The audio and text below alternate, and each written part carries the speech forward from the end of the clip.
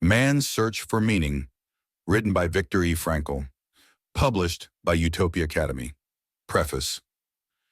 Dr. Frankl, author-psychiatrist, sometimes asks his patients who suffer from a multitude of torments, great and small, "Why do you not commit suicide?" From their answers, he can often find the guideline for his psychotherapy. In one life, there is love for one's children to tie to.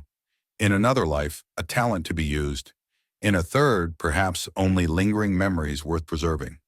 To weave these slender threads of a broken life into a firm pattern of meaning and responsibility is the object and challenge of logotherapy, which is Dr. Frankl's own version of modern existential analysis. In this book, Dr. Frankl explains the experience which led to his discovery of logotherapy. As a longtime prisoner in bestial concentration camps, he found himself stripped to naked existence. His father, mother, brother, and his wife died in camps or were sent to the gas ovens, so that, excepting for his sister, his entire family perished in these camps. How could he, every possession lost, every value destroyed, suffering from hunger, cold, and brutality, hourly expecting extermination, how could he find life worth preserving? A psychiatrist who personally has faced such extremity is a psychiatrist worth listening to. He, if anyone, should be able to view our human condition wisely and with compassion. Dr. Frankl's words have a profoundly honest ring, for they rest on experiences too deep for deception. What he has to say gains in prestige because of his present position on the medical faculty of the University of Vienna, and because of the renown of the logotherapy clinics that today are springing up in many lands, patterned on his own famous neurological polyclinic in Vienna. One cannot help but compare Viktor Frankl's approach to theory and therapy with the work of his predecessor, Sigmund Freud. Both physicians concern themselves primarily with the nature and cure of neuroses. Freud finds the root of these distressing disorders in the anxiety caused by conflicting and unconscious motives. Frankl distinguishes several forms of neurosis and traces some of them, the neurogenic neuroses, to the failure of the sufferer to find meaning and a sense of responsibility in his existence. Freud stresses frustration in the sexual life. Frankl, frustration in the will to meaning. In Europe today, there is a marked turning away from Freud and a widespread embracing of existential analysis, which takes several related forms, the school of logotherapy being one. It is characteristic of Frankl's tolerant outlook that he does not repudiate Freud, but builds gladly on his contributions. Nor does he quarrel with other forms of existential therapy, but welcomes kinship with them. The present narrative, brief though it is artfully constructed and gripping. On 2 occasions I have read it through at a single sitting, unable to break away from its spell. Somewhere beyond the midpoint of the story, Dr. Frankl introduces his own philosophy of logotherapy. He introduces it so gently into the continuing narrative that only after finishing the book does the reader realize that here is an essay of profound depth, and not just one more brutal tale of concentration camps. From this autobiographical fragment, the reader learns much.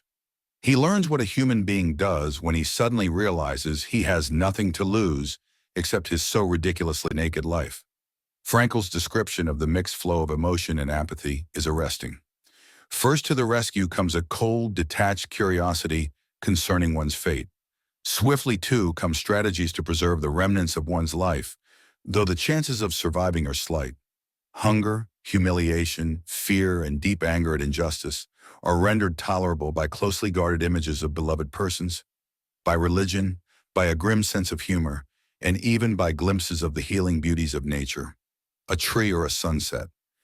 But these moments of comfort do not establish the will to live unless they help the prisoner make larger sense out of his apparently senseless suffering. It is here that we encounter the central theme of existentialism. To live is to suffer. To survive is to find meaning in the suffering. If there is a purpose in life at all, there must be a purpose in suffering and in dying. But no man can tell another what this purpose is. Each must find out for himself and must accept the responsibility that his answer prescribes. If he succeeds, he will continue to grow in spite of all indignities. Frankl is fond of quoting Nietzsche, "He who has a why to live can bear with almost any how." In the concentration camp, every circumstance conspires to make the prisoner lose his hold. All the familiar goals in life are snatched away. What alone remains is the last of human freedoms, the ability to choose one's attitude in a given set of circumstances. This ultimate freedom, recognized by the ancient Stoics, as well as by modern existentialists, takes on vivid significance in Frankl's story. The prisoners were only average men, but some, at least by choosing to be worthy of their suffering, proved man's capacity to rise above his outward fate. As a psychotherapist, the author, of course, wants to know how men can be helped to achieve this distinctively human capacity. How can one awaken in a patient the feeling that he is responsible to life for something, however grim his circumstances may be? Frankl gives us a moving account of one collective therapeutic session he held with his fellow prisoners. At the publisher's request, Dr. Frankl has added a statement of the basic tenets of logotherapy, as well as a bibliography. Up to now, most of the publications of this third Viennese school of psychotherapy, the predecessors being the Freudian and Ehlerian schools, have been chiefly in German. The reader will therefore welcome Dr. Frankl's supplement to his personal narrative. Unlike many European existentialists, Frankl is neither pessimistic nor anti-religious. On the contrary, for a writer who faces fully the ubiquity of suffering and the forces of evil, he takes a surprisingly hopeful view of man's capacity to transcend his predicament and discover an adequate guiding truth. I recommend this little book heartily, for it is a gem of dramatic narrative, focused upon the deepest of human problems. It has literary and philosophical merit and provides a compelling introduction to the most significant psychological movement of our day, when Gordon W. Allport, formerly a professor of psychology at Harvard University, was one of the foremost writers and teachers in the field in this hemisphere. He was author of a large number of original works on psychology and was the editor of the Journal of Abnormal and Social Psychology. It is chiefly through the pioneering work of Professor Allport that Dr. Frankl's momentous theory was introduced to this country. Moreover, it is to his credit that the interest shown here in logotherapy is growing by leaps and bounds. Preface to the 1992 edition. This book has now lived to see nearly 100 printings in English, in addition to having been published in 21 other languages. And the English editions alone have sold more than 3 million copies.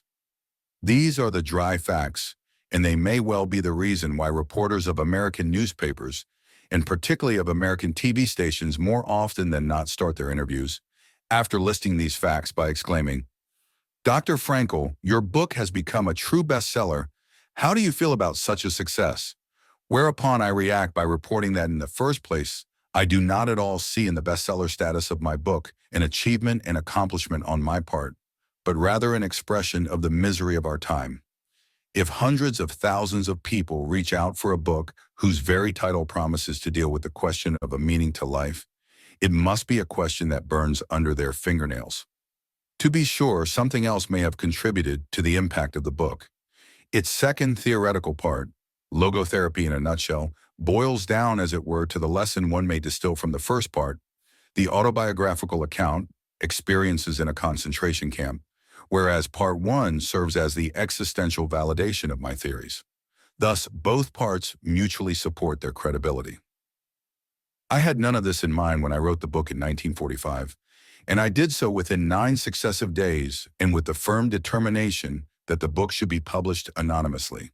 In fact, the first printing of the original German version does not show my name on the cover, though at the last moment, just before the book's initial publication, I did finally give in to my friends who had urged me to let it be published with my name at least on the title page. At first, however, it had been written with the absolute conviction that, as an anonymous opus, it could never earn its author literary fame. I had wanted simply to convey to the reader, by way of a concrete example, that life holds a potential meaning under any conditions, even the most miserable ones. And I thought that if the point were demonstrated in a situation as extreme as that in a concentration camp, my book might gain a hearing. I therefore felt responsible for writing down what I had gone through, for I thought it might be helpful to people who are prone to despair. And so it is both strange and remarkable to me that, among some dozens of books I have authored, precisely this one, which I had intended to be published anonymously so that it could never build up any reputation on the part of the author, did become a success. Again and again, I therefore admonish my students both in Europe and in America, Don't aim at success. The more you aim at it and make it a target, the more you are going to miss it. For success, like happiness, cannot be pursued. It must ensue, and it only does so as the unintended side effect of one's dedication to a cause greater than oneself, or as the byproduct of one's surrender to a person other than oneself. Happiness must happen, and the same holds for success. You have to let it happen by not caring about it. I want you to listen to what your conscience commands you to do and go on to carry it out to the best of your knowledge. Then you will live to see that in the long run, I say, success will follow you precisely because you had forgotten to think of it. The reader may ask me why I did not try to escape what was in store for me after Hitler had occupied Austria. Let me answer by recalling the following story. Shortly before the United States entered World War II, I received an invitation to come to the American consulate in Vienna to pick up my immigration visa. My old parents were overjoyed because they expected that I would soon be allowed to leave Austria. I suddenly hesitated, however. The question beset me. Could I really afford to leave my parents alone to face their fate, to be sent sooner or later to a concentration camp, or even to a so-called extermination camp? Where did my responsibility lie? Should I foster my brainchild, logotherapy, by emigrating to fertile soil where I could write my books? Or should I concentrate on my duties as a real child, the child of my parents who had to do whatever he could to protect them? I pondered the problem this way and that, but could not arrive at a solution. This was the type of dilemma that made one wish for a hint from heaven, as the phrase goes. It was then that I noticed a piece of marble lying on a table at home. When I asked my father about it, he explained that he had found it on the site where the National Socialists had burned down the largest Viennese synagogue. He had taken the piece home because it was a part of the tablets on which the Ten Commandments were inscribed. One gilded Hebrew letter was engraved on the piece. My father explained that this letter stood for one of the commandments. Eagerly I asked, "Which one is it?" He answered, "Honor thy father and thy mother, that thy days may be long upon the land."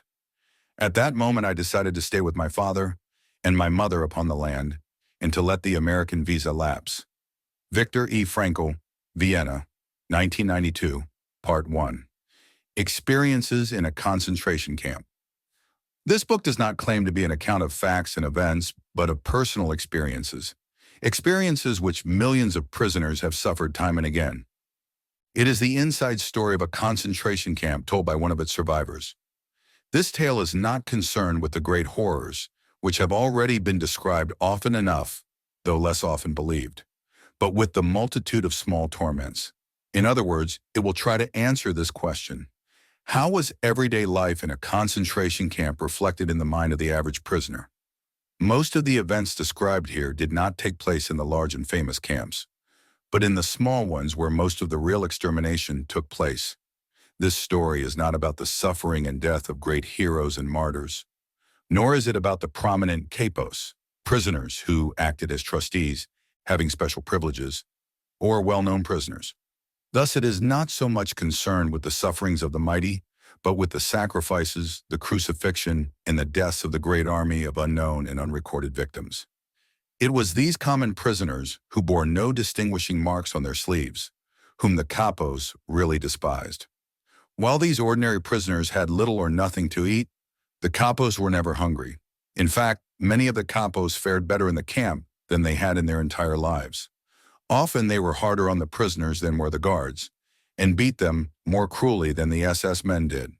These capos, of course, were chosen only from those prisoners whose characters promised to make them suitable for such procedures, and if they did not comply with what was expected of them, they were immediately demoted. They soon became much like the SS men and the camp wardens, and may be judged on a similar psychological basis. It is easy for the outsider to get the wrong conception of camp life, a conception mingled with sentiment and pity.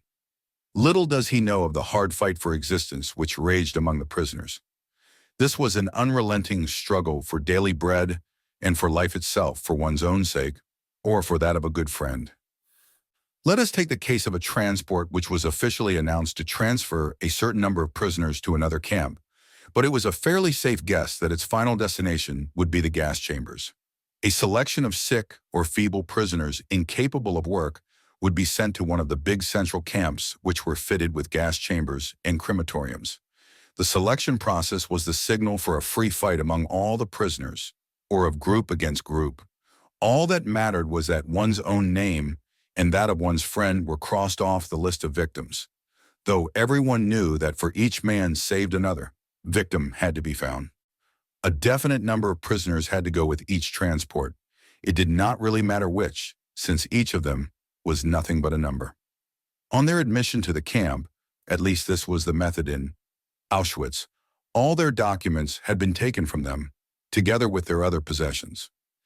Each prisoner, therefore, had had an opportunity to claim a fictitious name or profession, and for various reasons, many did this. The authorities were interested only in the captives' numbers.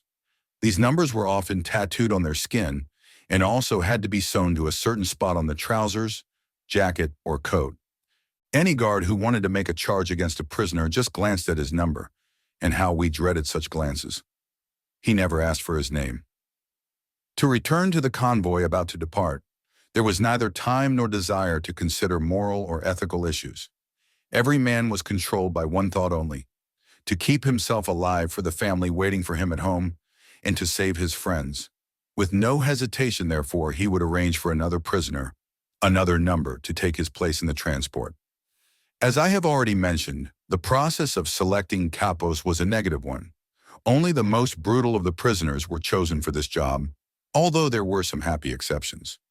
But apart from the selection of capos, which was undertaken by the SS, there was a sort of self-selecting process going on the whole time among all of the prisoners. On the average, only those prisoners could keep alive who, after years of trekking from camp to camp, had lost all scruples in their fight for existence. They were prepared to use every means, honest and otherwise, even brutal force, theft, and betrayal of their friends in order to save themselves. We who have come back by the aid of many lucky chances or miracles, whatever one may choose to call them, we know the best of us did not return. Many factual accounts about concentration camps are already on record. Here, facts will be significant only as far as they are part of a man's experiences. It is the exact nature of these experiences that the following essay will attempt to describe. For those who have been inmates in a camp, it will attempt to explain their experiences in the light of present-day knowledge. And for those who have never been inside, it may help them to comprehend and, above all, to understand the experiences of that only too small percentage of prisoners who survived and who now find life very difficult. These former prisoners often say, "We dislike talking about our experiences. No explanations are needed for those who have been inside, and the others will understand neither how we felt then nor how we feel now." To attempt a methodical presentation of the subject is very difficult, as psychology requires a certain scientific detachment. But does a man who makes his observations while he himself is a prisoner possess the necessary detachment? Such detachment is granted to the outsider, but he is too far removed to make any statements of real value. Only the man inside knows. His judgments may not be objective. His evaluations may be out of proportion. This is inevitable. An attempt must be made to avoid any personal bias, and that is the real difficulty of a book of this kind. At times it will be necessary to have the courage to tell of very intimate experiences. I had intended to write this book anonymously, using my prison number only. But when the manuscript was completed, I saw that as an anonymous publication it would lose half its value, and that I must have the courage to state my convictions openly. I therefore refrained from deleting any of the passages, in spite of an intense dislike of exhibitionism. I shall leave it to others to distill the contents of this book into dry theories. These might become a contribution to the psychology of prison life, which was investigated after the First World War, and which acquainted us with the syndrome of barbed wire sickness. We are indebted to the Second World War for enriching our knowledge of the psychopathology of the masses, if I may quote a variation of the well-known phrase and title of a book by Laban. For the war gave us the war of nerves, and it gave us the concentration camp. As this story is about my experiences as an ordinary prisoner, it is important that I mention, not without pride, that I was not employed as a psychiatrist in camp, or even as a doctor, except for the last few weeks. A few of my colleagues were lucky enough to be employed in poorly heated first aid posts applying bandages made of scraps of waste paper. But I was number 119,104, and most of the time I was digging and laying tracks for railway lines. At one time, my job was to dig a tunnel without help for a water main under a road. This feat did not go unrewarded. Just before Christmas, 1944, I was presented with a gift of so-called premium coupons.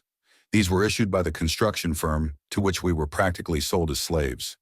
The firm paid the camp authorities a fixed price per day per prisoner. The coupons cost the firm 50 pfennigs each and could be exchanged for 6 cigarettes, often weeks later, although they sometimes lost their validity.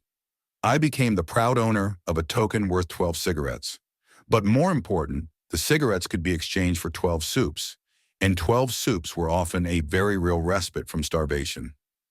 The privilege of actually smoking cigarettes was reserved for the capo, who had his assured quota of weekly coupons, or possibly for a prisoner who worked as a foreman in a warehouse or workshop and received a few cigarettes in exchange for doing dangerous jobs. The only exceptions to this were those who had lost the will to live and wanted to enjoy their last days. Thus, when we saw a comrade smoking his own cigarettes, we knew he had given up faith in his strength to carry on, and, once lost, the will to live seldom returned. When one examines the vast amount of material which has been amassed as the result of many prisoners' observations and experiences, 3 phases of the inmate's mental reactions to camp life become apparent. The period following his admission, the period when he is well entrenched in camp routine, and the period following his release and liberation.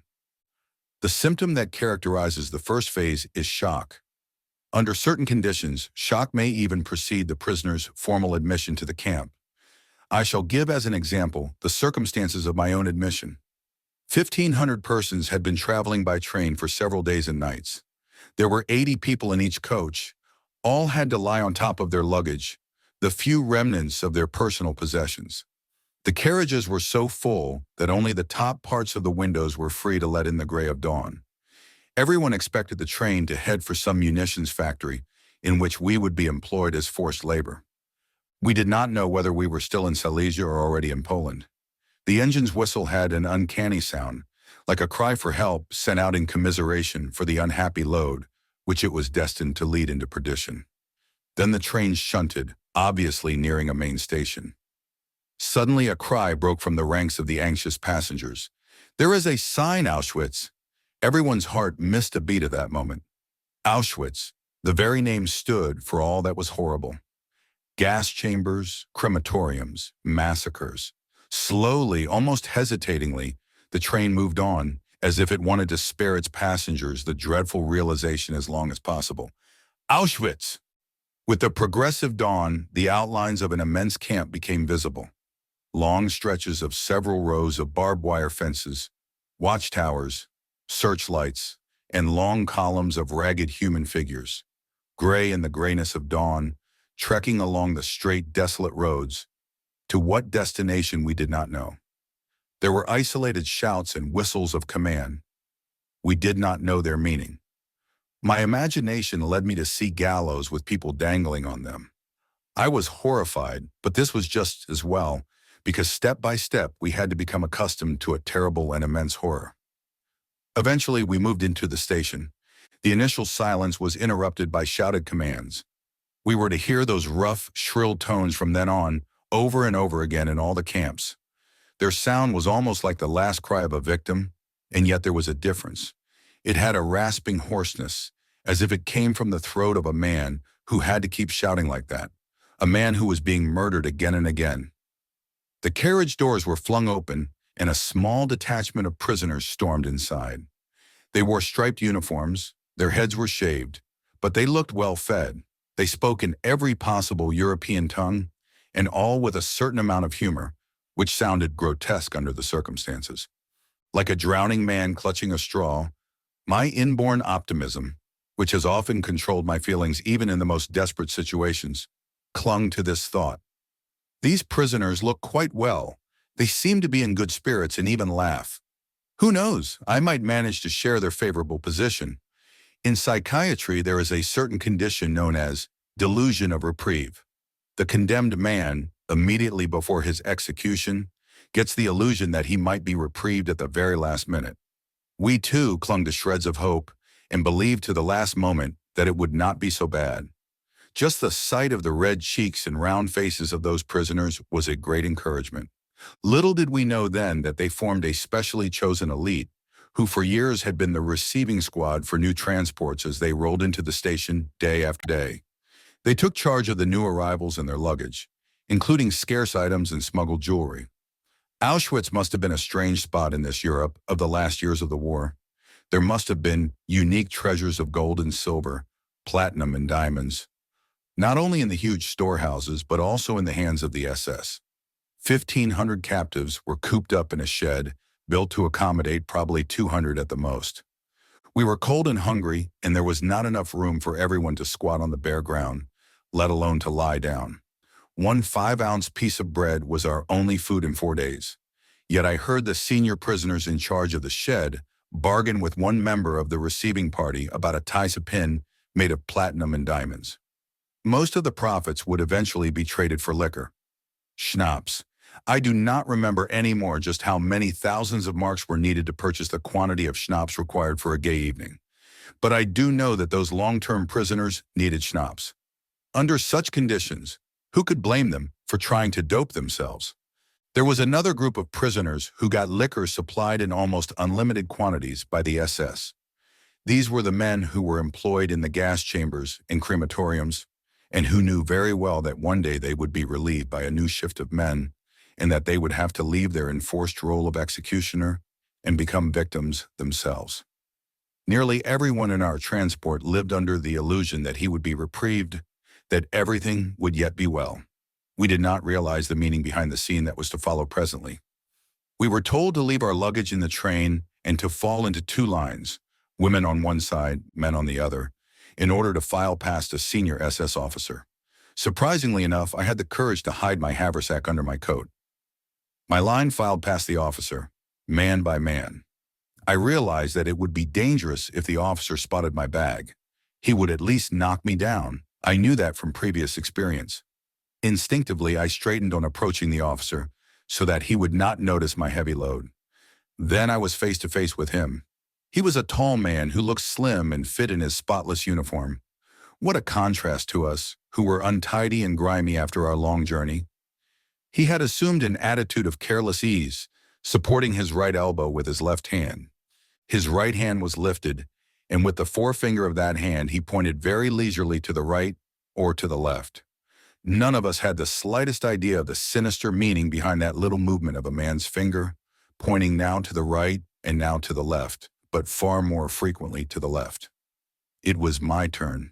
Somebody whispered to me that to be sent to the right side would mean work, the way to the left being for the sick and those incapable of work, who would be sent to a special camp. I just waited for things to take their course, the first of many such times to come. My haversack weighed me down a bit to the left, but I made an effort to walk upright. The SS man looked me over, appeared to hesitate, then put both his hands on my shoulders. I tried very hard to look smart, and he turned my shoulders very slowly until I faced right, and I moved over to that side. The significance of the finger game was explained to us in the evening. It was the first selection, the first verdict made on our existence or non-existence. For the great majority of our transport, about 90%, it meant death. Their sentence was carried out within the next few hours. Those who were sent to the left were marched from the station straight to the crematorium. This building, as I was told by someone who worked there, had the word bath written over its doors in several European languages. On entering, each prisoner was handed a piece of soap, and then, but mercifully, I do not need to describe the events which followed. Many accounts have been written about this horror. We who were saved, the minority of our transport, found out the truth in the evening. I inquired from prisoners who had been there for some time where my colleague and friend P had been sent. Was he sent to the left side? Yes, I replied. Then you can see him there, I was told. Where? A hand pointed to the chimney a few hundred yards off, which was sending a column of flame up into the gray sky of Poland. It dissolved into a sinister cloud of smoke. That's where your friend is, floating up to heaven, was the answer. But I still did not understand until the truth was explained to me in plain words. But I am telling things out of their turn.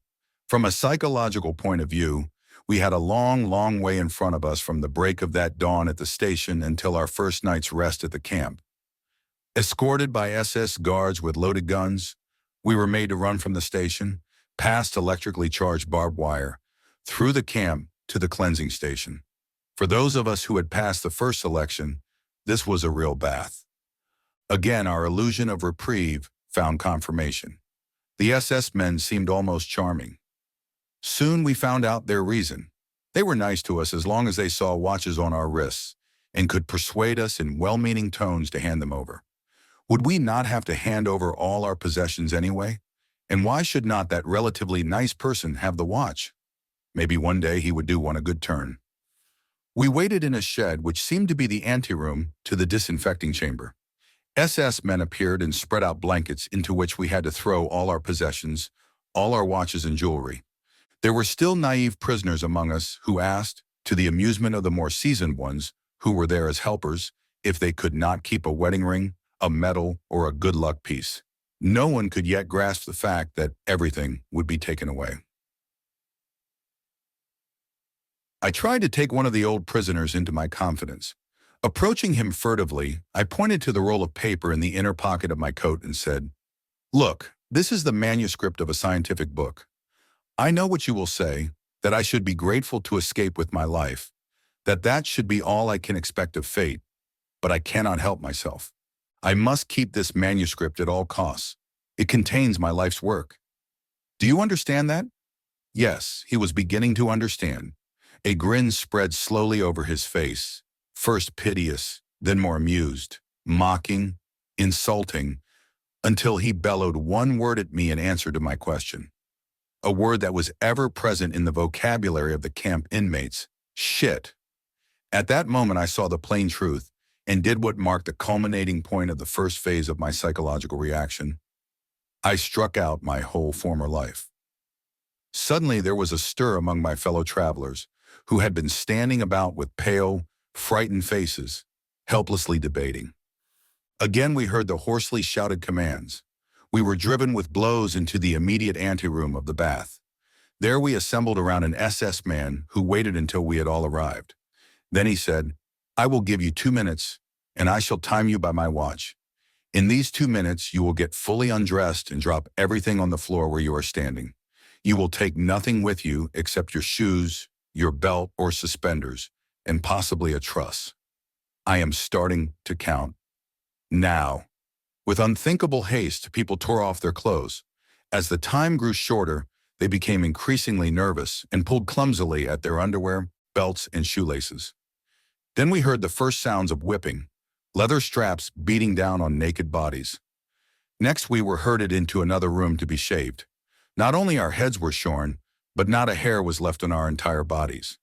Then on to the showers, where we lined up again. We hardly recognized each other, but with great relief some people noted that real water dripped from the sprays. While we were waiting for the shower, our nakedness was brought home to us. We really had nothing now except our bare bodies. Even minus hair, all we possessed, literally, was our naked existence. What else remained for us as a material link with our former lives? For me, there were my glasses and my belt. The latter I had to exchange later on for a piece of bread. There was an extra bit of excitement in store for the owners of trusses. In the evening, the senior prisoner in charge of our hut welcomed us with a speech in which he gave us his word of honor that he would hang personally from that beam, he pointed to it, any person who had sown money or precious stones into his truss. Proudly he explained that as a senior inhabitant, the camp laws entitled him to do so. Where our shoes were concerned, matters were not so simple. Although we were supposed to keep them, those who had fairly decent pairs had to give them up after all, and were given in exchange shoes that did not fit. In for real trouble were those prisoners who had followed the apparently well-meant advice, given in the anteroom, of the senior prisoners, and had shortened their jackboots by cutting the tops off, then smearing soap on the cut edges to hide the sabotage. The SS men seemed to have waited for just that. All suspected of this crime had to go into a small adjoining room. After a time, we again heard the lashings of the strap and the screams of tortured men. This time it lasted for quite a while.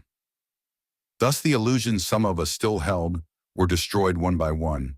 And then, quite unexpectedly, most of us were overcome by a grim sense of humor. We knew that we had nothing to lose except our so ridiculously naked lives. When the showers started to run, we all tried very hard to make fun, both about ourselves and about each other. After all, real water did flow from the sprays. Apart from that strange kind of humor, another sensation seized us: curiosity. I have experienced this kind of curiosity before as a fundamental reaction towards certain strange circumstances. When my life was once endangered by a climbing accident, I felt only one sensation at the critical moment: curiosity. Curiosity as to whether I should come out of it alive or with a fractured skull or some other injuries. Cold curiosity predominated even in Auschwitz, somehow detaching the mind from its surroundings, which came to be regarded with a kind of objectivity. At that time, one cultivated this state of mind as a means of protection.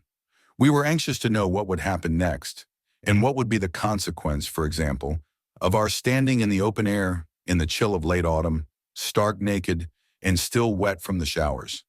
In the next few days, our curiosity evolved into surprise. Surprise that we did not catch cold. There were many similar surprises in store for new arrivals. The medical men among us learned, first of all, textbooks tell lies.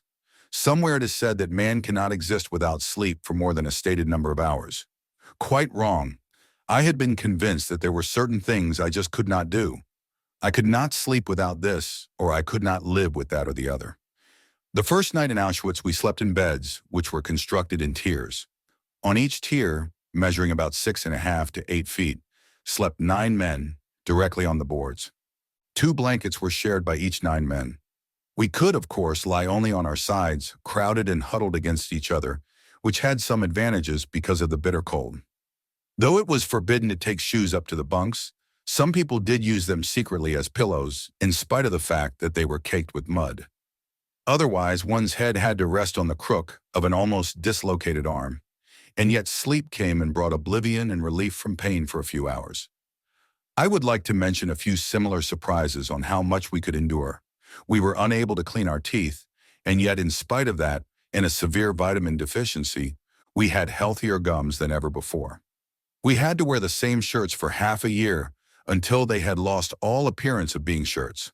For days we were unable to wash, even partially, because of frozen water pipes, and yet the sores and abrasions on hands which were dirty from work in the soil did not suppurate, that is, unless there was frostbite. Or, for instance, a light sleeper who used to be disturbed by the slightest noise in the next room now found himself lying pressed against a comrade who snored loudly a few inches from his ear and yet slept quite soundly through the noise. If someone now asked of us the truth of Dostoevsky's statement that flatly defines man as a being who can get used to anything, we would reply, yes, a man can get used to anything, but do not ask us how. But our psychological investigations have not taken us that far yet. Neither had we prisoners reached that point. We were still in the first phase of our psychological reactions. The thought of suicide was entertained by nearly everyone, if only for a brief time. It was born of the hopelessness of the situation, the constant danger of death looming over us daily and hourly, and the closeness of the death suffered by many of the others. From personal convictions which will be mentioned later, I made myself a firm promise, on my first evening in camp, that I would not run into the wire. This was a phrase used in camp to describe the most popular method of suicide, touching the electrically charged barbed wire fence. It was not entirely difficult for me to make this decision. There was little point in committing suicide since, for the average inmate, life expectation, calculating objectively, and counting all likely chances, was very poor. He could not with any assurance expect to be among the small percentage of men who survived all the selections. The prisoner of Auschwitz, in the first phase of shock, did not fear death. Even the gas chambers lost their horrors for him after the first few days. After all, they spared him the act of committing suicide. Friends whom I have met later have told me that I was not one of those whom the shock of admission greatly depressed. I only smiled, and quite sincerely, when the following episode occurred the morning after our first night in Auschwitz. In spite of strict orders not to leave our blocks, A colleague of mine who had arrived in Auschwitz several weeks previously smuggled himself into our hut. He wanted to calm and comfort us and tell us a few things. He had become so thin that at first we did not recognize him. With a show of good humor and a devil-may-care attitude, he gave us a few hurried tips. Don't be afraid. Don't fear the selections. Dr. M, the SS medical chief, has a soft spot for doctors. This was wrong. My friend's kindly words were misleading. One prisoner, the doctor of a block of huts and a man of some 60 years, told me how he had entreated Dr. M to let off his son, who was destined for gas. Dr. M coldly refused.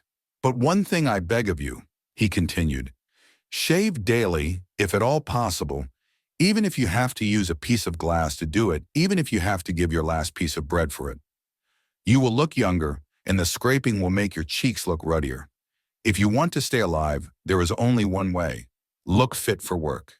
If you even limp because, let us say, you have a small blister on your heel, and an SS man spots this, he will wave you aside and the next day you are sure to be gassed. Do you know what we mean by a Muslim? A man who looks miserable, down and out, sick and emaciated, and who cannot manage hard physical labor any longer. That is a Muslim.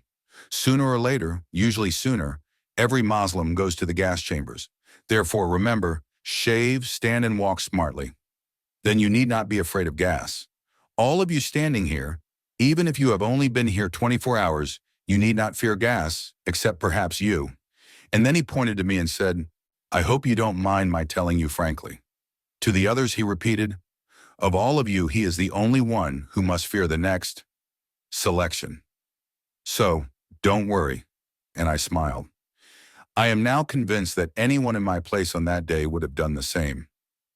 I think it was Lessing who once said, there are things which must cause you to lose your reason, or you have none to lose. An abnormal reaction to an abnormal situation is normal behavior. Even we psychiatrists expect the reactions of a man to an abnormal situation, such as being committed to an asylum, to be abnormal in proportion to the degree of his normality. The reaction of a man to his admission to a concentration camp also represents an abnormal state of mind. But judged objectively, it is a normal, and as will be shown later, typical reaction to the given circumstances. These reactions, as I have described them, began to change in a few days. The prisoner passed from the first to the second phase, the phase of relative apathy, in which he achieved a kind of emotional death. Apart from the already described reactions, the newly arrived prisoner experienced the tortures of other most painful emotions, all of which he tried to deaden. First of all, there was his boundless longing for his home and his family. This often could become so acute that he felt himself consumed by longing. Then there was disgust with all the ugliness which surrounded him, even in its mere external forms. Most of the prisoners were given a uniform of rags which would have made a scarecrow elegant by comparison. Between the huts in the camp lay pure filth, and the more one worked to clear it away, the more one had to come in contact with it. It was a favorite practice to detail a new arrival to a work group whose job was to clean the latrines and remove the sewage. If, as usually happens, some of the excrement splashed into his face during its transport over bumpy fields, any sign of disgust by the prisoner or any attempt to wipe off the filth would only be punished with a blow from a capo, and thus the mortification of normal reactions was hastened. At first, the prisoner looked away if he saw the punishment parades of another group. He could not bear to see fellow prisoners march up and down for hours in the mire, their movements directed by blows. Days or weeks later, things changed. Early in the morning, when it was still dark, the prisoner stood in front of the gate with his detachment, ready to march. He heard a scream and saw how 34 man's search for meaning a comrade was knocked down, pulled to his feet again, and knocked down once more. And why? He was feverish but had reported to sick bay at an improper time. He was being punished for this irregular attempt to be relieved of his duties. But the prisoner who had passed into the second stage of his psychological reactions did not avert his eyes anymore. By then his feelings were blunted, and he watched unmoved. Another example, he found himself waiting at sick bay, hoping to be granted 2 days of light work inside the camp because of injuries or perhaps edema or fever. He stood unmoved while a 12-year-old boy was carried in, who had been forced to stand at attention for hours in the snow or to work outside with bare feet because there were no shoes for him in the camp. His toes had become frostbitten, and the doctor on duty picked off the black, gangrenous stumps with tweezers, one by one. Disgust, horror, and pity are emotions that our spectator could not really feel anymore. The sufferers, the dying, and the dead became such commonplace sights to him after a few weeks of camp life that they could not move him anymore. I spent some time in a hut for typhus patients who ran very high temperatures and were often delirious, many of them moribund. After one of them had just died, I watched without any emotional upset the scene that followed, which was repeated over and over again with each death. One by one, the prisoners approached the still warm body. One grabbed the remains of a messy meal of potatoes. Another decided that the corpse's wooden shoes were an improvement on his own and exchanged them. A third man did the same with a dead man's coat, and another was glad to be able to secure some, just imagine, genuine string. All this I watched with unconcern. Eventually, I asked the nurse to remove the body. When he decided to do so, he took the corpse by its legs, allowing it to drop into the small corridor between the 2 rows of boards, which were the beds for the 50 typhus patients, and dragged it across the bumpy earthen floor toward the door. The 2 steps which led up into the open air always constituted a problem for us, since we were exhausted from a chronic lack of food. After a few months' stay in the camp, we could not walk up those steps, which were each about 6 inches high, without putting our hands on the door jambs to pull ourselves up. The man with the corpse approached the steps. Wearily, he dragged himself up. Then the body. First the feet, then the trunk, and finally, with an uncanny rattling noise, the head of the corpse bumped up the 2 steps. My place was on the opposite side of the hut, next to the small sole window, which was built near the floor. While my cold hands clasped a bowl of hot soup from which I sipped greedily, I happened to look out the window. The corpse, which had just been removed, stared in at me with glazed eyes. 2 hours before I had spoken to that man. Now I continued sipping my soup. If my lack of emotion had not surprised me from the standpoint of professional interest, I would not remember this incident now, because there was so little feeling involved in it. Apathy, the blunting of the emotions and the feeling that one could not care anymore, were the symptoms arising during the second stage of the prisoner's psychological reactions, and which eventually made him insensitive to daily and hourly beatings. By means of this insensibility, the prisoner soon surrounded himself with a very necessary protective shell. Beatings occurred on the slightest provocation, sometimes for no reason at all. For example, bread was rationed out at our work site and we had to line up for it. Once the man behind me stood off a little to one side and that lack of symmetry displeased the SS guard. I did not know what was going on in the line behind me, nor in the mind of the SS guard. But suddenly I received 2 sharp blows on my head. Only then did I spot the guard at my side who was using his stick. At such a moment, it is not the physical pain which hurts the most, and this applies to adults as much as to punish the children. It is the mental agony caused by the injustice, the unreasonableness of it all. Strangely enough, a blow which does not even find its mark can, under certain circumstances, hurt more than one that finds its mark. Once I was standing on a railway track in a snowstorm. In spite of the weather, our party had to keep on working. I worked quite hard at mending the track with gravel, since that was the only way to keep warm. For only one moment I paused to get my breath and to lean on my shovel. Unfortunately, the guard turned around just then and thought I was loafing. The pain he caused me was not from any insults or any blows. That guard did not think it worth his while to say anything, not even a swear word, to the ragged, emaciated figure standing before him, which probably reminded him only vaguely of a human form. Instead, he playfully picked up a stone and threw it at me. That, to me, seemed the way to attract the attention of a beast.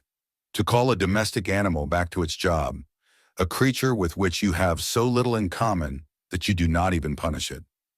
The most painful part of beatings is the insult which they imply. At one time, we had to carry some long, heavy girders over icy tracks. If one man slipped, he endangered not only himself, but all the others who carried the same girder. An old friend of mine had a congenitally dislocated hip. He was glad to be capable of working in spite of it, since the physically disabled were almost certainly sent to death when a selection took place. He limped over the track with an especially heavy girder and seemed about to fall and drag the others with him. As yet, I was not carrying a girder, so I jumped to his assistance without stopping to think. I was immediately hit on the back, rudely reprimanded, and ordered to return to my place. A few minutes previously, the same guard who struck me had told us deprecatingly that we pigs lacked the spirit of comradeship. Another time in a forest with the temperature at 2 degrees Fahrenheit, we began to dig up the topsoil, which was frozen hard, in order to lay water pipes. By then I had grown rather weak physically. Along came a foreman with chubby rosy cheeks. His face definitely reminded me of a pig's head. I noticed that he wore lovely warm gloves in that bitter cold. For a time he watched me silently. I felt that trouble was brewing, for in front of me lay the mound of earth which showed exactly how much I had dug. Then he began. "You pig, I have been watching you the whole time. I'll teach you to work yet. Wait till you dig dirt with your teeth. You'll die like an animal. In 2 days I'll finish you off. You've never done a stroke of work in your life. What were you, swine? A businessman?" I was past caring, but I had to take his threat of killing me seriously, so I straightened up and looked him directly in the eye. "I was a doctor, a specialist." "What? A doctor? I bet you got a lot of money out of people." "As it happens, I did most of my work for no money at all, in clinics for the poor." But now I had said too much. He threw himself on me and knocked me down, shouting like a madman. I can no longer remember what he shouted. I want to show, with this apparently trivial story, that there are moments when indignation can rouse even a seemingly hardened prisoner. Indignation not about cruelty or pain, but about the insult connected with it. That time blood rushed to my head because I had to listen to a man judge my life who had so little idea of it. A man, I must confess. The following remark, which I made to my fellow prisoners after the scene, afforded me childish relief. "Who looked so vulgar and brutal that the nurse in the outpatient ward in my hospital would not even have admitted him to the waiting room." Fortunately, the capo in my working party was obligated to me.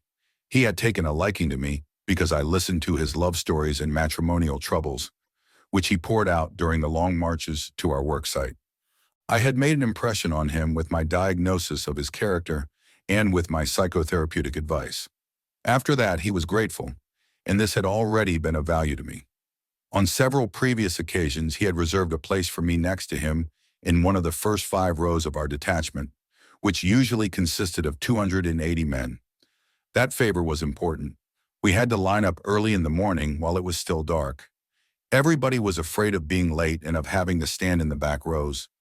If men were required for an unpleasant and disliked job, the senior capo appeared and usually collected the men he needed from the back rows. These men had to march away to another, especially dreaded kind of work under the command of strange guards.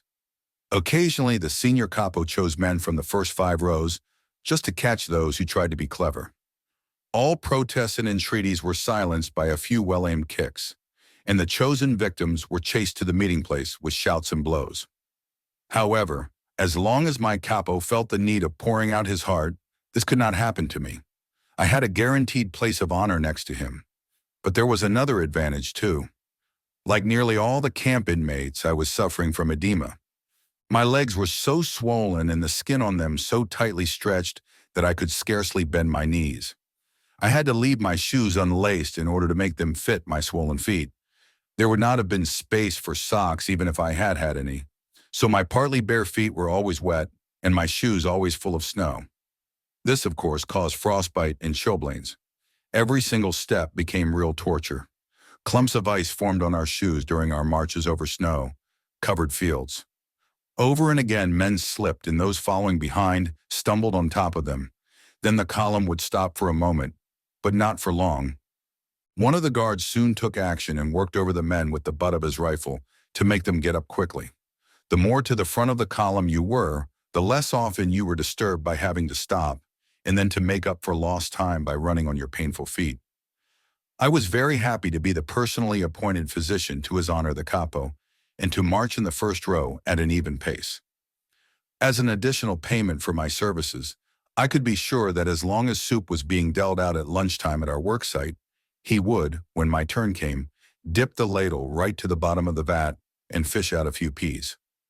This capo, a former army officer, even had the courage to whisper to the foreman, whom I had quarreled with, that he knew me to be an unusually good worker.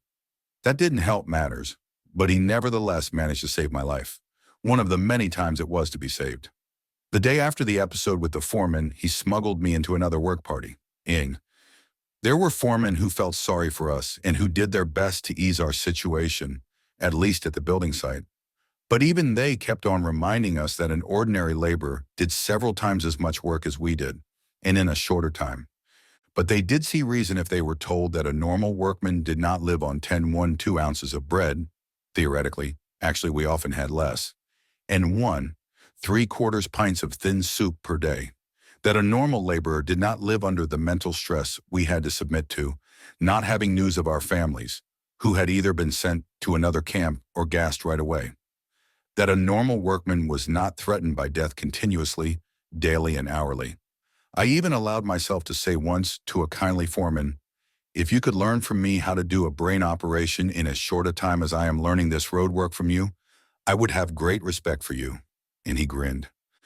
I shall never forget how I was roused one night by the groans of a fellow prisoner who threw himself about in his sleep, obviously having a horrible nightmare. Since I had always been especially sorry for people who suffered from fearful dreams or deliria, I wanted to wake the poor man. Suddenly I drew back the hand which was ready to shake him, frightened at the thing I was about to do. At that moment I became intensely conscious of the fact that no dream, no matter how horrible, could be as bad as the reality of the camp which surrounded us, and to which I was about to recall him. Apathy, the main symptom of the second phase, was a necessary mechanism of self-defense. Reality dimmed, and all efforts and all emotions were cantered on one task, preserving one's own life and that of the other fellow. It was typical to hear the prisoners, while they were being herded back to camp from their work sites in the evening, sigh with relief and say, "Well, another day is over."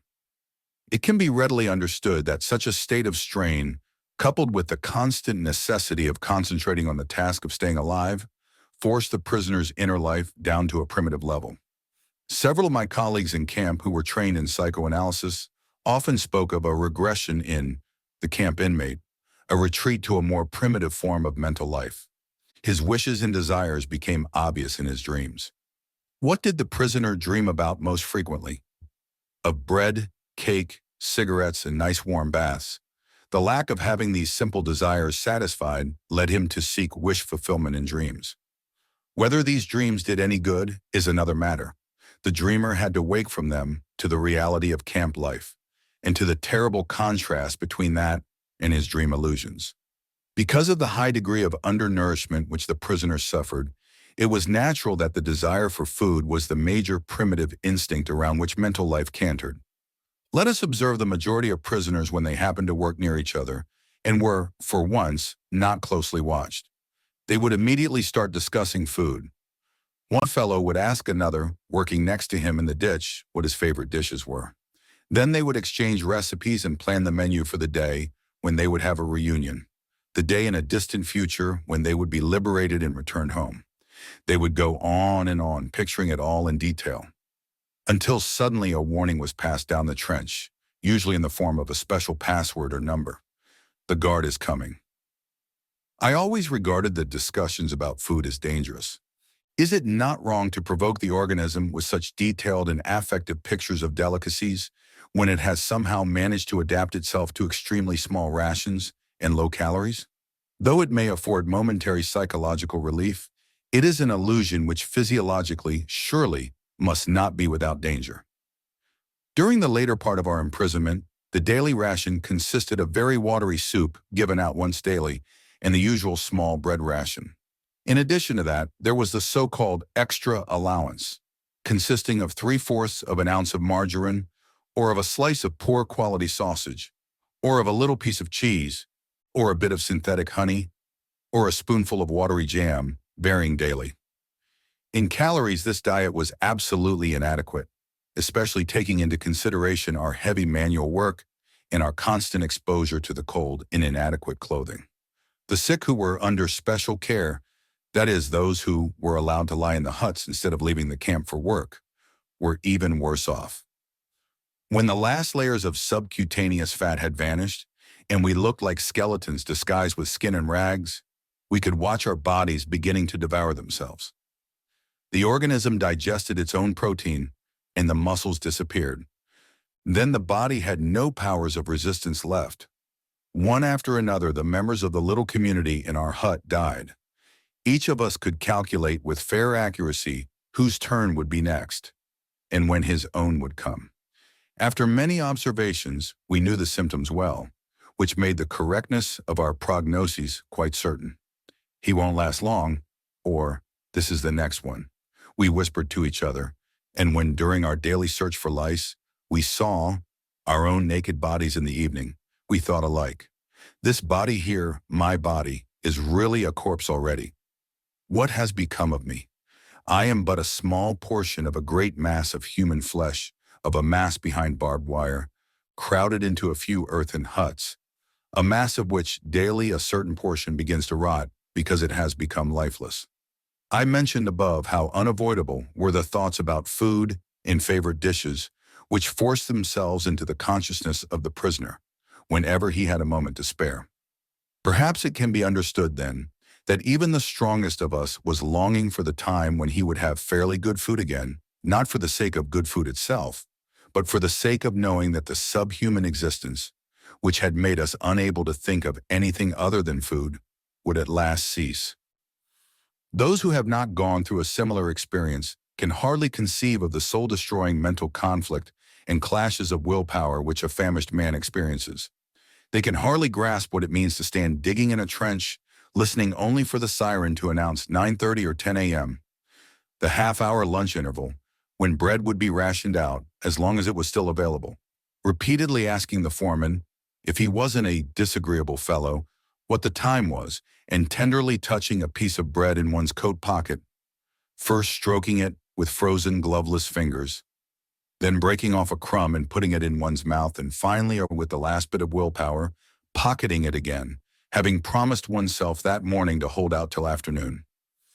We could hold endless debates on the sense or nonsense of certain methods of dealing with the small bread ration, which was given out only once daily during the latter part of our confinement. There were two schools of thought. One was in favor of eating up the ration immediately. This had the twofold advantage of satisfying the worst hunger pangs for a very short time at least once a day, and of safeguarding against possible theft or loss of the ration.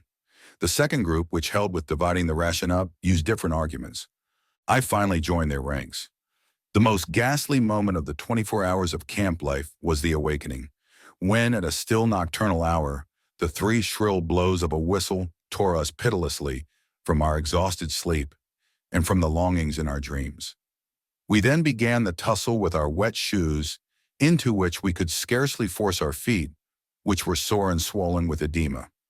And there were the usual moans and groans about petty troubles, such as the snapping of wires which replaced shoelaces.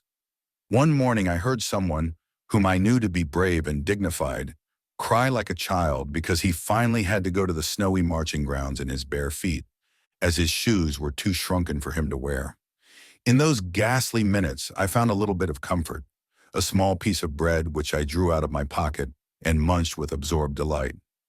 Undernourishment, besides being the cause of the general preoccupation with food, probably also explains the fact that the sexual urge was generally absent. Apart from the initial effects of shock, this appears to be the only explanation of a phenomenon which a psychologist was bound to observe in those all-male camps, that, as opposed to all other strictly male establishments, such as army barracks, there was little sexual perversion. Even in his dreams, the prisoner did not seem to concern himself with sex, although his frustrated emotions and his finer, higher feelings did find definite expression in them. With the majority of the prisoners, the primitive life and the effort of having to concentrate on just saving one's skin led to a total disregard of anything not serving that purpose, and explained the prisoner's complete lack of sentiment. This was brought home to me on my transfer from Auschwitz to a camp affiliated with Dachau. The train which carried us, about 2,000 prisoners, passed through Vienna, At about midnight, we passed one of the Viennese railway stations. The track was going to lead us past the street where I was born, past the house where I had lived many years of my life, in fact, until I was taken prisoner. There were 50 of us in the prison car, which had two small barred peepholes. There was only enough room for one group to squat on the floor, while the others, who had to stand up for hours, crowded round the peepholes. Standing on tiptoe and looking past the others' heads through the bars of the window, I caught an eerie glimpse of my native town. We all felt more dead than alive, since we thought that our transport was heading for the camp at Mauthausen and that we had only 1 or 2 weeks to live. I had a distinct feeling that I saw the streets, the squares, and the houses of my childhood with the eyes of a dead man who had come back from another world and was looking down on a ghostly city. After hours of delay, the train left the station, and there was the street, my street. The young lads who had a number of years of camp life behind them and for whom such a journey was a great event stared attentively through the peephole. I began to beg them, to entreat them, to let me stand in front for one moment only. I tried to explain how much a look through that window meant to me just then. My request was refused with rudeness and cynicism. "You lived here all those years? Well then, you have seen quite enough already." In general, there was also a cultural hibernation in the camp. There were two exceptions to this: politics and religion. Politics were talked about everywhere in camp, almost continuously. The discussions were based chiefly on rumors, which were snapped up and passed around avidly. The rumors about the military situation were usually contradictory. They followed one another rapidly and succeeded only in making a contribution to the war of nerves that was waged in the minds of all the prisoners. Many times, hopes for a speedy end to the war, which had been fanned by optimistic rumors, were disappointed. Some men lost all hope, but it was the incorrigible optimists who were the most irritating companions. The religious interest of the prisoners, as far and as soon as it developed, was the most sincere imaginable. The depth and vigor of religious belief often surprised and moved a new arrival. Most impressive in this connection were improvised prayers or services in the corner of a hut, or in the darkness of the locked cattle truck in which we were brought back from a distant worksite, tired, hungry, and frozen in our ragged clothing. In the winter and spring of 1945, there was an outbreak of typhus which infected nearly all the prisoners. The mortality was great among the weak, who had to keep on with their hard work as long as they possibly could. The quarters for the sick were most inadequate. There were practically no medicines or attendants. Some of the symptoms of the disease were extremely disagreeable: an irrepressible aversion to even a scrap of food, which was an additional danger to life, and terrible attacks of delirium. The worst case of delirium was suffered by a friend of mine who thought that he was dying and wanted to pray. In his delirium, he could not find the words to do so. To avoid these attacks of delirium, I tried, as did many of the others, to keep awake for most of the night. For hours, I composed speeches in my mind. Eventually, I began to reconstruct the manuscript which I had lost in the disinfection chamber of Auschwitz and scribbled the key words in shorthand on tiny scraps of paper. Occasionally, a scientific debate developed in camp. Once I witnessed something I had never seen, even in my normal life, although it lay somewhat near my own professional interests: a spiritualistic seance. I had been invited to attend by the camp's chief doctor, also a prisoner, who knew that I was a specialist in psychiatry. The meeting took place in his small, private room in the sick quarters. A small circle had gathered, among them, quite illegally, the warrant officer from the sanitation squad. One man began to invoke the spirits with a kind of prayer. The camp's clerk sat in front of a blank sheet of paper, without any conscious intention of writing. During the next 10 minutes, after which time the seance was terminated because of the medium's failure to conjure the spirits to appear, his pencil slowly drew lines across the paper, forming quite legibly VAE 5. It was asserted that the clerk had never learned Latin and that he had never before heard the words "Vae victis," woe to the vanquished. In my opinion, he must have heard them once in his life, without recollecting them, and they must have been available to the spirit of his subconscious mind, at that time, a few months before our liberation and the end of the war. In spite of all the enforced physical and mental primitiveness of the life in a concentration camp, it was possible for spiritual life to deepen. Sensitive people who were used to a rich intellectual life may have suffered much pain. They were often of a delicate constitution, but the damage to their inner selves was less. They were able to retreat from their terrible surroundings to a life of inner riches and spiritual freedom. Only in this way can one explain the apparent paradox that some prisoners of a less hardy makeup often seem to survive camp life better than did those of a robust nature. In order to make myself clear, I am forced to fall back on personal experience. Let me tell what happened on those early mornings when we had to march to our work site. There were shouted commands: detachment, forward march, left 234, left 234, left 234, left 234, first man about, left and left and left and left, caps off. These words sound in my ears even now. At the order, caps off, we passed the gate of the camp and searchlights were trained upon us. Whoever did not march smartly got a kick, and worse off was the man who, because of the cold, had pulled his cap back over his ears before permission was given. We stumbled on in the darkness, over big stones and through large puddles, along the one road leading from the camp. The accompanying guards kept shouting at us and driving us with the butts of their rifles. Anyone with very sore feet supported himself on his neighbor's arm. Hardly a word was spoken. The icy wind did not encourage talk. Hiding his mouth behind his upturned collar, the man marching next to me whispered suddenly, "If our wives could see us now, I do hope they are better off in their camps and don't know what is happening to us." That brought thoughts of my own wife to mind. And as we stumbled on for miles, slipping on icy spots, supporting each other time and again, dragging one another up and onward. Nothing was said, but we both knew. Each of us was thinking of his wife. Occasionally I looked at the sky, where the stars were fading and the pink light of the morning was beginning to spread behind a dark bank of clouds. But my mind clung to my wife's image, imagining it with an uncanny acuteness. I heard her answering me, saw her smile, her frank and encouraging look. Real or not, her look was then more luminous than the sun which was beginning to rise. A thought transfixed me. For the first time in my life, I saw the truth as it is set into song by so many poets, proclaimed as the final wisdom by so many thinkers. The truth that love is the ultimate and the highest goal to which man can aspire. Then I grasped the meaning of the greatest secret that human poetry and human thought and belief have to impart. The salvation of man is through love and in love. I understood how a man who has nothing left in this world still may know bliss, be it only for a brief moment, in the contemplation of his beloved. In a position of utter desolation, when man cannot express himself in positive action, when his only achievement may consist in enduring his sufferings in the right way, an honorable way, in such a position man can, through loving contemplation of the image he carries of his beloved, achieve fulfillment. For the first time in my life, I was able to understand the meaning of the words, "The angels are lost in perpetual contemplation of an infinite glory." In front of me, a man stumbled, and those following him fell on top of him. The guard rushed over and used his whip on them all.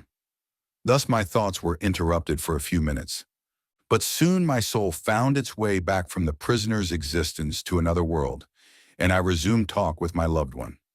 I asked her questions, and she answered. She questioned me in return, and I answered. Stop! We had arrived at our work site. Everybody rushed into the dark hut in the hope of getting a fairly decent tool. Each prisoner got a spade or a pickaxe. "Can't you hurry up, you pigs?" Soon we had resumed the previous day's positions in the ditch. The frozen ground cracked under the point of the pickaxes, and sparks flew. The men were silent, their brains numb.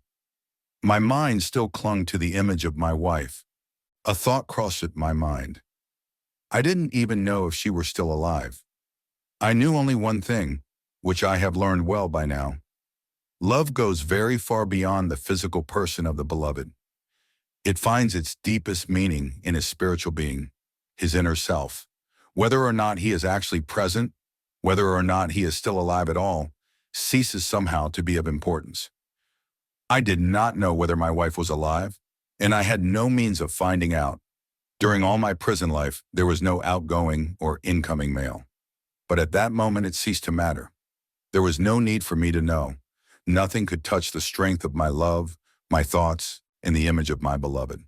Had I known then that my wife was dead, I think that I would still have given myself, undisturbed by that knowledge, to the contemplation of her image, and that my mental conversation with her would have been just as vivid and just as satisfying. Set me like a seal upon thy heart. Love is as strong as death. This intensification of inner life helped the prisoner find a refuge from the emptiness, desolation, and spiritual poverty of his existence by letting him escape into the past. When given free rein, his imagination played with past events, often not important ones, but minor happenings and trifling things.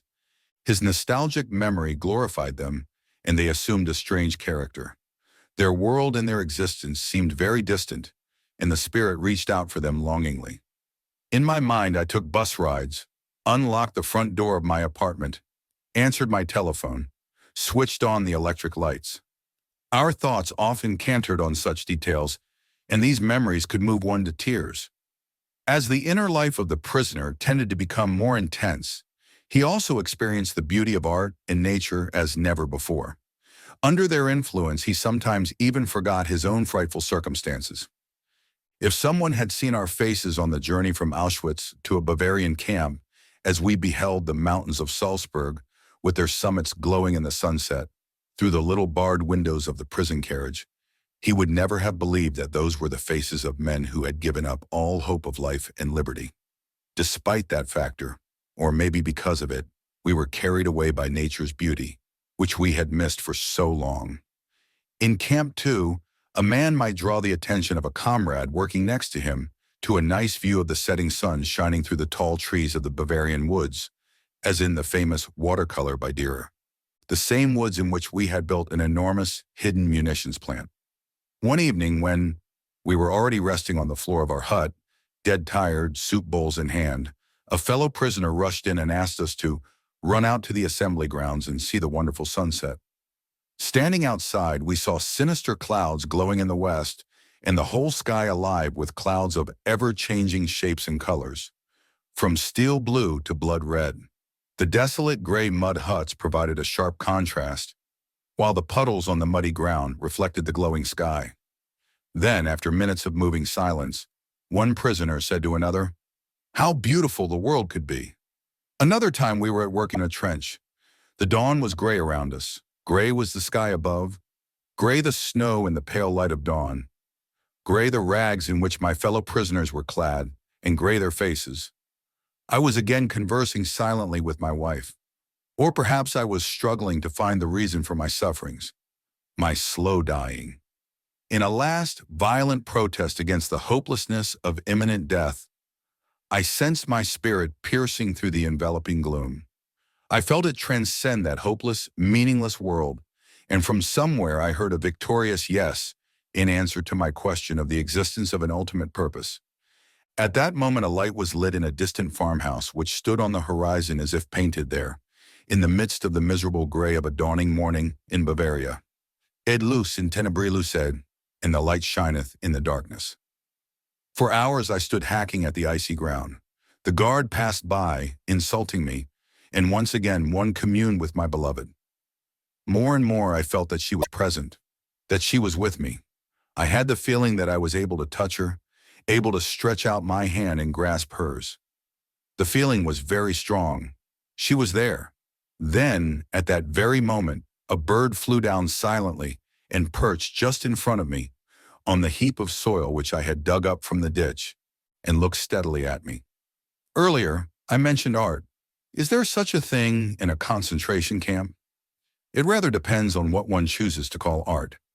A kind of cabaret was improvised from time to time. A hut was cleared temporarily, a few wooden benches were pushed or nailed together, and a program was drawn up. In the evening, those who had fairly good positions in camp, the capos and the workers who did not have to leave camp on distant marches, assembled there. They came to have a few laughs or perhaps to cry a little, anyway to forget. There were songs, poems, jokes, some with underlying satire regarding the camp. All were meant to help us forget, and they did help. The gatherings were so effective that a few ordinary prisoners went to see the cabaret in spite of their fatigue, even though they missed their daily portion of food by going. During the half-hour lunch interval when soup, which the contractors paid for, and for which they did not spend much, was ladled out at our work site, we were allowed to assemble in an unfinished engine room. On entering, everyone got a ladleful of the watery soup. While we sipped it greedily, a prisoner climbed onto a tub and sang Italian arias. We enjoyed the songs, and he was guaranteed a double helping of soup, straight from the bottom. That meant with peas. Rewards were given in camp not only for entertainment, but also for applause. I, for example, could have found protection, how lucky I was never in need of it, from the camp's most dreaded capo, who for more than one good reason was known as the murderous capo. This is how it happened. One evening I had the great honor of being invited again to the room where the spiritualistic seance had taken place. There were gathered the same intimate friends of the chief doctor and, most illegally, the warrant officer from the sanitation squad was again present. The murderous capo entered the room by chance, and he was asked to recite one of his poems, which had become famous, or infamous, in camp. He did not need to be asked twice and quickly produced a kind of diary from which he began to read samples of his art. I bit my lips till they hurt in order to keep from laughing at one of his love poems, and very likely that saved my life. Since I was also generous with my applause, my life might have been saved even had I been detailed to his working party to which I had previously been assigned for one day. A day that was quite enough for me. It was useful anyway to be known to the murderous capo from a favorable angle. So I applauded as hard as I could. Generally speaking, of course, any pursuit of art in camp was somewhat grotesque. I would say that the real impression made by anything connected with art arose only from the ghost-like contrast between the performance and the background of desolate camp life. I shall never forget how I awoke from the deep sleep of exhaustion on my second night in Auschwitz, roused by music. The senior warden of the hut had some kind of celebration in his room, which was near the entrance of the hut. Tipsy voices bawled some hackneyed tunes. Suddenly there was a silence, and into the night a violin sang a desperately sad tango, an unusual tune not spoiled by frequent playing. The violin wept, and a part of me wept with it, for on that same day someone had a 24th birthday. That someone lay in another part of the Auschwitz camp, possibly only a few hundred or 1,000 yards away, and yet completely out of reach. That someone was my wife. To discover that there was any semblance of art in a concentration camp must be surprise enough for an outsider, but he may be even more astonished to hear that one could find a sense of humor there as well. Of course, only the faint trace of one, and then only for a few seconds or minutes. Humor was another of the soul's weapons in the fight for self-preservation. It is well known that humor, more than anything else in the human makeup, can afford an aloofness and an ability to rise above any situation, even if only for a few seconds. I practically trained a friend of mine who worked next to me on the building site to develop a sense of humor. I suggested to him that we would promise each other to invent at least one amusing story daily about some incident that could happen one day after our liberation. He was a surgeon and had been an assistant on the staff of a large hospital. So I once tried to get him to smile by describing to him how he would be unable to lose the habits of camp life when he returned to his former work. On the building site, especially when the supervisor made his tour of inspection, the foreman encouraged us to work faster by shouting, "Action! Action!" I told my friend, "One day you will be back in the operating room, performing a big abdominal operation." Suddenly an orderly will rush in, announcing the arrival of the senior surgeon by shouting, "Action! Action!" Sometimes the other men invented amusing dreams about the future, such as forecasting that during a future dinner engagement, they might forget themselves when the soup was served and beg the hostess to ladle it from the bottom. The attempt to develop a sense of humor and to see things in a humorous light is some kind of a trick learned while mastering the art of living. Yet it is possible to practice the art of living even in a concentration camp, although suffering is omnipresent. To draw an analogy, a man's suffering is similar to the behavior of gas. If a certain quantity of gas is pumped into an empty chamber, it will fill the chamber completely and evenly, no matter how big the chamber. Thus, suffering completely fills the human soul and conscious mind, no matter whether the suffering is great or little. Therefore, the size of human suffering is absolutely relative. It also follows that a very trifling thing can cause the greatest of joys. Take as an example something that happened on our journey from Auschwitz to the camp affiliated with Dachau. We had all been afraid that our transport was heading for the Mauthausen camp. We became more and more tense as we approached a certain bridge over the Danube, which the train would have to cross to reach Mauthausen, according to the statement of experienced traveling companions. Those who have never seen anything similar cannot possibly imagine the dance of joy performed in the carriage by the prisoners when they saw that our transport was not crossing the bridge and was instead heading only for Dachau. And again, what happened on our arrival in that camp, after a journey lasting 2 days and 3 nights? There had not been enough room for everybody to crouch on the floor of the carriage at the same time. The majority of us had to stand all the way, while a few took turns at squatting on the scanty straw, which was soaked with human urine. When we arrived, the first important news that we heard from older prisoners was that this comparatively small camp, its population was 2,500, had no oven, no crematorium, no gas. That meant that a person who had become a Muslim could not be taken straight to the gas chamber, but would have to wait until a so-called sick convoy had been arranged to return to Auschwitz. This joyful surprise put us all in a good mood. The wish of the senior warden of our hut in Auschwitz had come true. We had come as quickly as possible to a camp which did not have a chimney. Unlike Auschwitz, we laughed and cracked jokes in spite of, and during, all we had to go through in the next few hours. When we knew arrivals were counted, one of us was missing, so we had to wait outside in the rain and cold wind until the missing man was found. He was at last discovered in a hut, where he had fallen asleep from exhaustion. Then the roll call was turned into a punishment parade.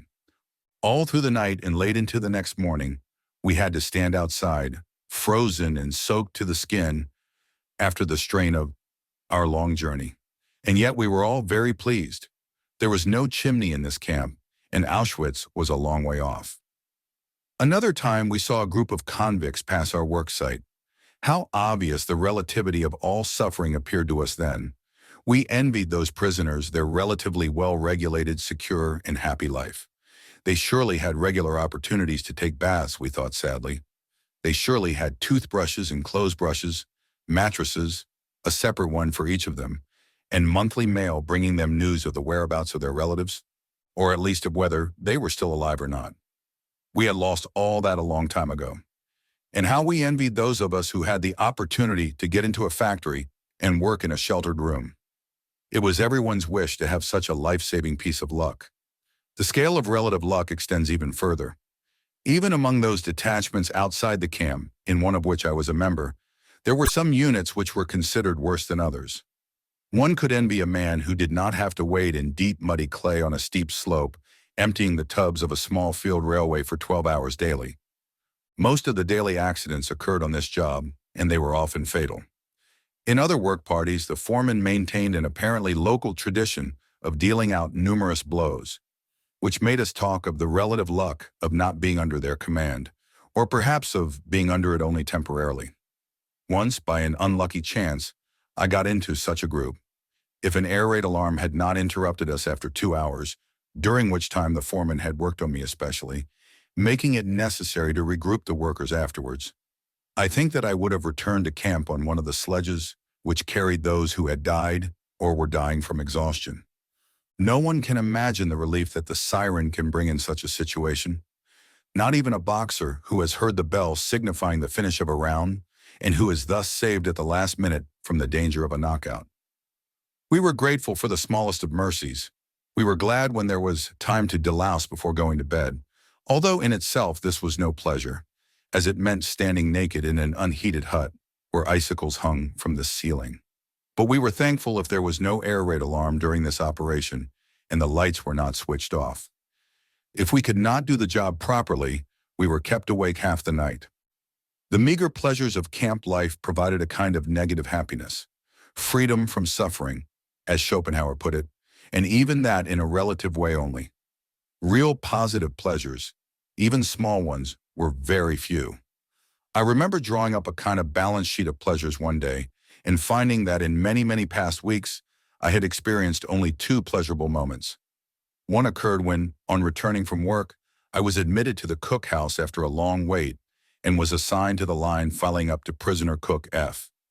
He stood behind one of the huge pans and ladled soup into the bowls, which were held out to him by the prisoners, who hurriedly filed past.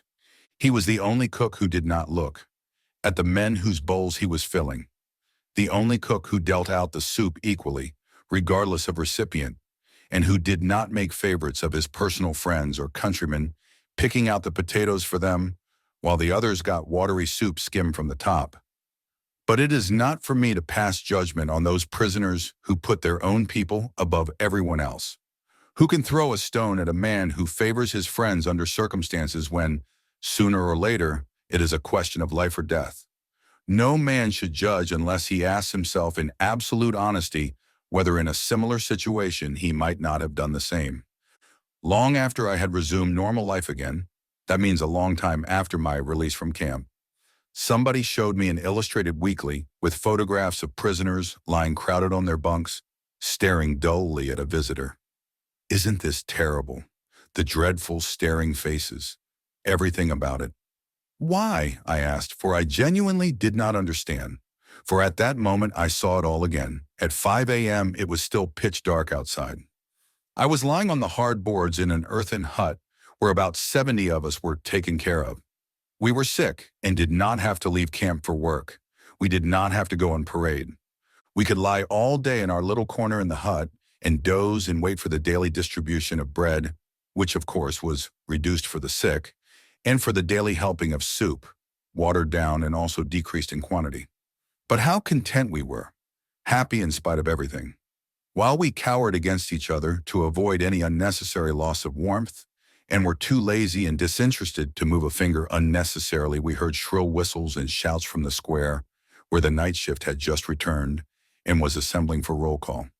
The door was flung open, and the snowstorm blew into our hut. An exhausted comrade, covered with snow, stumbled inside to sit down for a few minutes. But the senior warden turned him out again. It was strictly forbidden to admit a stranger to a hut while a checkup on the men was in progress. How sorry I was for that fellow, and how glad not to be in his skin at that moment, but instead to be sick and able to doze on in the sick quarters. What a lifesaver it was to have 2 days there, and perhaps even 2 extra days after those. All this came to my mind when I saw the photographs in the magazine. When I explained, my listeners understood why I did not find the photograph so terrible. The people shown on it might not have been so unhappy after all. On my 4th day in the sick quarters, I had just been detailed to the night shift when the chief doctor rushed in and asked me to volunteer for medical duties in another camp containing typhus patients. Against the urgent advice of my friends, and despite the fact that almost none of my colleagues offered their services, I decided to volunteer. I knew that in a working party I would die in a short time, but if I had to die, there might at least be some sense in my death. I thought that it would doubtless be more to the purpose to try and help my comrades as a doctor than to vegetate or finally lose my life as the unproductive laborer that I was then. For me, this was simple mathematics, not sacrifice. But secretly, the warrant officer from the sanitation squad had ordered that the 2 doctors who had volunteered for the typhus camp should be taken care of till they left. We looked so weak that he feared that he might have 2 additional corpses on his hands, rather than 2 doctors. I mentioned earlier how everything that was not connected with the immediate task of keeping oneself and one's closest friends alive lost its value. Everything was sacrificed to this end. A man's character became involved to the point that he was caught in a mental turmoil which threatened all the values he held and threw them into doubt. Under the influence of a world which no longer recognized the value of human life and human dignity, which had robbed man of his will and had made him an object to be exterminated, having planned, however, to make full use of him, first, to the last ounce of his physical resources. Under this influence, the personal ego finally suffered a loss of values. If the man in the concentration camp did not struggle against this, in a last effort to save his self-respect, he lost the feeling of being an individual, a being with a mind, with inner freedom and personal value.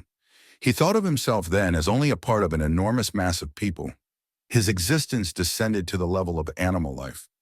The men were herded, sometimes to one place, then to another, sometimes driven together, then apart, like a flock of sheep without a thought or a will of their own. A small but dangerous pack watched them from all sides, well versed in methods of torture and sadism. They drove the herd incessantly, backwards and forwards, with shouts, kicks, and blows. And we the sheep thought of two things only: how to evade the bad dogs and how to get a little food. Just like sheep that crowd timidly into the center of a herd, each of us tried to get into the middle of our formations. That gave one a better chance of avoiding the blows of the guards who were marching on either side into the front and rear of our column. The central position had the added advantage of affording protection against the bitter winds. It was, therefore, in an attempt to save one's own skin that one literally tried to submerge into the crowd. This was done automatically in the formations, but at other times it was a very conscious effort on our part, in conformity with one of the camp's most imperative laws of self-preservation. Do not be conspicuous. We tried at all times to avoid attracting the attention of the SS. There were times, of course, when it was possible and even necessary to keep away from the crowd. It is well known that in enforced community life, in which attention is paid to everything one does at all times, may result in an irresistible urge to get away, at least for a short while. The prisoner craved to be alone with himself and his thoughts. He yearned for privacy and for solitude. After my transportation to a so-called rest camp, I had the rare fortune to find solitude for about 5 minutes at a time. Behind the earthen hut where I worked and in which were crowded about 50 delirious patients, there was a quiet spot in a corner of the double fence of barbed wire surrounding the camp. A tent had been improvised there with a few poles and branches of trees in order to shelter a half-dozen corpses, the daily death rate in the camp. There was also a shaft leading to the water pipes. I squatted on the wooden lid of this shaft whenever my services were not needed. I just sat and looked out at the green flowering slopes and the distant blue hills of the Bavarian landscape, framed by the meshes of barbed wire. I dreamed longingly, and my thoughts wandered north and northeast, in the direction of my home. But I could only see clouds. The corpses near me, crawling with lice, did not bother me. Only the steps of passing guards could rouse me from my dreams.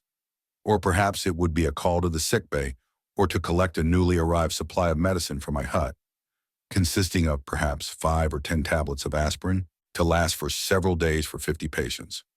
I collected them and then did my rounds, feeling the patients' pulses and giving half tablets to the serious cases. But the desperately ill received no medicine. It would not have helped, and besides, it would have deprived those for whom there was still some hope. For light cases, I had nothing, except perhaps a word of encouragement. In this way, I dragged myself from patient to patient, though I myself was weak and exhausted from a serious attack of typhus. Then I went back to my lonely place on the wood cover of the water shaft. This shaft, incidentally, once saved the lives of 3 fellow prisoners.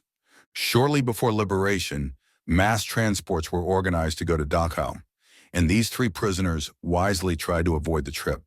They climbed down the shaft and hid there from the guards. I calmly sat on the lid, looking innocent and playing a childish game of throwing pebbles at the barbed wire. On spotting me, the guard hesitated for a moment, but then passed on. Soon I could tell the 3 men below that the worst danger was over. It is very difficult for an outsider to grasp how very little value was placed on human life in camp. The camp inmate was hardened, but possibly became more conscious of this complete disregard of human existence when a convoy of sick men was arranged. The emaciated bodies of the sick were thrown on 2-wheeled carts which were drawn by prisoners for many miles, often through snowstorms, to the next camp. If one of the sick men had died before the cart left, he was thrown on anyway. The list had to be correct. The list was the only thing that mattered. A man counted only because he had a prison number. One literally became a number, dead or alive. That was unimportant. The life of a number was completely irrelevant. What stood behind that number in that life mattered even less. The fate, the history, the name of the man. In the transport of sick patients that I, in my capacity as a doctor, had to accompany from one camp in Bavaria to another, there was a young prisoner whose brother was not on the list and therefore would have to be left behind. The young man begged so long that the camp warden decided to work an exchange, and the brother took the place of a man who at the moment preferred to stay behind. But the list had to be correct. That was easy. The brother just exchanged numbers with the other prisoner. As I have mentioned before, we had no documents. Everyone was lucky to own his body, which after all was still breathing. All else about us, that is, the rags hanging from our gaunt skeletons, was only of interest if we were assigned to a transport of sick patients. The departing Muslims were examined, with unabashed curiosity, to see whether their coats or shoes were not better than one's own. After all, their fates were sealed. But those who stayed behind in camp, who were still capable of some work, had to make use of every means to improve their chances of survival. They were not sentimental. The prisoners saw themselves completely dependent on the moods of the guards, playthings of fate, and this made them even less human than the circumstances warranted. In Auschwitz, I had laid down a rule for myself which proved to be a good one, and which most of my comrades later followed. I generally answered all kinds of questions truthfully, but I was silent about anything that was not expressly asked for. If I were asked my age, I gave it. If asked about my profession, I said doctor, but did not elaborate. The first morning in Auschwitz, an SS officer came to the parade ground. We had to fall into separate groups of prisoners, over 40 years, under 40 years, metal workers, mechanics, and so forth. Then we were examined for ruptures, and some prisoners had to form a new group. The group that I was in was driven to another hut, where we lined up again. After being sorted out once more and having answered questions as to my age and profession, I was sent to another small group. Once more, we were driven to another hut and grouped differently. This continued for some time, and I became quite unhappy, finding myself among strangers who spoke unintelligible foreign languages. Then came the last selection, and I found myself back in the group that had been with me in the first hut. They had barely noticed that I had been sent from hut to hut in the meantime. But I was aware that in those few minutes, fate had passed me in many different forms. When the transport of sick patients for the rest camp was organized, my name, that is my number, was put on the list since a few doctors were needed. But no one was convinced that the destination was really a rest camp. A few weeks previously, the same transport had been prepared. Then, too, everyone had thought that it was destined for the gas ovens. When it was announced that anyone who volunteered for the dreaded night shift would be taken off the transport list, 82 prisoners volunteered immediately. A quarter of an hour later, the transport was canceled, but the 82 stayed on the list for the night shift. For the majority of them, this meant death within the next fortnight. Now the transport for the rest camp was arranged for the second time. Again, no one knew whether this was a ruse to obtain the last bit of work from the sick, if only for 14 days, or whether it would go to the gas ovens or to a genuine rest camp. The chief doctor, who had taken a liking to me, told me furtively one evening at 9:45, "I have made it known in the orderly room that you can still have your name crossed off the list. You may do so up till 10 o'clock. I told him that this was not my way, that I had learned to let fate take its course. "I might as well stay with my friends," I said. There was a look of pity in his eyes, as if he knew. He shook my hand silently, as though it were a farewell, not for life, but from life. Slowly I walked back to my hut. There I found a good friend waiting for me. "You really want to go with them?" he asked sadly. "Yes, I am going." Tears came to his eyes, and I tried to comfort him. Then there was something else to do. To make my will. "Listen, Otto, if I don't get back home to my wife, and if you should see her again, then tell her that I talked of her daily, hourly. You remember. Secondly, I have loved her more than anyone. Thirdly, the short time I have been married to her outweighs everything, even all we have gone through here. Otto, where are you now? Are you alive? What has happened to you since our last hour together? Did you find your wife again? And do you remember how I made you learn my will by heart, word for word, in spite of your childlike tears?" The next morning, I departed with the transport. This time, it was not a ruse. We were not heading for the gas chambers, and we actually did go to a rest camp. Those who had pitied me remained in a camp where famine was to rage even more fiercely than in our new camp. They tried to save themselves, but they only sealed their own fates. Months later, after liberation, I met a friend from the old camp. He related to me how he, as camp policeman, had searched for a piece of human flesh that was missing from a pile of corpses. He confiscated it from a pot in which he found it cooking. Cannibalism had broken out. I had left just in time. Does this not bring to mind the story of death in Tehran? A rich and mighty Persian once walked in his garden with one of his servants. The servant cried that he had just encountered death, who had threatened him. He begged his master to give him his fastest horse so that he could make haste and flee to Tehran, which he could reach that same evening. The master consented, and the servant galloped off on the horse. On returning to his house, the master himself met death and questioned him, "Why did you terrify and threaten my servant?" "I did not threaten him. I only showed surprise in still finding him here when I planned to meet him tonight in Tehran," said Death. The camp inmate was frightened of making decisions and of taking any sort of initiative whatsoever. This was the result of a strong feeling that fate was one's master and that one must not try to influence it in any way, but instead let it take its own course. In addition, there was a great apathy which contributed in no small part to the feelings of the prisoner. At times, lightning decisions had to be made, decisions which spelled life or death.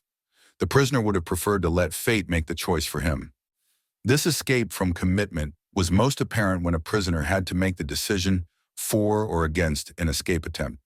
In those minutes in which he had to make up his mind, and it was always a question of minutes, he suffered the tortures of hell. Should he make the attempt to flee?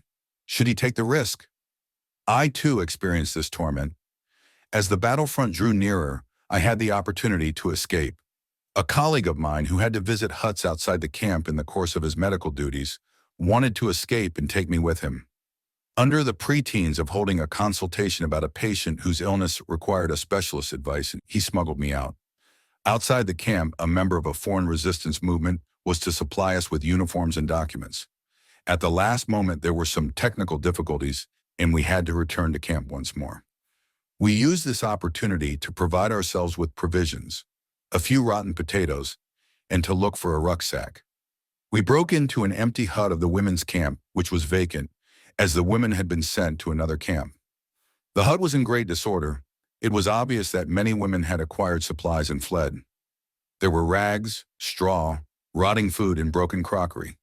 Some bowls were still in good condition and would have been very valuable to us, but we decided not to take them. We knew that lately, as conditions had become desperate, they had been used not only for food, but also as wash basins and chamber pots. There was a strictly enforced rule against having any kind of utensil in the hut. However, some people were forced to break this rule, especially the typhus patients, who were much too weak to go outside even with help. While I acted as a screen, my friend broke into the hut and returned shortly with a rucksack which he hid under his coat. He had seen another one inside which I was to take. So we changed places and I went in. As I searched in the rubbish, finding the rucksack and even a toothbrush, I suddenly saw, among all the things that had been left behind, the body of a woman. I ran back to my hut to collect all my possessions, my food bowl, a pair of torn mittens, inherited from a dead typhus patient, and a few scraps of paper covered with shorthand notes, on which, as I mentioned before, I had started to reconstruct the manuscript which I lost at Auschwitz. I made a quick last round of my patients, who were lying huddled on the rotten planks of wood on either side of the huts. I came to my only countryman, who was almost dying, and whose life it had been my ambition to save in spite of his condition. I had to keep my intention to escape to myself, but my comrades seemed to guess that something was wrong. Perhaps I showed a little nervousness. In a tired voice, he asked me, "You too are getting out?" I denied it, but I found it difficult to avoid his sad look. After my round, I returned to him. Again, a hopeless look greeted me, and somehow I felt it to be an accusation. The unpleasant feeling that had gripped me as soon as I had told my friend that I would escape with him became more intense. Suddenly, I decided to take fate into my own hands for once. I ran out of the hut and told my friend that I could not go with him. As soon as I had told him with finality that I had made up my mind to stay with my patients, the unhappy feeling left me. I did not know what the following days would bring, but I had gained an inward peace that I had never experienced before. I returned to the hut, sat down on the boards at my countryman's feet, and tried to comfort him. Then I chatted with the others, trying to quiet them in their delirium. Our last day in camp arrived. As the battlefront came nearer, mass transports had taken nearly all the prisoners to other camps. The camp authorities, the capos, and the cooks had fled. On this day, an order was given that the camp must be evacuated completely by sunset. Even the few remaining prisoners, the sick, a few doctors, and some nurses, would have to leave. At night, the camp was to be set on fire. In the afternoon, the trucks which were to collect the sick had not yet appeared. Instead, the camp gates were suddenly closed and the barbed wire closely watched, so that no one could attempt an escape. The remaining prisoners seemed to be destined to burn with the camp. For the second time, my friend and I decided to escape. We had been given an order to bury 3 men outside the barbed wire fence. We were the only 2 in camp who had strength enough to do the job. Nearly all the others lay in the few huts which were still in use, prostrate with fever and delirium. We now made our plans. Along with the first body, we would smuggle out my friend's rucksack, hiding it in the old laundry tub which served as a coffin.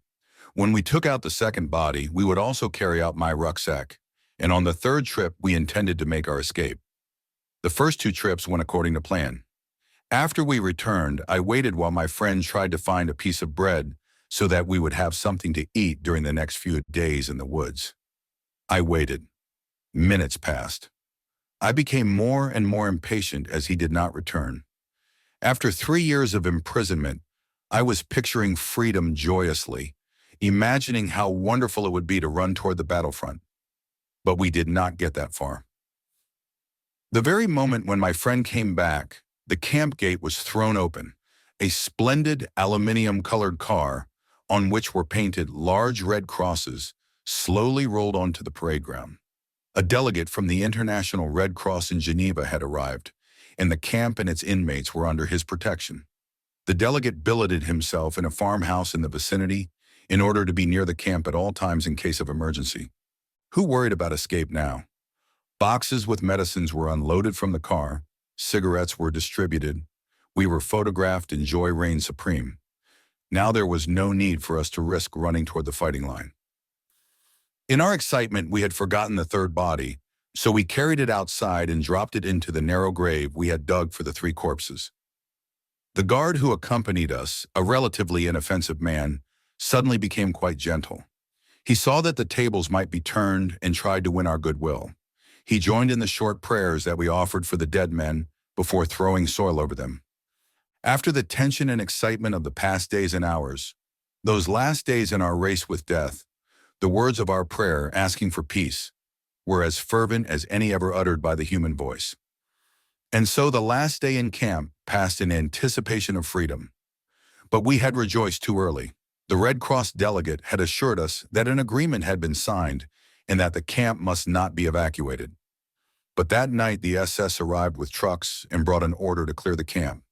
The last remaining prisoners were to be taken to a central camp, from which they would be sent to Switzerland within 48 hours, to be exchanged for some prisoners of war. We scarcely recognized the SS. They were so friendly, trying to persuade us to get in the trucks without fear, telling us that we should be grateful for our good luck. Those who were strong enough crowded into the trucks, and the seriously ill and feeble were lifted up with difficulty. My friend and I, we did not hide our rucksacks now, stood in the last group, from which 13 would be chosen for the next to last truck. The chief doctor counted out the requisite number, but he omitted the 2 of us. The 13 were loaded into the truck, and we had to stay behind. Surprised, very annoyed, and disappointed, we blamed the chief doctor, who excused himself by saying that he had been tired and distracted. He said that he had thought we still intended to escape. Impatiently, we sat down, keeping our rucksacks on our backs, and waited with the few remaining prisoners for the last truck. We had to wait a long time. Finally, we lay down on the mattresses of the deserted guardroom, exhausted by the excitement of the last few hours and days, during which we had fluctuated continually between hope and despair. We slept in our clothes and shoes, ready for the journey. The noise of rifles and cannons woke us. The flashes of tracer bullets and gunshots entered the hut. The chief doctor dashed in and ordered us to take cover on the floor. One prisoner jumped on my stomach from the bed above me and with his shoes on. That awakened me all right. Then we grasped what was happening. The battlefront had reached us. The shooting decreased and morning dawned. Outside on the pole at the camp gate, a white flag floated in the wind. Many weeks later, we found out that even in those last hours, fate had toyed with us few remaining prisoners. We found out just how uncertain human decisions are, especially in matters of life and death. I was confronted with photographs which had been taken in a small camp not far from ours. Our friends who had thought they were traveling to freedom that night had been taken in the trucks to this camp, and there they were locked in the huts and burned to death. Their partially charred bodies were recognizable on the photograph. I thought again of death in Tehran. Apart from its role as a defensive mechanism, the prisoner's apathy was also the result of other factors. Hunger and lack of sleep contributed to it, as they do in normal life also, and to the general irritability, which was another characteristic of the prisoner's mental state. The lack of sleep was due partly to the pestering of vermin which infested the terribly overcrowded huts because of the general lack of hygiene and sanitation. The fact that we had neither nicotine nor caffeine also contributed to the state of apathy and irritability. Besides these physical causes, there were mental ones in the form of certain complexes. The majority of prisoners suffered from a kind of inferiority complex. We all had once been or had fancied ourselves to be somebody. Now we were treated like complete non-entities. The consciousness of one's inner value is anchored in higher, more spiritual things, and cannot be shaken by camp life. But how many free men, let alone prisoners, possess it? Without consciously thinking about it, the average prisoner felt himself utterly degraded. This became obvious when one observed the contrasts offered by the singular sociological structure of the camp. The more prominent prisoners, the capos, the cooks, the storekeepers, and the camp policemen, did not, as a rule, feel degraded at all, like the majority of prisoners, but on the contrary, promoted. Some even developed miniature delusions of grandeur. The mental reaction of the envious and grumbling majority toward this favored minority found expression in several ways, sometimes in jokes. For instance, I heard one prisoner talk to another about a capo, saying, "Imagine, I knew that man when he was only the president of a large bank. Isn't it fortunate that he has risen so far in the world?" Whenever the degraded majority and the promoted minority came into conflict, and there were plenty of opportunities for this, starting with the distribution of food, the results were explosive. Therefore, the general irritability, whose physical causes were discussed above, became most intense when these mental tensions were added. It is not surprising that this tension often ended in a general fight. Since the prisoner continually witnessed scenes of beatings, the impulse toward violence was increased. I myself felt my fists clench when anger came over me while I was famished and tired. I was usually very tired since we had to stoke our stove, which we were allowed to keep in our hut for the typhus patients, throughout the nights. However, some of the most idyllic hours I have ever spent were in the middle of the night when all the others were delirious or sleeping. I could lie stretched out in front of the stove and roast a few pilfered potatoes in a fire made from stolen charcoal. But the following day, I always felt even more tired, insensitive, and irritable. While I was working as a doctor in the typhus block, I also had to take the place of the senior block warden who was ill. Therefore, I was responsible to the camp authority for keeping the hut clean, if clean can be used to describe such a condition. The preteens at inspection to which the hut was frequently submitted was more for the purpose of torture than of hygiene. More food and a few drugs would have helped, but the only concern of the inspectors was whether a piece of straw was left in the center corridor, or whether the dirty, ragged, and verminous blankets of the patients were tucked in neatly at their feet. As to the fate of the inmates, they were quite unconcerned. If I reported smartly, whipping my prison cap from my shorn head and clicking my heels, hut number Sig9, 52 patients, 2 nursing orderlies, and 1 doctor. They were satisfied, and then they would leave. But until they arrived, often they were hours later than announced, and sometimes did not come at all.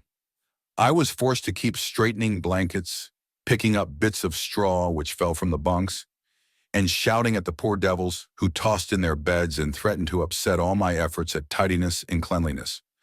Apathy was particularly increased among the feverish patients, so that they did not react at all unless they were shouted at. Even this failed at times, and then it took tremendous self-control not to strike them. For one's own irritability took on enormous proportions in the face of the other's apathy, and especially in the face of the danger, that is, the approaching inspection, which was caused by it. In attempting this psychological presentation and a psychopathological explanation of the typical characteristics of a concentration camp inmate, I may give the impression that the human being is completely and unavoidably influenced by his surroundings. In this case, the surroundings being the unique structure of camp life, which forced the prisoner to conform his conduct to a certain set pattern. But what about human liberty? Is there no spiritual freedom in regard to behavior in reaction to any given surroundings? Is that theory true, which would have us believe that man is no more than a product of many conditional and environmental factors, be they of a biological, psychological, or sociological nature? Is man but an accidental product of these? Most important, do the prisoner's reactions to the singular world of the concentration camp prove that man cannot escape the influences of his surroundings? Does man have no choice of action in the face of such circumstances? We can answer these questions from experience as well as on principle. The experiences of camp life show that man does have a choice of action. There were enough examples, often of a heroic nature, which proved that apathy could be overcome, irritability suppressed. Man can preserve a vestige of spiritual freedom, of independence of mind, even in such terrible conditions of psychic and physical stress. We who lived in concentration camps can remember the men who walked through the huts comforting others, giving away their last piece of bread.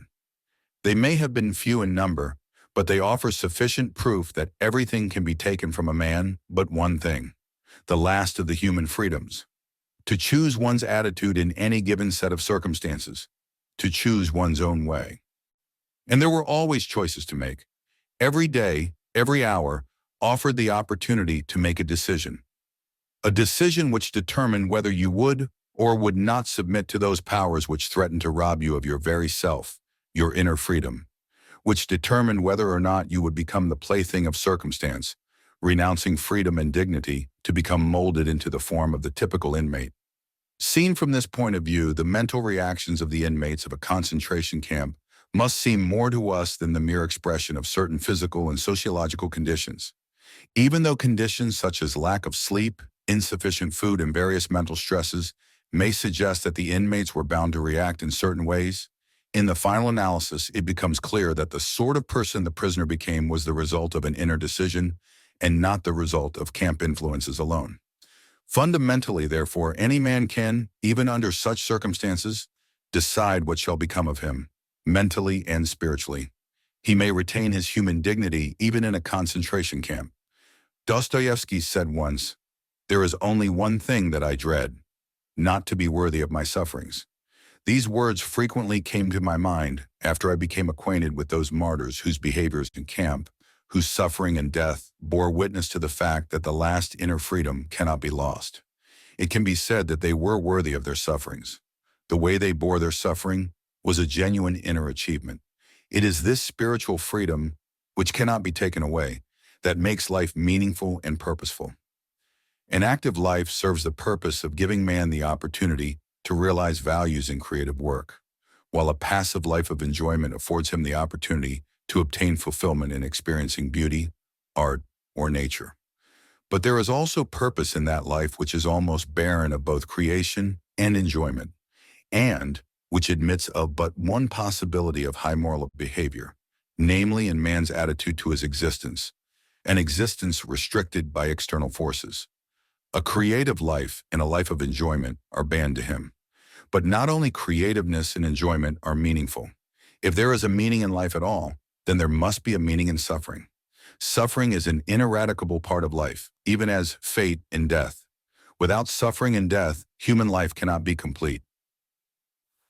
The way in which a man accepts his fate and all the suffering it entails, the way in which he takes up his cross, gives him ample opportunity, even under the most difficult circumstances, to add a deeper meaning to his life. It may remain brave, dignified, and unselfish, or in the bitter fight for self-preservation, he may forget his human dignity and become no more than an animal. Here lies the chance for a man either to make use of or to forego the opportunities of attaining the moral values that a difficult situation may afford him. and this decides whether he is worthy of his sufferings or not. Do not think that these considerations are unworldly and too far removed from real life. It is true that only a few people are capable of reaching such high moral standards. Of the prisoners, only a few kept their full inner liberty and obtained those values which their suffering afforded. But even one such example is sufficient proof that man's inner strength may raise him above his outward fate. Such men are not only in concentration camps. Everywhere man is confronted with fate, with the chance of achieving something through his own suffering. Take the fate of the sick, especially those who are incurable.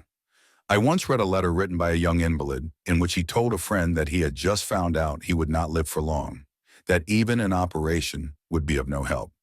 He wrote further that he remembered a film he had seen in which a man was portrayed who waited for death in a courageous and dignified way.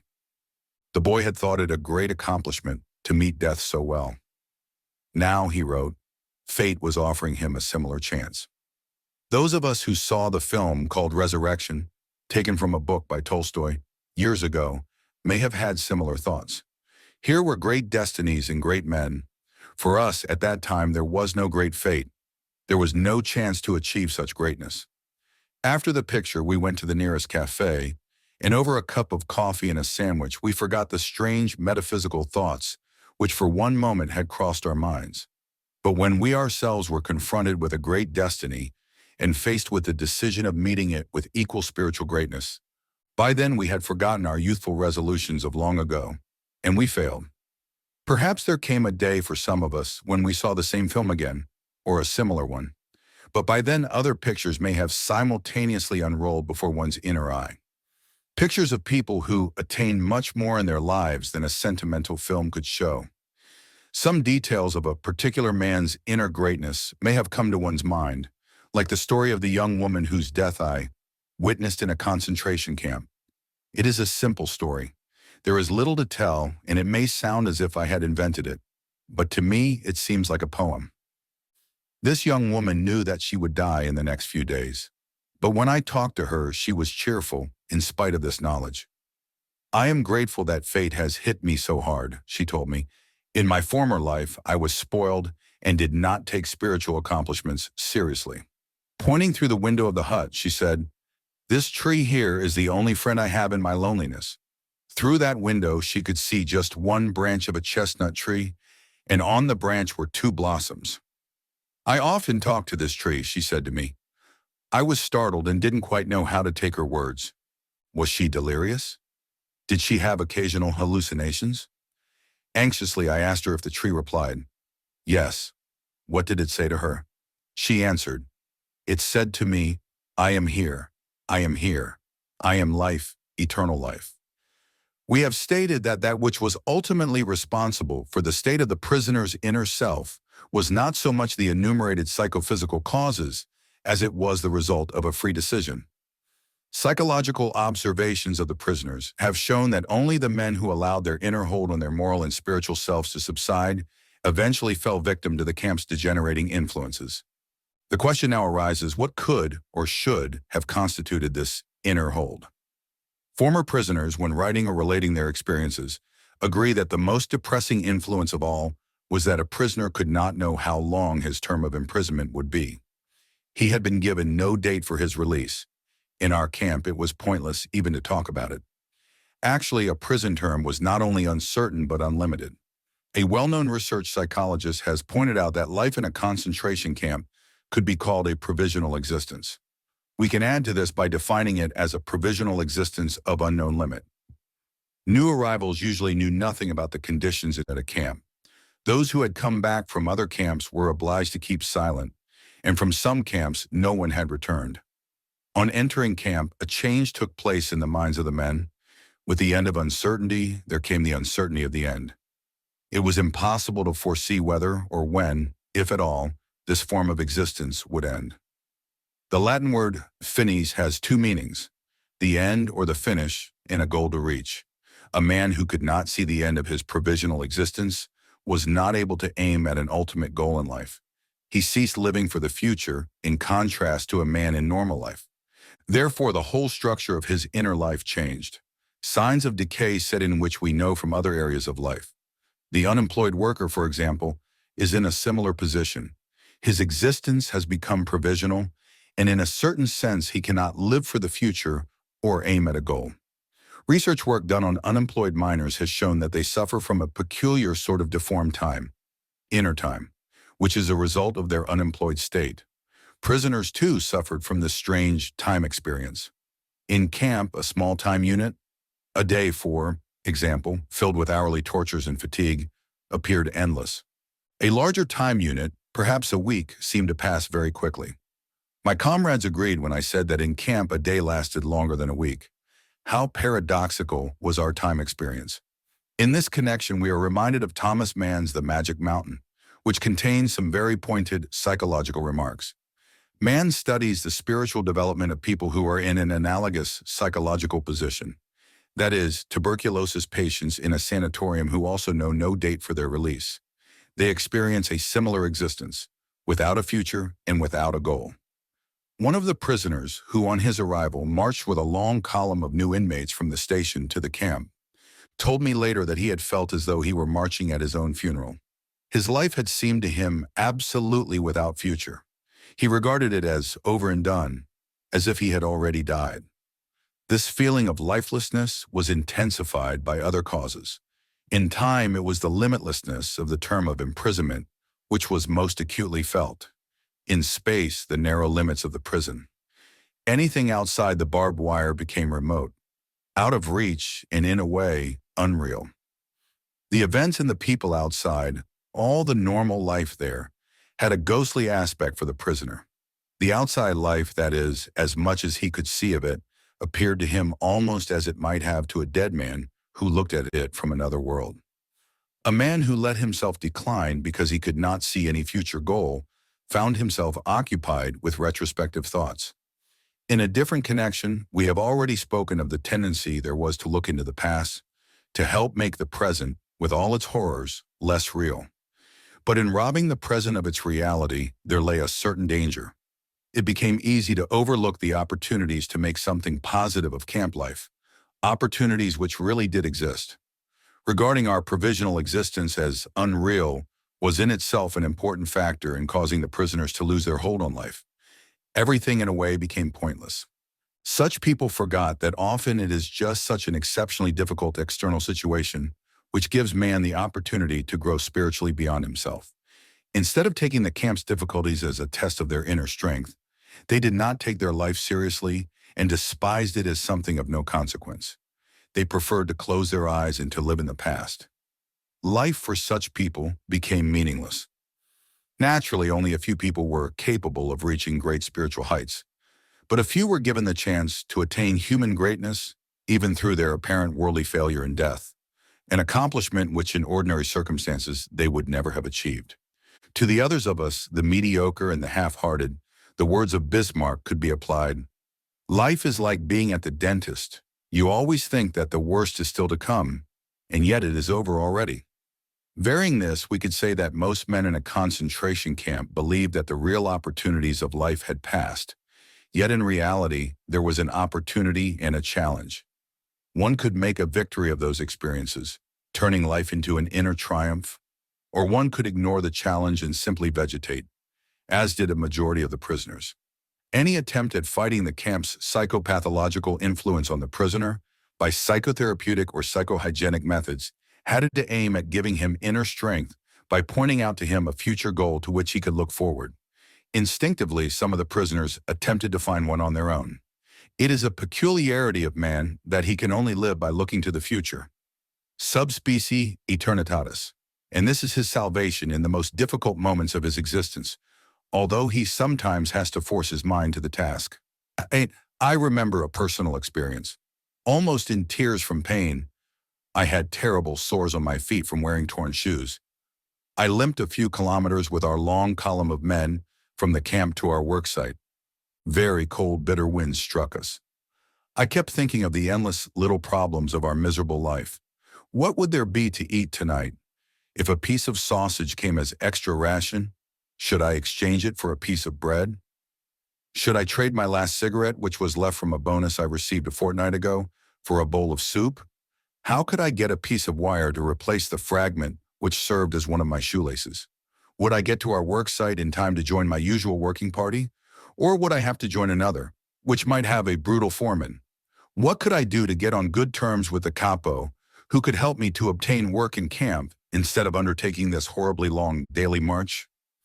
I became disgusted with the state of affairs, which compelled me, daily and hourly, to think of only such trivial things. I forced my thoughts to turn to another subject. Suddenly I saw myself standing on the platform of a well-lit, warm and pleasant lecture room. In front of me sat an attentive audience on comfortable upholstered seats. I was giving a lecture on the psychology of the concentration camp. All that oppressed me at that moment became objective, seen and described from the remote viewpoint of science. By this method I succeeded somehow in rising above the situation, above the sufferings of the moment, and I observed them as if they were already of the past. Both I and my troubles became the object of an interesting psychoscientific study undertaken by myself. What does Spinoza say in his Ethics? Affectus, qui passio est, desinit esse passio simulatque eos claram et distinctam formamus idem. Emotion, which is suffering, ceases to be suffering as soon as we form a clear and precise picture of it. The prisoner who had lost faith in the future, his future, was doomed. With his loss of belief in the future, he also lost his spiritual hold. He let himself decline and became subject to mental and physical decay. Usually this happened quite suddenly, in the form of a crisis, the symptoms of which were familiar to the experienced camp inmate. We all feared this moment, not for ourselves, which would have been pointless, but for our friends. Usually it began with the prisoner refusing one morning to get dressed and wash, or to go out on the parade grounds. No entreaties, no blows, no threats had any effect. He just lay there, hardly moving. If this crisis was brought about by an illness, he refused to be taken to the sick bay or to do anything to help himself. He simply gave up. There he remained, lying in his own excreta, and nothing bothered him anymore. I once had a dramatic demonstration of the close link between the loss of faith in the future and this dangerous giving up. F, my senior block warden, a fairly well-known composer and librettist, confided in me one day, "I would like to tell you something, doctor. I have had a strange dream. A voice told me that I could wish for something, that I should only say what I wanted to know, and all my questions would be answered. What do you think I asked? That I would like to know when the war would be over for me. You know what I mean, doctor. For me, I wanted to know when our camp, would be liberated and our sufferings come to an end." "And when did you have this dream?" I asked. "In February 1945, he answered. "It was then the beginning of March." "What did your dream voice answer?" Furtively, he whispered to me, "March 30th. When F told me about his dream, he was still full of hope and convinced that the voice of his dream would be right. But as the promised day drew nearer, the war news which reached our camp made it appear very unlikely that we would be free on the promised date. On March 29th, F suddenly became ill and ran a high temperature. On March 30th, the day his prophecy had told him that the war and suffering would be over for him, he became delirious and lost consciousness. On March 31st, he was dead. To all outward appearances, he had died of typhus. Those who know how close the connection is between the state of mind of a man, his courage and hope, or lack of them, and the state of immunity of his body will understand that the sudden loss of hope and courage can have a deadly effect. The ultimate cause of my friend's death was that the expected liberation did not come, and he was severely disappointed. This suddenly lowered his body's resistance against the latent typhus infection. His faith in the future and his will to live had become paralyzed, and his body fell victim to illness, and thus the voice of his dream was right after all. The observations of this one case and the conclusion drawn from them are in accordance with something that was drawn to my attention by the chief doctor of our concentration camp. The death rate in the week between Christmas 1944 and New Year's 1945 increased in camp beyond all previous experience. In his opinion, the explanation for this increase did not lie in the harder working conditions or the deterioration of our food supplies or a change of weather or new epidemics. It was simply that the majority of the prisoners had lived in the naive hope that they would be home again by Christmas. As the time drew near and there was no encouraging news, the prisoners lost courage and disappointment overcame them. This had a dangerous influence on their powers of resistance, and a great number of them died. As we said before, any attempt to restore a man's inner strength in the camp had first to succeed in showing him some future goal. Nietzsche's words, "He who has a why to live for can bear with almost any how," could be the guiding motto for all psychotherapeutic and psychohygienic efforts regarding prisoners. Whenever there was an opportunity for it, one had to give them a why, an aim for their lives, in order to strengthen them to bear the terrible how of their existence. Woe to him who saw no more sense in his life, no aim, no purpose, and therefore no point in carrying on. He was soon lost. The typical reply with which such a man rejected all encouraging arguments was, "I have nothing to expect from life anymore." What sort of answer can one give to that? What was really needed was a fundamental change in our attitude toward life. We had to learn ourselves, and furthermore, we had to teach the despairing men that it did not really matter what we expected from life, but rather what life expected from us. We needed to stop asking about the meaning of life, and instead to think of ourselves as those who were being questioned by life, daily and hourly. Our answer must consist not in talk and meditation, but in right action and in right conduct. Life ultimately means taking the responsibility to find the right answer to its problems and to fulfill the tasks which it constantly sets for each individual. These tasks, and therefore the meaning of life, differ from man to man and from moment to moment. Thus, it is impossible to define the meaning of life in a general way. Questions about the meaning of life can never be answered by sweeping statements. Life does not mean something vague, but something very real and concrete, just as life's tasks are also very real and concrete. They form man's destiny, which is different and unique for each individual. No man and no destiny can be compared with any other man or any other destiny. No situation repeats itself, and each situation calls for a different response. Sometimes the situation in which a man finds himself may require him to shape his own fate by action. At other times, it is more advantageous for him to make use of an opportunity for contemplation and to realize assets in this way. Sometimes man may be required simply to accept fate, to bear his cross. Every situation is distinguished by its uniqueness, and there is always only one right answer to the problem posed by the situation at hand. When a man finds that it is his destiny to suffer, he will have to accept his suffering as his task, his single and unique task. He will have to acknowledge the fact that even in suffering he is unique and alone in the universe. No one can relieve him of his suffering or suffer in his place. His unique opportunity lies in the way in which he bears his burden. For us as prisoners, these thoughts were not speculations far removed from reality. They were the only thoughts that could be of help to us. They kept us from despair, even when there seemed to be no chance of coming out of it alive. Long ago, we had passed the stage of asking what was the meaning of life, a naive query which understands life as the attaining of some aim through the active creation of something of value.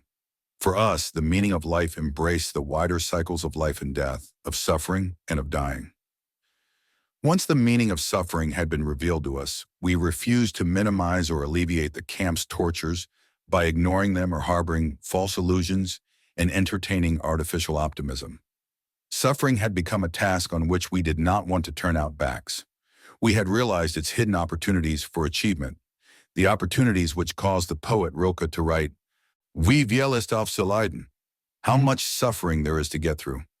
Rilke spoke of getting through suffering as others would talk of getting through work. There was plenty of suffering for us to get through. Therefore, it was necessary to face up to the full amount of suffering, trying to keep moments of weakness and furtive tears to a minimum. But there was no need to be ashamed of tears, for tears bore witness that a man had the greatest of courage, the courage to suffer. Only very few realized that. Shamefacedly, some confessed occasionally that they had wept, like the comrade who answered my question of how he had gotten over his edema by confessing, "I have wept it out of my system." The tender beginnings of a psychotherapy or psychohygiene were, when they were possible at all in the camp, either individual or collective in nature. The individual psychotherapeutic attempts were often a kind of life-saving procedure. These efforts were usually concerned with the prevention of suicides. A very strict camp ruling forbade any efforts to save a man who attempted suicide. It was forbidden, for example, to cut down a man who was trying to hang himself. Therefore, it was all important to prevent these attempts from occurring. I remember two cases of would-be suicide, which bore a striking similarity to each other. Both men had talked of their intentions to commit suicide. Both used the typical argument. They had nothing more to expect from life. In both cases, it was a question of getting them to realize that life was still expecting something from them. Something in the future was expected of them. We found, in fact, that for the one it was his child whom he adored and who was waiting for him in a foreign country. For the other, it was a thing, not a person. This man was a scientist and had written a series of books which still needed to be finished. His work could not be done by anyone else, any more than another person could ever take the place of the father in his child's affections. This uniqueness and singleness, which distinguishes each individual and gives a meaning to his existence, has a bearing on creative work as much as it does on human love. When the impossibility of replacing a person is realized, it allows a responsibility which a man has for his existence and its continuance to appear in all its magnitude. A man who becomes conscious of the responsibility he bears toward a human being who affectionately waits for him, or to an unfinished work, will never be able to throw away his life. He knows the why for his existence and will be able to bear almost any how. The opportunities for collective psychotherapy were naturally limited in camp. The right example was more effective than words could ever be. A senior block warden who did not side with the authorities had, by his just and encouraging behavior, 1,000 opportunities to exert a far-reaching moral influence on those under his jurisdiction.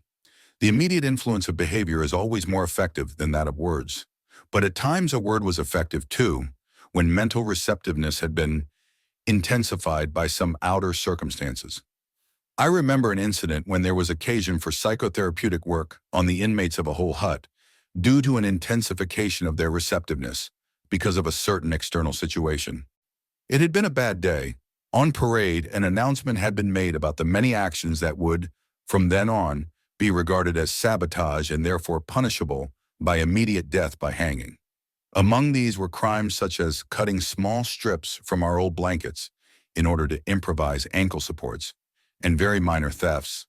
A few days previously, a semi-starved prisoner had broken into the potato store to steal a few pounds of potatoes. The theft had been discovered and some prisoners had recognized the burglar. When the camp authorities heard about it, they ordered that the guilty man be given up to them or the whole camp would starve for a day. Naturally, the 2,500 men preferred to fast. On the evening of this day of fasting, we lay in our earthen huts, in a very low mood. Very little was said, and every word sounded irritable. Then, to make matters even worse, the light went out. Tempers reached their lowest ebb. But our senior block warden was a wise man. He improvised a little talk about all that was on our minds at that moment. He talked about the many comrades who had died in the last few days, either of sickness or of suicide. But he also mentioned what may have been the real reason for their deaths: giving up hope. He maintained that there should be some way of preventing possible future victims from reaching this extreme state. And it was to me that the warden pointed to give this advice. God knows I was not in the mood to give psychological explanations or to preach any sermons, to offer my comrades a kind of medical care of their souls. I was cold and hungry, irritable and tired, but I had to make the effort and use this unique opportunity. Encouragement was now more necessary than ever. So I began by mentioning the most trivial of comforts first. I said that even in this Europe, in the 6th winter of the Second World War, our situation was not the most terrible we could think of. I said that each of us had to ask himself what irreplaceable losses he had suffered up to then. I speculated that for most of them, these losses had really been few. Whoever was still alive had reason for hope: health, family, happiness, professional abilities, fortune, position in society. All these were things that could be achieved again or restored. After all, we still had all our bones intact. Whatever we had gone through could still be an asset to us in the future. And I quoted from Nietzsche, Was mich nicht umbringt, macht mich starker. That which does not kill me makes me stronger. Then I spoke about the future. I said that to the impartial, the future must seem hopeless. I agreed that each of us could guess for himself how small were his chances of survival. I told them that although there was still no typhus epidemic in the camp, I estimated my own chances at about 1 in 20. But I also told them that, in spite of this, I had no intention of losing hope and giving up. For no man knew what the future would bring, much less the next hour. Even if we could not expect any sensational military events in the next few days, who knew better than we, with our experience of camps, how great chances sometimes opened up, quite suddenly, at least for the individual. For instance, one might be attached unexpectedly to a special group with exceptionally good working conditions, for this was the kind of thing which constituted the luck of the prisoner. But I did not only talk of the future and the veil which was drawn over it. I also mentioned the past, all its joys and how its light shone, even in the present darkness. Again, I quoted a poet, to avoid sounding like a preacher myself, who had written was Du erlebst, kann kein Macht der Welt berauben. What you have experienced, no power on earth can take from you. Not only our experiences, but all we have done, whatever great thoughts we may have had, and all we have suffered, all this is not lost, though it is past. We have brought it into being. Having been is also a kind of being, and perhaps the surest kind. Then I spoke of the many opportunities of giving life a meaning. I told my comrades, who lay motionless, although occasionally a sigh could be heard, that human life, under any circumstances, never ceases to have a meaning, and that this infinite meaning of life includes suffering and dying, privation and death. I asked the poor creatures who listened to me attentively in the darkness of the hut to face up to the seriousness of our position. They must not lose hope, but should keep their courage in the certainty that the hopelessness of our struggle did not detract from its dignity and its meaning. I said that someone looks down on each of us in difficult hours. A friend, a wife, somebody alive or dead, or a God. And he would not expect us to disappoint him. He would hope to find us suffering proudly, not miserably, knowing how to die. And finally, I spoke of our sacrifice, which had meaning in every case. It was in the nature of this sacrifice that it should appear to be pointless in the normal world, the world of material success. But in reality, our sacrifice did have a meaning. Those of us who had any religious faith, I said frankly, could understand without difficulty. I told them of a comrade who, on his arrival in camp, had tried to make a pact with heaven that his suffering and death should save the human being he loved from a painful end. For this man, suffering and death were meaningful. His was a sacrifice of the deepest significance. He did not want to die for nothing. None of us wanted that. The purpose of my words was to find a full meaning in our life, then and there in that hut, and in that practically hopeless situation. I saw that my efforts had been successful. When the electric bulb flared up again, I saw the miserable figures of my friends limping toward me to thank me with tears in their eyes. But I have to confess here that only too rarely had I the inner strength to make contact with my companions in suffering, and that I must have missed many opportunities for doing so. We now come to the third stage of a prisoner's mental reactions, the psychology of the prisoner after his liberation. But prior to that, we shall consider a question which the psychologist is asked frequently, especially when he has personal knowledge of these matters. What can you tell us about the psychological makeup of the camp guards? How is it possible that men of flesh and blood could treat others as so many prisoners say they have been treated? Having once heard these accounts and having come to believe that these things did happen, one is bound to ask how, psychologically, they could happen. To answer this question without going into great detail, a few things must be pointed out. First, among the guards, there were some sadists in the purest clinical sense. Second, these sadists were always selected when a really severe detachment of guards was needed. There was great joy at our work site when we had permission to warm ourselves for a few minutes, after 2 hours of work in the bitter frost, in front of a little stove which was fed with twigs and scraps of wood. But there were always some foremen who found a great pleasure in taking this comfort from us. How clearly their faces reflected this pleasure when they not only forbade us to stand there but turned over the stove and dumped its lovely fire into the snow. When the SS took a dislike to a person, there was always some special man in their ranks known to have a passion for, and to be highly specialized in, sadistic torture to whom the unfortunate prisoner was sent.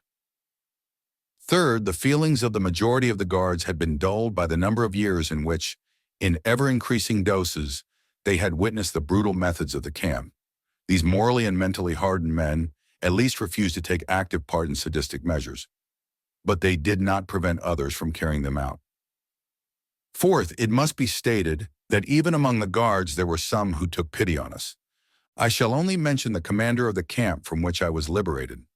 It was found after the liberation, only the camp doctor, a prisoner himself, had known of it previously, that this man had paid no small sum of money from his own pocket in order to purchase medicines for his prisoners from the nearest market town. One but the senior camp warden, a prisoner himself, was harder than any of the SS guards. He beat the other prisoners at every slightest opportunity, while the camp commander, to my knowledge, never once lifted his hand against any of us. 1. An interesting incident with reference to this SS commander is in regard to the attitude toward him of some of his Jewish prisoners. At the end of the war, when the American troops liberated the prisoners from our camp, 3 young Hungarian Jews hid this commander in the Bavarian woods. Then they went to the commandant of the American forces, who was very eager to capture this SS commander, and they said they would tell him where he was, but only under certain conditions. The American commander must promise that absolutely no harm would come to this man. After a while, the American officer finally promised these young Jews that the SS commander, when taken into captivity, would be kept safe from harm. Not only did the American officer keep his promise, but as a matter of fact, the former SS commander of this concentration camp was in a sense restored to his command, for he supervised the collection of clothing among the nearby Bavarian villages, and its distribution to all of us who, at that time, still wore the clothes we had inherited from other inmates of Camp Auschwitz who were not as fortunate as we, having been sent to the gas chamber immediately upon their arrival at the railway station. It is apparent that the mere knowledge that a man was either a camp guard or a prisoner tells us almost nothing. Human kindness can be found in all groups, even those which as a whole it would be easy to condemn. The boundaries between groups overlapped, and we must not try to simplify matters by saying that these men were angels and those were devils. Certainly it was a considerable achievement for a guard or foreman to be kind to the prisoners in spite of all the camp's influences. And on the other hand, the baseness of a prisoner who treated his own companions badly was exceptionally contemptible. Obviously, the prisoners found the lack of character in such men especially upsetting, while they were profoundly moved by the smallest kindness received from any of the guards. I remember how one day a foreman secretly gave me a piece of pound bread, which I knew he must have saved from his breakfast ration. It was far more than the small piece of bread which moved me to tears at that time. It was the human something which this man also gave to me, the word and look which accompanied the gift. From all this we may learn that there are 2 races of men in this world, but only these 2, the race of the decent man and the race of the indecent man. Both are found everywhere. They penetrate into all groups of society. No group consists entirely of decent or indecent people. In this sense, no group is of pure race, and therefore one occasionally found a decent fellow among the camp guards. Life in a concentration camp tore open the human soul and exposed its depths. Is it surprising that in those depths we again found only human qualities which in their very nature were a mixture of good and evil? The rift dividing good from evil, which goes through all human beings, reaches into the lowest depths and becomes apparent even on the bottom of the abyss which is laid open by the concentration camp.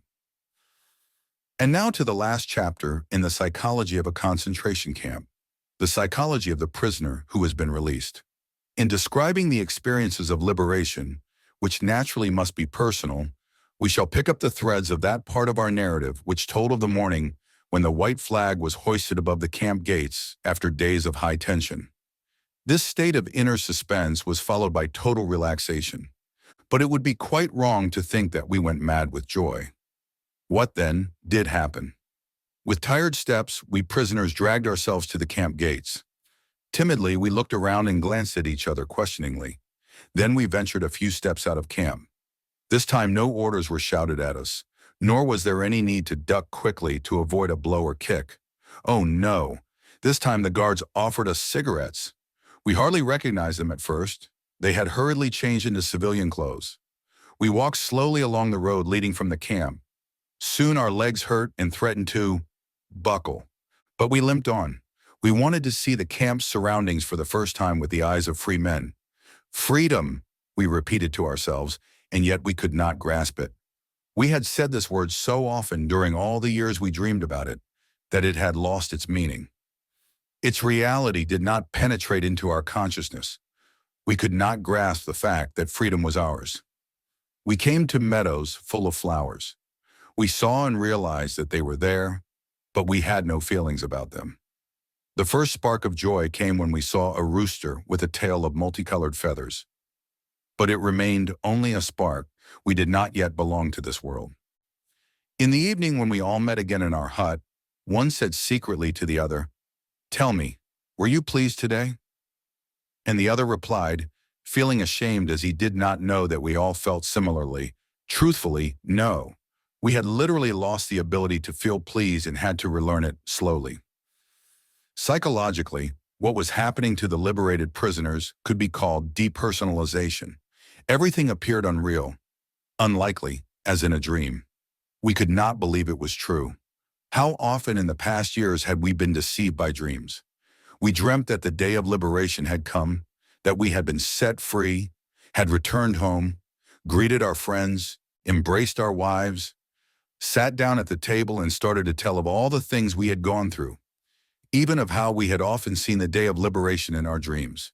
And then a whistle shrilled in our ears, the signal to get up, and our dreams of freedom came to an end. And now the dream had come true.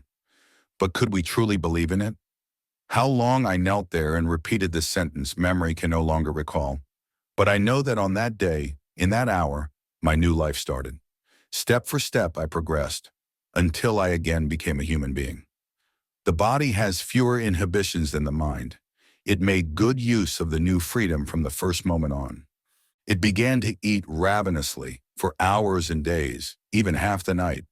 It is amazing what quantities one can eat. And when one of the prisoners was invited out by a friendly farmer in the neighborhood, he ate and then drank coffee, which loosened his tongue, and he then began to talk, often for hours. The pressure which had been on his mind for years was released at last. Hearing him talk, one got the impression that he had to talk, that his desire to speak was irresistible. I have known people who have been under heavy pressure only for a short time, for example, through a cross-examination by the Gestapo, to have similar reactions. Many days passed until not only the tongue was loosened, but something within oneself as well. Then feelings suddenly broke through the strange fetters which had restrained it. One day, a few days after the liberation, I walked through the country past flowering meadows for miles and miles, toward the market town near the camp. Larks rose to the sky and I could hear their joyous song. There was no one to be seen for miles around.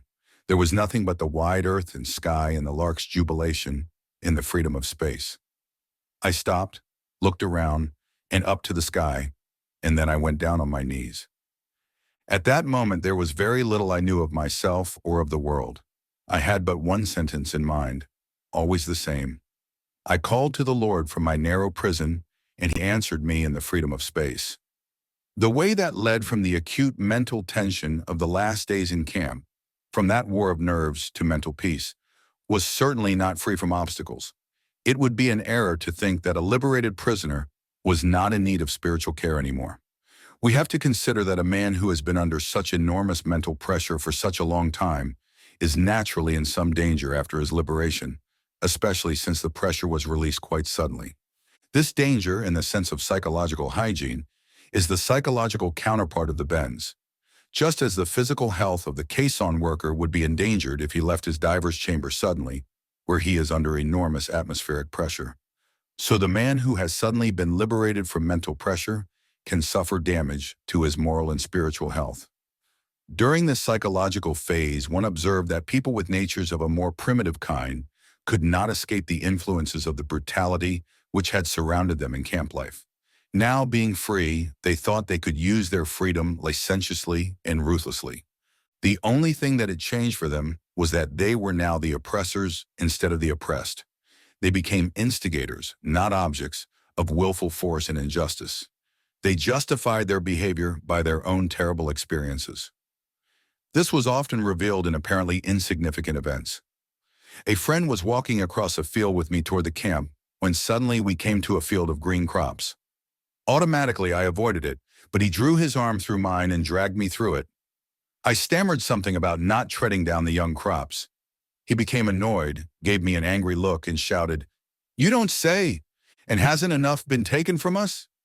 My wife and child have been gassed, not to mention everything else, and you would forbid me to tread on a few stalks of oats?"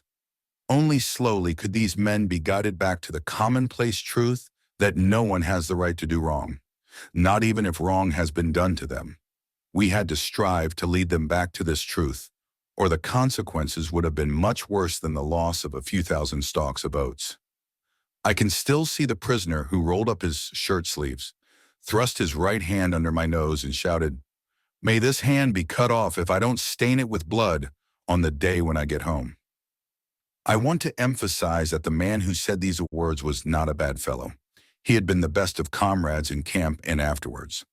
Apart from the moral deformity resulting from the sudden release of mental pressure, there were two other fundamental experiences which threatened to damage the character of the liberated prisoner: bitterness and disillusionment when he returned to his former life. Bitterness was caused by a number of things he came up against in his former hometown.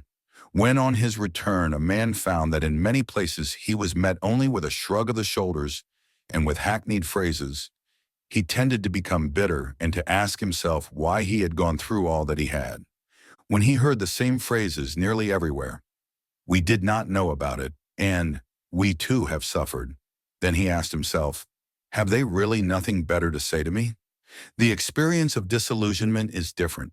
Here it was not one's fellow man, whose superficiality and lack of feeling was so disgusting that one finally felt like creeping into a hole and neither hearing nor seeing human beings anymore, but fate itself, which seemed so cruel. A man who for years had thought he had reached the absolute limit of all possible suffering, now found that suffering has no limits, and that he could suffer still more, and still more intensely. When we spoke about attempts to give a man in camp mental courage, we said that he had to be shown something to look forward to in the future. He had to be reminded that life still waited for him, that a human being waited for his return. But after liberation, there were some men who found that no one awaited them. Woe to him who found that the person whose memory alone had given him courage in camp did not exist anymore. Woe to him who, when the day of his dreams finally came, found it so different from all he had longed for. Perhaps he boarded a trolley, traveled out to the home which he had seen for years in his mind, and only in his mind, and pressed the bell, just as he has longed to do in thousands of dreams, only to find that the person who should open the door was not there and would never be there again. We all said to each other in camp that there could be no earthly happiness which could compensate for all we had suffered. We were not hoping for happiness. It was not that which gave us courage and gave meaning to our suffering, our sacrifices, and our dying. And yet we were not prepared for unhappiness. This disillusionment, which awaited not a small number of prisoners, was an experience which these men have found very hard to get over, and which, for a psychiatrist, is also very difficult to help them overcome. But this must not be a discouragement to him. On the contrary, it should provide an added stimulus. But for every one of the liberated prisoners, the day comes when, looking back on his camp experiences, he can no longer understand how he endured it all. As the day of his liberation eventually came, when everything seemed to him like a beautiful dream, so also the day comes when all his camp experiences seem to him nothing but a nightmare. The crowning experience of all, for the homecoming man, is the wonderful feeling that, after all he has suffered, there is nothing he need fear anymore, except his God. Part 2, Logotherapy in a Nutshell. This part, which has been revised and updated, first appeared as Basic Concepts of Logotherapy in the 1968 edition of Man's Search for Meaning. Readers of my short autobiographical story usually ask for a fuller and more direct explanation of my therapeutic doctrine. Accordingly, I added a brief section on logotherapy to the original edition of From Death Camp to Existentialism. But that was not enough, and I have been besieged by requests for a more extended treatment. Therefore, in the present edition, I have completely rewritten and considerably expanded my account. The assignment was not easy.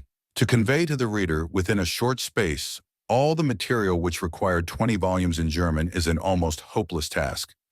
I am reminded of the American doctor who once turned up in my office in Vienna and asked me, "Now, doctor, are you a psychoanalyst?" Whereupon I replied, "Not exactly a psychoanalyst, let's say a psychotherapist." Then he continued questioning me, "What school do you stand for?" I answered, "It is my own theory. It is called logotherapy." "Can you tell me in one sentence what is meant by logotherapy?" he asked. "At least, what is the difference between psychoanalysis and logotherapy?" "Yes," I said, "but in the first place, can you tell me in one sentence what you think the essence of psychoanalysis is?" This was his answer. "During psychoanalysis, the patient must lie down on a couch and tell you things which sometimes are very disagreeable to tell." Whereupon I immediately retorted with the following improvisation.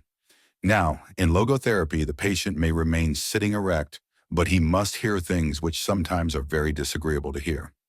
Of course, this was meant facetiously and not as a capsule version of logotherapy. However, there is something in it, inasmuch as logotherapy, in comparison with psychoanalysis, is a method less retrospective and less introspective. Logotherapy focuses rather on the future, that is to say, on the meanings to be fulfilled by the patient in his future. Logotherapy indeed is a meaning-cantered psychotherapy. At the same time, logotherapy defocuses all the vicious circle formations and feedback mechanisms which play such a great role in the development of neuroses. Thus, the typical self-centeredness of the neurotic is broken up instead of being continually fostered and reinforced. To be sure, this kind of statement is an oversimplification, yet in logotherapy, the patient is actually confronted with and reoriented toward the meaning of his life. And to make him aware of this meaning can contribute much to his ability to overcome his neurosis. Let me explain why I've employed the term logotherapy as the name for my theory. Logos is a Greek word which denotes meaning. Logotherapy, or as it has been called by some authors, the Third Viennese School of Psychotherapy, focuses on the meaning of human existence as well as on man's search for such a meaning. According to logotherapy, this striving to find a meaning in one's life is the primary motivational force in man. That is why I speak of a will to meaning in contrast to the pleasure principle, or as we could also term it, the will to pleasure, on which Freudian psychoanalysis is cantered, as well as in contrast to the will to power on which Adlerian psychology, using the term striving for superiority, is focused, the will to meaning. Man's search for meaning is the primary motivation in his life, and not a secondary rationalization of instinctual drives. This meaning is unique and specific in that it must and can be fulfilled by him alone. Only then does it achieve a significance which will satisfy his own will to meaning. There are some authors who contend that meanings and values are nothing but defense mechanisms, reaction formations, and sublimations. But as for myself, I would not be willing to live merely for the sake of my defense mechanisms, nor would I be ready to die merely for the sake of my reaction formations. Man, however, is able to live and even to die for the sake of his ideals and values. A public opinion poll was conducted a few years ago in France. The results showed that 89% of the people polled admitted that man needs something for the sake of which to live. Moreover, 61% conceded that there was something or someone in their own lives for whose sake they were even ready to die. I repeated this poll at my hospital department in Vienna, among both the patients and the personnel, and the outcome was practically the same as among the thousands of people screened in France. The difference was only 2%. Another statistical survey of 7,948 students at 48 colleges was conducted by social scientists from Johns Hopkins University. Their preliminary report is part of a 2-year study sponsored by the National Institute of Mental Health. Asked what they considered very important to them now, 16% of the students checked making a lot of money, 78% said their first goal was finding a purpose and meaning to my life. Of course, there may be some cases in which an individual's concern with values is really a camouflage of hidden inner conflicts. But if so, they represent the exceptions from the rule rather than the rule itself. In these cases, we have actually to deal with pseudo-values, and as such, they have to be unmasked. Unmasking, however, should stop as soon as one is confronted with what is authentic and genuine in man. For example, man's desire for a life that is as meaningful as possible. If it does not stop, then the only thing that the unmasking psychologist really unmasks is his own hidden motive, namely his unconscious need to debase and depreciate what is genuine, what is genuinely human in man. Existential frustration. Man's will to meaning can also be frustrated, in which case logotherapy speaks of existential frustration. The term existential may be used in three ways: to refer to one, existence itself, that is the specifically human mode of being; two, the meaning of existence; and three, the striving to find a concrete meaning in personal existence, that is to say, the will to meaning.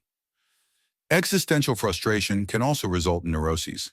For this type of neuroses, logotherapy has coined the term neugenic neuroses, in contrast to neuroses in the traditional sense of the word, that is, psychogenic neuroses. Neugenic neuroses have their origin not in the psychological, but rather in the noological, from the Greek nous meaning mind, dimension of human existence. This is another logotherapeutic term which denotes anything pertaining to the specifically human dimension. Neugenic neuroses. Neugenic neuroses do not emerge from conflicts between drives and instincts, but rather from existential problems. Among such problems, the frustration of the will to meaning plays a large role.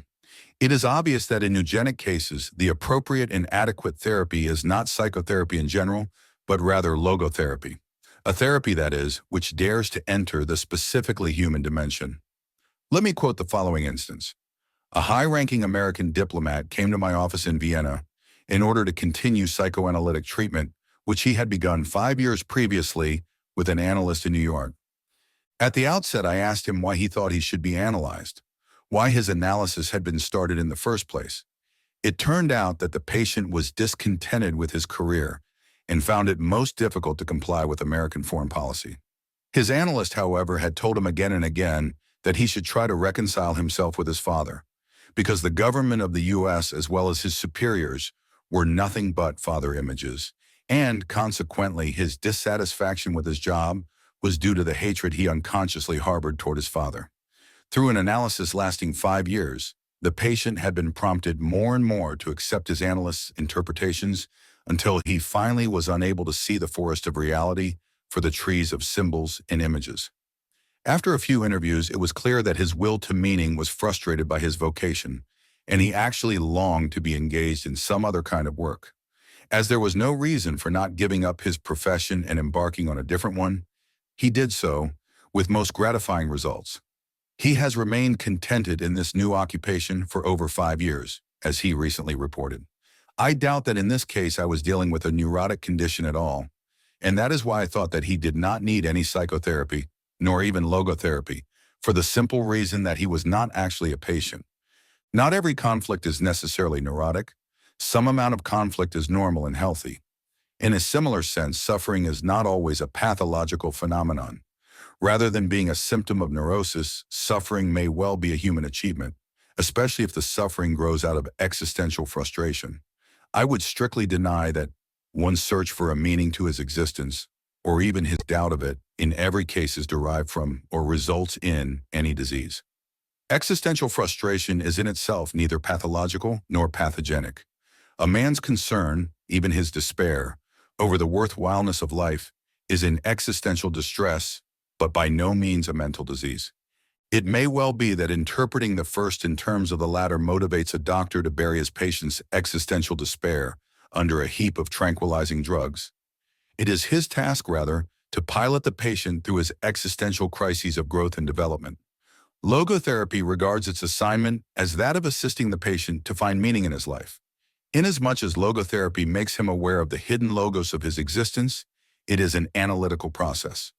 To this extent, logotherapy resembles psychoanalysis. However, in logotherapy's attempt to make something conscious again, it does not restrict its activity to instinctual facts within the individual's unconscious, but also cares for existential realities, such as the potential meaning of his existence to be fulfilled as well as his will to meaning. Any analysis, however, even when it refrains from including the noological dimension in its therapeutic process, tries to make the patient aware of what he actually longs for in the depth of his being. Logotherapy deviates from psychoanalysis insofar as it considers man a being whose main concern consists in fulfilling a meaning rather than in the mere gratification and satisfaction of drives and instincts, or in merely reconciling the conflicting claims of ID, ego, and superego, or in the mere adaptation and adjustment to society and environment. New dynamics. To be sure, man's search for meaning may arouse inner tension rather than inner equilibrium. However, precisely such tension is an indispensable prerequisite of mental health. There is nothing in the world, I venture to say, that would so effectively help one to survive even the worst conditions as the knowledge that there is a meaning in one's life. There is much wisdom in the words of Nietzsche. He who has a why to live for can bear almost anyhow. I can see in these words a motto which holds true for any psychotherapy. In the Nazi concentration camps, one could have witnessed that those who knew that there was a task waiting for them to fulfill were most apt to survive. The same conclusion has since been reached by other authors of books on concentration camps and also by psychiatric investigations into Japanese, North Korean, and North Vietnamese prisoner of war camps. As for myself, when I was taken to the concentration camp of Auschwitz, a manuscript of mine ready for publication was confiscated. 1. Certainly my deep desire to write this manuscript anew helped me to survive the rigors of the camps I was in. For instance, when in a camp in Bavaria I fell ill with typhus fever, I jotted down on little scraps of paper many notes intended to enable me to rewrite the manuscript should I live to the day of liberation. I am sure that this reconstruction of my lost manuscript in the dark barracks of a Bavarian concentration camp assisted me in overcoming the danger of cardiovascular collapse. Thus, it can be seen that mental health is based on a certain degree of tension, the tension between what one has already achieved and what one still ought to accomplish, or the gap between what one is and what one should become. Such a tension is inherent in the human being and therefore is indispensable to mental well-being. We should not then be hesitant about challenging man with a potential meaning for him to fulfill. It is only thus that we evoke his will to meaning from its state of latency. I consider it a dangerous misconception of mental hygiene to assume that what man needs in the first place is equilibrium, or as it is called in biology, homeostasis, that is, a tensionless state. What man actually needs is not a tensionless state, but rather the striving and struggling for a worthwhile goal, a freely chosen task. What he needs is not the discharge of tension at any cost, but the call of a potential meaning waiting to be fulfilled by him. What man needs is not homeostasis, but what I call nod dynamics. That is, the existential dynamics in a polar field of tension, where one pole is represented by a meaning that is to be fulfilled, and the other pole by the man who has to fulfill it. And one should not think that this holds true only for normal conditions. In neurotic individuals, it is even more valid. If architects want to strengthen a decrepit arch, they increase the load which is laid upon it, for thereby the parts are joined more firmly together. So if therapists wish to foster their patients' mental health, they should not be afraid to create a sound amount of tension through a reorientation toward the meaning of one's life. Having shown the beneficial impact of meaning orientation, I turn to the detrimental influence of that feeling of which so many patients complain today, namely the feeling of the total and ultimate meaninglessness of their lives. They lack the awareness of a meaning worth living for. They are haunted by the experience of their inner emptiness, a void within themselves. They are caught in that situation which I have called the existential vacuum. The existential vacuum. The existential vacuum is a widespread phenomenon of the 20th century. This is understandable. It may be due to a twofold loss which man has had to undergo since he became a truly human being. At the beginning of human history, man lost some of the basic animal instincts in which an animal's behavior is embedded and by which it is secured. Such security, like paradise, is closed to man forever. Man has to make choices.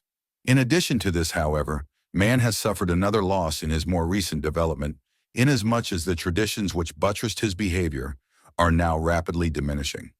No instinct tells him what he has to do, and no tradition tells him what he ought to do. Sometimes he does not even know what he wishes to do. Instead, he either wishes to do what other people do, conformism, or he does what other people wish him to do, totalitarianism. A statistical survey recently revealed that among my European students, 25% showed a more or less marked degree of existential vacuum. Among my American students, it was not 25, but 60%. The existential vacuum manifests itself mainly in a state of boredom. Now we can understand Schopenhauer when he said that mankind was apparently doomed to vacillate eternally between the two extremes of distress and boredom. In actual fact, boredom is now causing, and certainly bringing to psychiatrists, more problems to solve than distress. And these problems are growing increasingly crucial, for progressive automation will probably lead to an enormous increase in the leisure hours available to the average worker. The pity of it is that many of these will not know what to do with all their newly acquired free time. Let us consider, for instance, Sunday neurosis, that kind of depression which afflicts people who become aware of the lack of content in their lives when the rush of the busy week is over and the void within themselves becomes manifest. Not a few cases of suicide can be traced back to this existential vacuum. Such widespread phenomena as depression, aggression, and addiction are not understandable unless we recognize the existential vacuum underlying them. This is also true of the crises of pensioners and aging people. Moreover, there are various masks and guises under which the existential vacuum appears. Sometimes the frustrated will to meaning is vicariously compensated for by a will to power, including the most primitive form of the will to power, the will to money. In other cases, the place of frustrated will to meaning is taken by the will to pleasure. That is why existential frustration often eventuates in sexual compensation. We can observe in such cases that the sexual libido becomes rampant in the existential vacuum. An analogous event occurs in neurotic cases. There are certain types of feedback mechanisms and vicious circle formations, which I will touch upon later. One can observe again and again, however, that this symptomatology has invaded an existential vacuum wherein it then continues to flourish. In such patients, what we have to deal with is not a neurogenic neurosis. However, we will never succeed in having the patient overcome his condition if we have not supplemented the psychotherapeutic treatment with logotherapy. For by filling the existential vacuum, the patient will be prevented from suffering further relapses. Therefore, logotherapy is indicated not only in neurogenic cases, as pointed out above, but also in psychogenic cases, and sometimes even the somatogenic, pseudo-neuroses. Viewed in this light, a statement once made by Magda B. Arnold is justified. Every therapy must in some way, no matter how restricted, also be logotherapy. 2. Let us now consider what we can do if a patient asks what the meaning of his life is. The meaning of life. I doubt whether a doctor can answer this question in general terms, for the meaning of life differs from man to man, from day to day, and from hour to hour. What matters, therefore, is not the meaning of life in general, but rather the specific meaning of a person's life at a given moment. To put the question in general terms would be comparable to the question posed to a chess champion. Tell me, master, what is the best move in the world? There simply is no such thing as the best or even a good move, apart from a particular situation in a game and the particular personality of one's opponent. The same holds for human existence. One should not search for an abstract meaning of life. Everyone has his own specific vocation or mission in life to carry out a concrete assignment which demands fulfillment. Therein he cannot be replaced, nor can his life be repeated. Thus, everyone's task is as unique as is his specific opportunity to implement it. As each situation in life represents a challenge to man and presents a problem for him to solve. The question of the meaning of life may actually be reversed. Ultimately, man should not ask what the meaning of his life is, but rather he must recognize that it is he who is asked. In a word, each man is questioned by life, and he can only answer to life by answering for his own life. To life, he can only respond by being responsible. Thus, logotherapy sees in responsibleness the very essence of human existence, the essence of existence. This emphasis on responsibleness is reflected in the categorical imperative of logotherapy, which is, live as if you were living already for the second time and as if you had acted the first time as wrongly as you are about to act now. It seems to me that there is nothing which would stimulate a man's sense of responsibleness more than this maxim, which invites him to imagine first that the present is past, and second, that the past may yet be changed and amended. Such a precept confronts him with life's finiteness, as well as the finality of what he makes out of both his life and himself. Logotherapy tries to make the patient fully aware of his own responsibleness. Therefore, it must leave to him the option for what, or to whom he understands himself to be responsible. That is why a logotherapist is the least tempted of all psychotherapists to impose value judgments on his patients, for he will never permit the patient to pass to the doctor the responsibility of judging. It is therefore up to the patient to decide whether he should interpret his life task as being responsible to society or to his own conscience. There are people, however, who do not interpret their own lives merely in terms of a task assigned to them, but also in terms of the taskmaster who has assigned it to them. Logotherapy is neither teaching nor preaching. It is as far removed from logical reasoning as it is from moral exhortation. To put it figuratively, the role played by a logotherapist is that of an eye specialist rather than that of a painter. A painter tries to convey to us a picture of the world as he sees it. An ophthalmologist tries to enable us to see the world as it really is. The logotherapist's role consists of widening and broadening the visual field of the patient so that the whole spectrum of potential meaning becomes conscious and visible to him. By declaring that man is responsible and must actualize the potential meaning of his life, I wish to stress that the true meaning of life is to be discovered in the world rather than within man or his own psyche, as though it were a closed system. I have termed this constitutive characteristic the self-transcendence of human existence. It denotes the fact that being human always points and is directed to something or someone other than oneself, be it a meaning to fulfill or another human being to encounter. The more one forgets himself by giving himself to a cause to serve or another person to love, the more human he is and the more he actualizes himself. What is called self-actualization is not an attainable aim at all, for the simple reason that the more one would strive for it, the more he would miss it. In other words, self-actualization is possible only as a side effect of self-transcendence. In tenor, thus far we have shown that the meaning of life always changes, but that it never ceases to be. According to logotherapy, we can discover this meaning in life in 3 different ways. 1, by creating a work or doing a deed. 2, by experiencing something or encountering someone. And 3, by the attitude we take toward unavoidable suffering. The first, the way of achievement or accomplishment, is quite obvious. The second and third need further elaboration. The second way of finding a meaning in life is by experiencing something, such as goodness, truth, and beauty. By experiencing nature and culture, or last but not least, by experiencing another human being in his very uniqueness. By loving him, the meaning of love.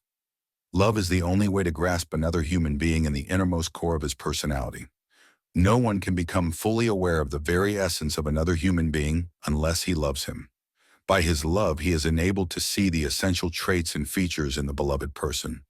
And even more, he sees that which is potential in him, which is not yet actualized, but yet ought to be actualized. Furthermore, by his love, the loving person enables the beloved person to actualize these potentialities. By making him aware of what he can be and of what he should become, he makes these potentialities come true.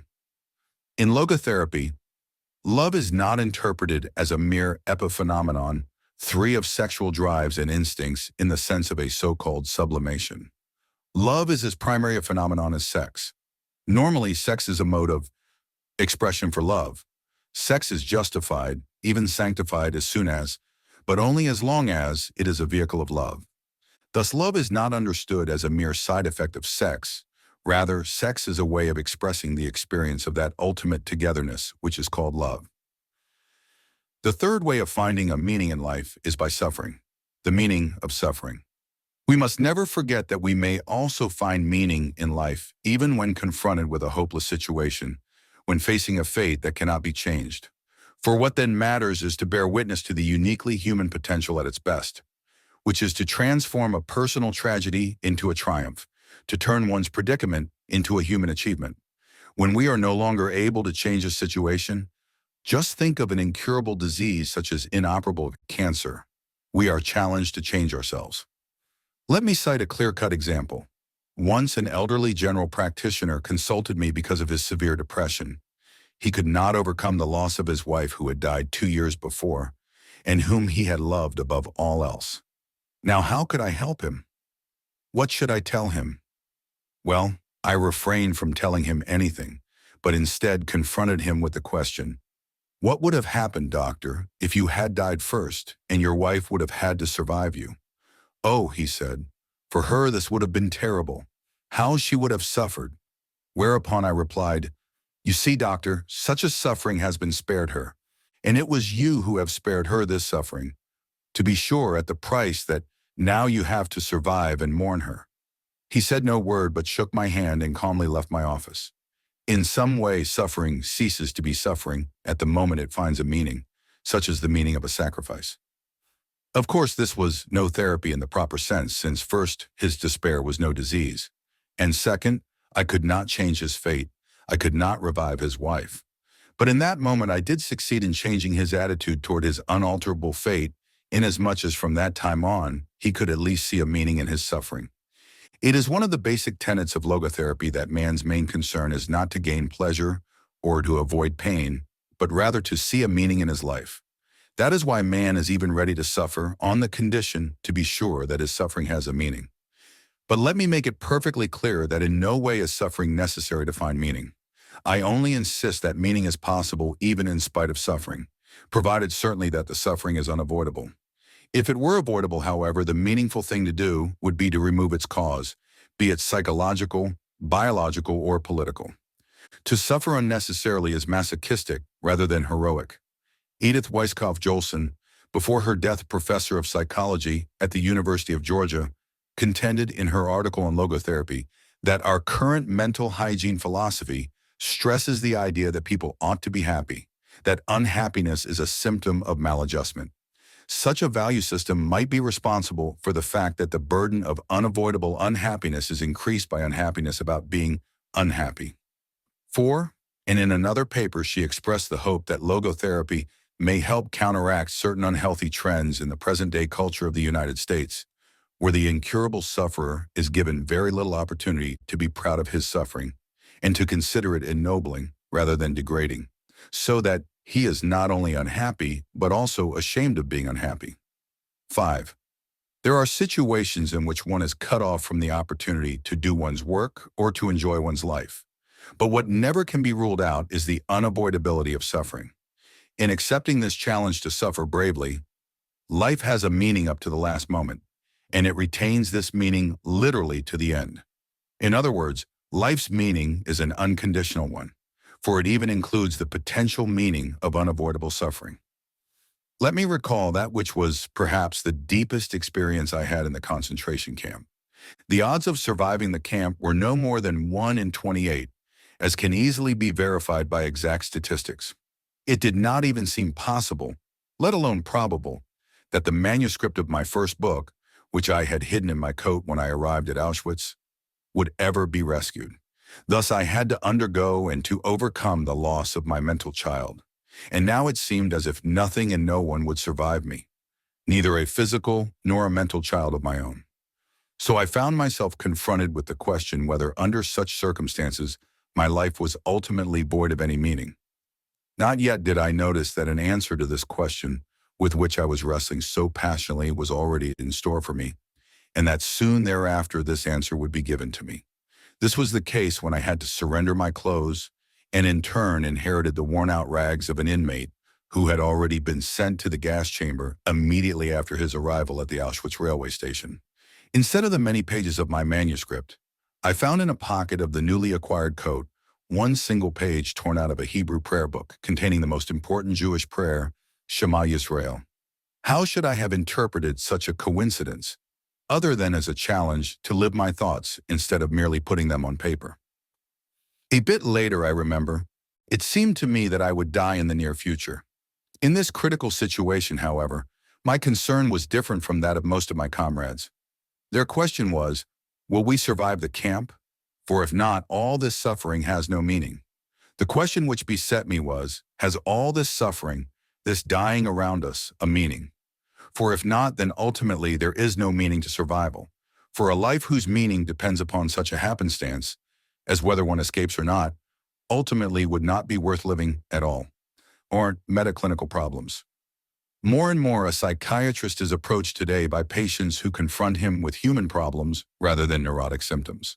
Some of the people who nowadays call on a psychiatrist would have seen a pastor, priest, or rabbi in former days. Now they often refuse to be handed over to a clergyman and instead confront the doctor with questions such as, "What is the meaning of my life?" A logodrama. I should like to cite the following instance. Once, the mother of a boy who had died at the age of 11 years was admitted to my hospital department after a suicide attempt. Dr. Kurt Kokorek invited her to join a therapeutic group, and it happened that I stepped into the room where he was conducting a psychodrama. She was telling her story. At the death of her boy, she was left alone with another, older son, who was crippled, suffering from the effects of infantile paralysis. The poor boy had to be moved around in a wheelchair. His mother, however, rebelled against her fate. But when she tried to commit suicide together with him, it was the crippled son who prevented her from doing so. He liked living. For him, life had remained meaningful. Why was it not so for his mother? How could her life still have a meaning? And how could we help her to become aware of it? Improvising, I participated in the discussion and questioned another woman in the group. I asked her how old she was, and she answered, 30. I replied, "No, you are not 30, but instead 80, and lying on your deathbed. And now you are looking back on your life, a life which was childless but full of financial success and social prestige." And then I invited her to imagine what she would feel in this situation. What will you think of it? What will you say to yourself? Let me quote what she actually said from a tape which was recorded during that session. "Oh, I married a millionaire. I had an easy life full of wealth, and I lived it up. I flirted with men. I teased them. But now I am 80. I have no children of my own. Looking back as an old woman, I cannot see what all that was for. Actually, I must say, my life was a failure." I then invited the mother of the handicapped son to imagine herself similarly looking back over her life. Let us listen to what she had to say as recorded on the tape. "I wish to have children, and this wish has been granted to me. One boy died. The other, however, the crippled one, would have been sent to an institution if I had not taken over his care. Though he is crippled and helpless, he is after all my boy. And so I have made a fuller life possible for him. I have made a better human being out of my son." At this moment, there was an outburst of tears, and crying, she continued, "As for myself, I can look back peacefully on my life, for I can say my life was full of meaning, and I have tried hard to fulfill it. I have done my best. I have done the best for my son. My life was no failure." Viewing her life as if from her deathbed, she had suddenly been able to see a meaning in it, a meaning which even included all of her sufferings. By the same token, however, it had become clear as well that a life of short duration, like that, for example, of her dead boy, could be so rich in joy and love that it could contain more meaning than a life lasting 80 years. After a while, I proceeded to another question, this time addressing myself to the whole group. The question was whether an ape which was being used to develop poliomyelitis serum, and for this reason punctured again and again, would ever be able to grasp the meaning of its suffering. Unanimously, the group replied that of course it would not. With its limited intelligence, it could not enter into the world of man. That is, the only world in which the meaning of its suffering would be understandable. Then I pushed forward with the following question. And what about man? Are you sure that the human world is a terminal point in the evolution of the cosmos? Is it not conceivable that there is still another dimension, a world beyond man's world? A world in which the question of an ultimate meaning of human suffering would find an answer? The super meaning. This ultimate meaning necessarily exceeds and surpasses the finite intellectual capacities of man. In logotherapy, we speak in this context of a super meaning. What is demanded of man is not, as some existential philosophers teach, to endure the meaninglessness of life, but rather to bear his incapacity to grasp its unconditional meaningfulness in rational terms. Logos is deeper than logic. A psychiatrist who goes beyond the concept of the super meaning will sooner or later be embarrassed by his patients, just as I was when my daughter at about 6 years of age asked me the question, "Why do we speak of the good Lord?" Whereupon I said, "Some weeks ago you were suffering from measles, and then the good Lord sent you full recovery." However, the little girl was not content. She retorted, "Well, but please, Daddy, do not forget, in the first place, he had sent me the measles." However, when a patient stands on the firm ground of religious belief, there can be no objection to making use of the therapeutic effect of his religious convictions and thereby drawing upon his spiritual resources. In order to do so, the psychiatrist may put himself in the place of the patient. That is exactly what I did once, for instance, when a rabbi from Eastern Europe turned to me and told me his story. He had lost his first wife and their 6 children in the concentration camp of Auschwitz, where they were gassed, and now it turned out that his second wife was sterile. I observed that procreation is not the only meaning of life, for then life in itself would become meaningless, and something which in itself is meaningless cannot be rendered meaningful merely by its perpetuation. However, the rabbi evaluated his plight as an Orthodox Jew in terms of despair that there was no son of his own who would ever say Kaddish 6 for him after his death. But I would not give up. I made a last attempt to help him by inquiring whether he did not hope to see his children again in heaven. However, my question was followed by an outburst of tears, and now the true reason for his despair came to the fore. He explained that his children, since they died as innocent martyrs, 7 were thus found worthy of the highest place in heaven, but as for himself, he could not expect, as an old sinful man, to be assigned the same place. I did not give up, but retorted, "Is it not conceivable, Rabbi, that precisely this was the meaning of your surviving your children, that you may be purified through these years of suffering, so that finally you too, though not innocent like your children, may become worthy of joining them in heaven? Is it not written in the Psalms that God preserves all your tears?" 8. So perhaps none of your sufferings were in vain. For the first time in many years, he found relief from his suffering through the new point of view which I was able to open up to him: life's transitoriness. Those things which seem to take meaning away from human life include not only suffering, but dying as well. I never tire of saying that the only really transitory aspects of life are the potentialities, but as soon as they are actualized, they are rendered realities at that very moment. They are saved and delivered into the past, wherein they are rescued and preserved from transitoriness. For in the past, nothing is irretrievably lost, but everything irrevocably stored. Thus, the transitoriness of our existence in no way makes it meaningless, but it does constitute our responsibleness, for everything hinges upon our realizing the essentially transitory possibilities. Man constantly makes his choice concerning the mass of present potentialities. Which of these will be condemned to non-being and which will be actualized? Which choice will be made in actuality once and forever, an immortal footprint in the sands of time? At any moment, man must decide, for better or for worse, what will be the monument of his existence. Usually, to be sure, man considers only the stubble field of transitoriness and overlooks the full granaries of the past, wherein he had salvaged once and for all his deeds, his joys, and also his sufferings. Nothing can be undone, and nothing can be done away with. I should say, having been is the surest kind of being. Logotherapy, keeping in mind the essential transitoriness of human existence, is not pessimistic, but rather activistic. To express this point figuratively, we might say, the pessimist resembles a man who observes with fear and sadness that his wall calendar, from which he daily tears a sheet, grows thinner with each passing day. On the other hand, the person who attacks the problems of life actively is like a man who removes each successive leaf from his calendar and files it neatly and carefully away with its predecessors, after first having jotted down a few diary notes on the back. He can reflect with pride and joy on all the richness set down in these notes, on all the life he has already lived to the fullest. What will it matter to him if he notices that he is growing old? Has he any reason to envy the young people whom he sees, or wax nostalgic over his own lost youth? What reasons has he to envy a young person for the possibilities that a young person has, the future which is in store for him? No, thank you, he will think.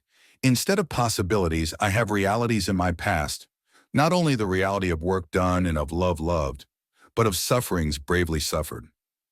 These sufferings are even the things of which I am most proud, though these are things which cannot inspire envy. Logotherapy as a technique. A realistic fear, like the fear of death, cannot be tranquilized away by its psychodynamic interpretation. On the other hand, a neurotic fear, such as agoraphobia, cannot be cured by philosophical understanding. However, logotherapy has developed a special technique to handle such cases too.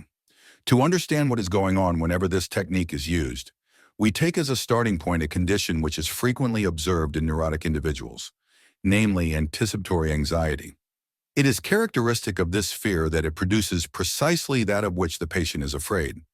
An individual, for example, who is afraid of blushing when he enters a large room and faces many people will actually be more prone to blush under these circumstances.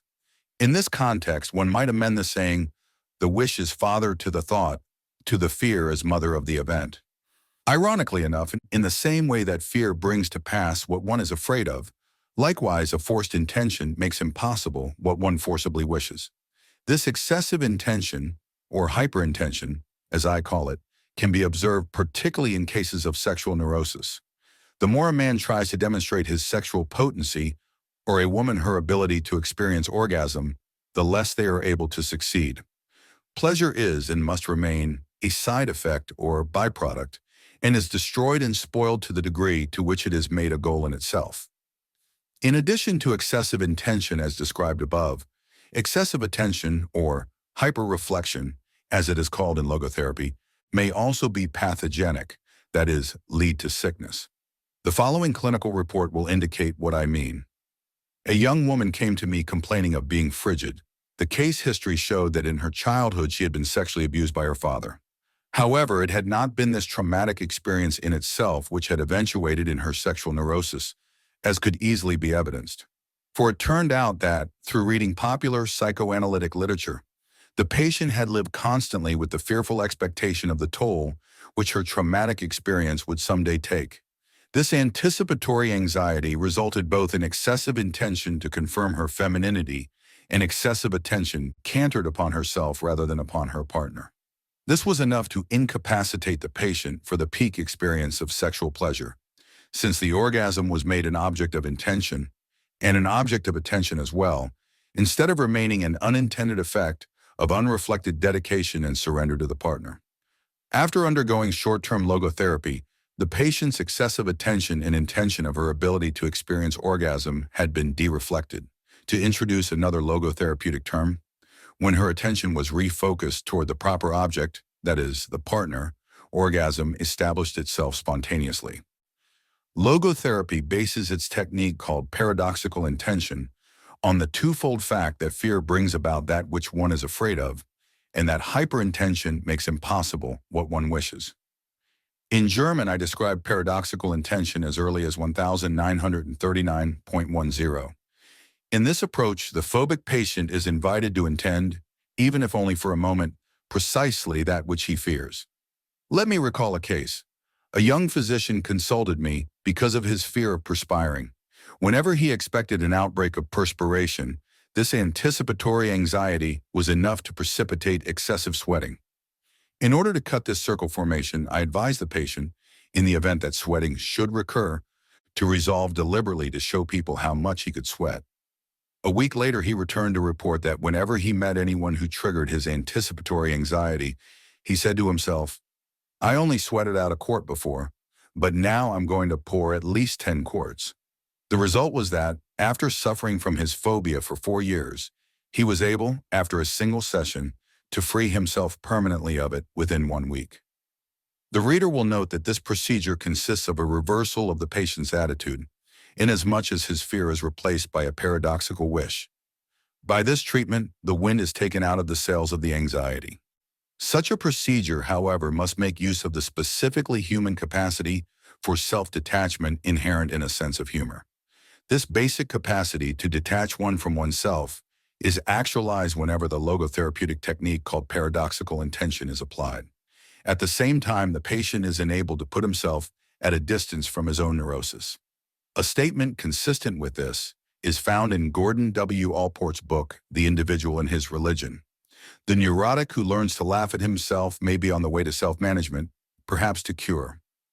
Paradoxical intention is the empirical validation and clinical application of Allport's statement. A few more case reports may serve to clarify this method further.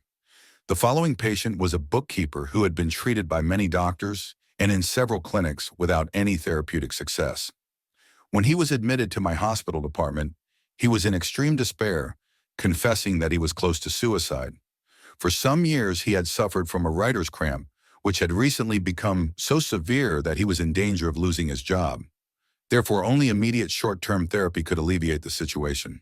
In starting treatment, Dr. Eva Kozdra recommended to the patient that he do just the opposite of what he usually had done.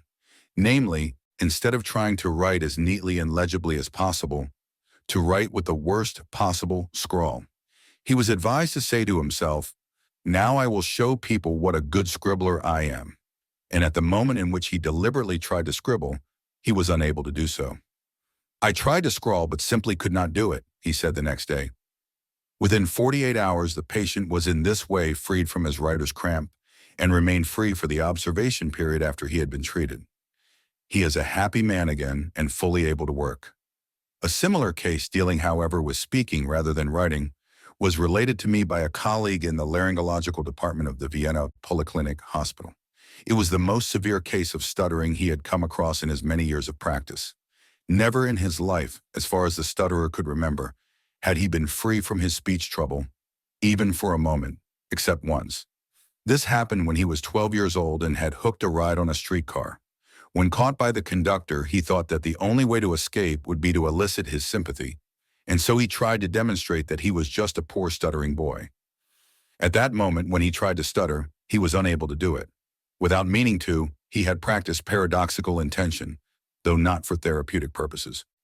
However, this presentation should not leave the impression that paradoxical intention is effective only in monosymptomatic cases.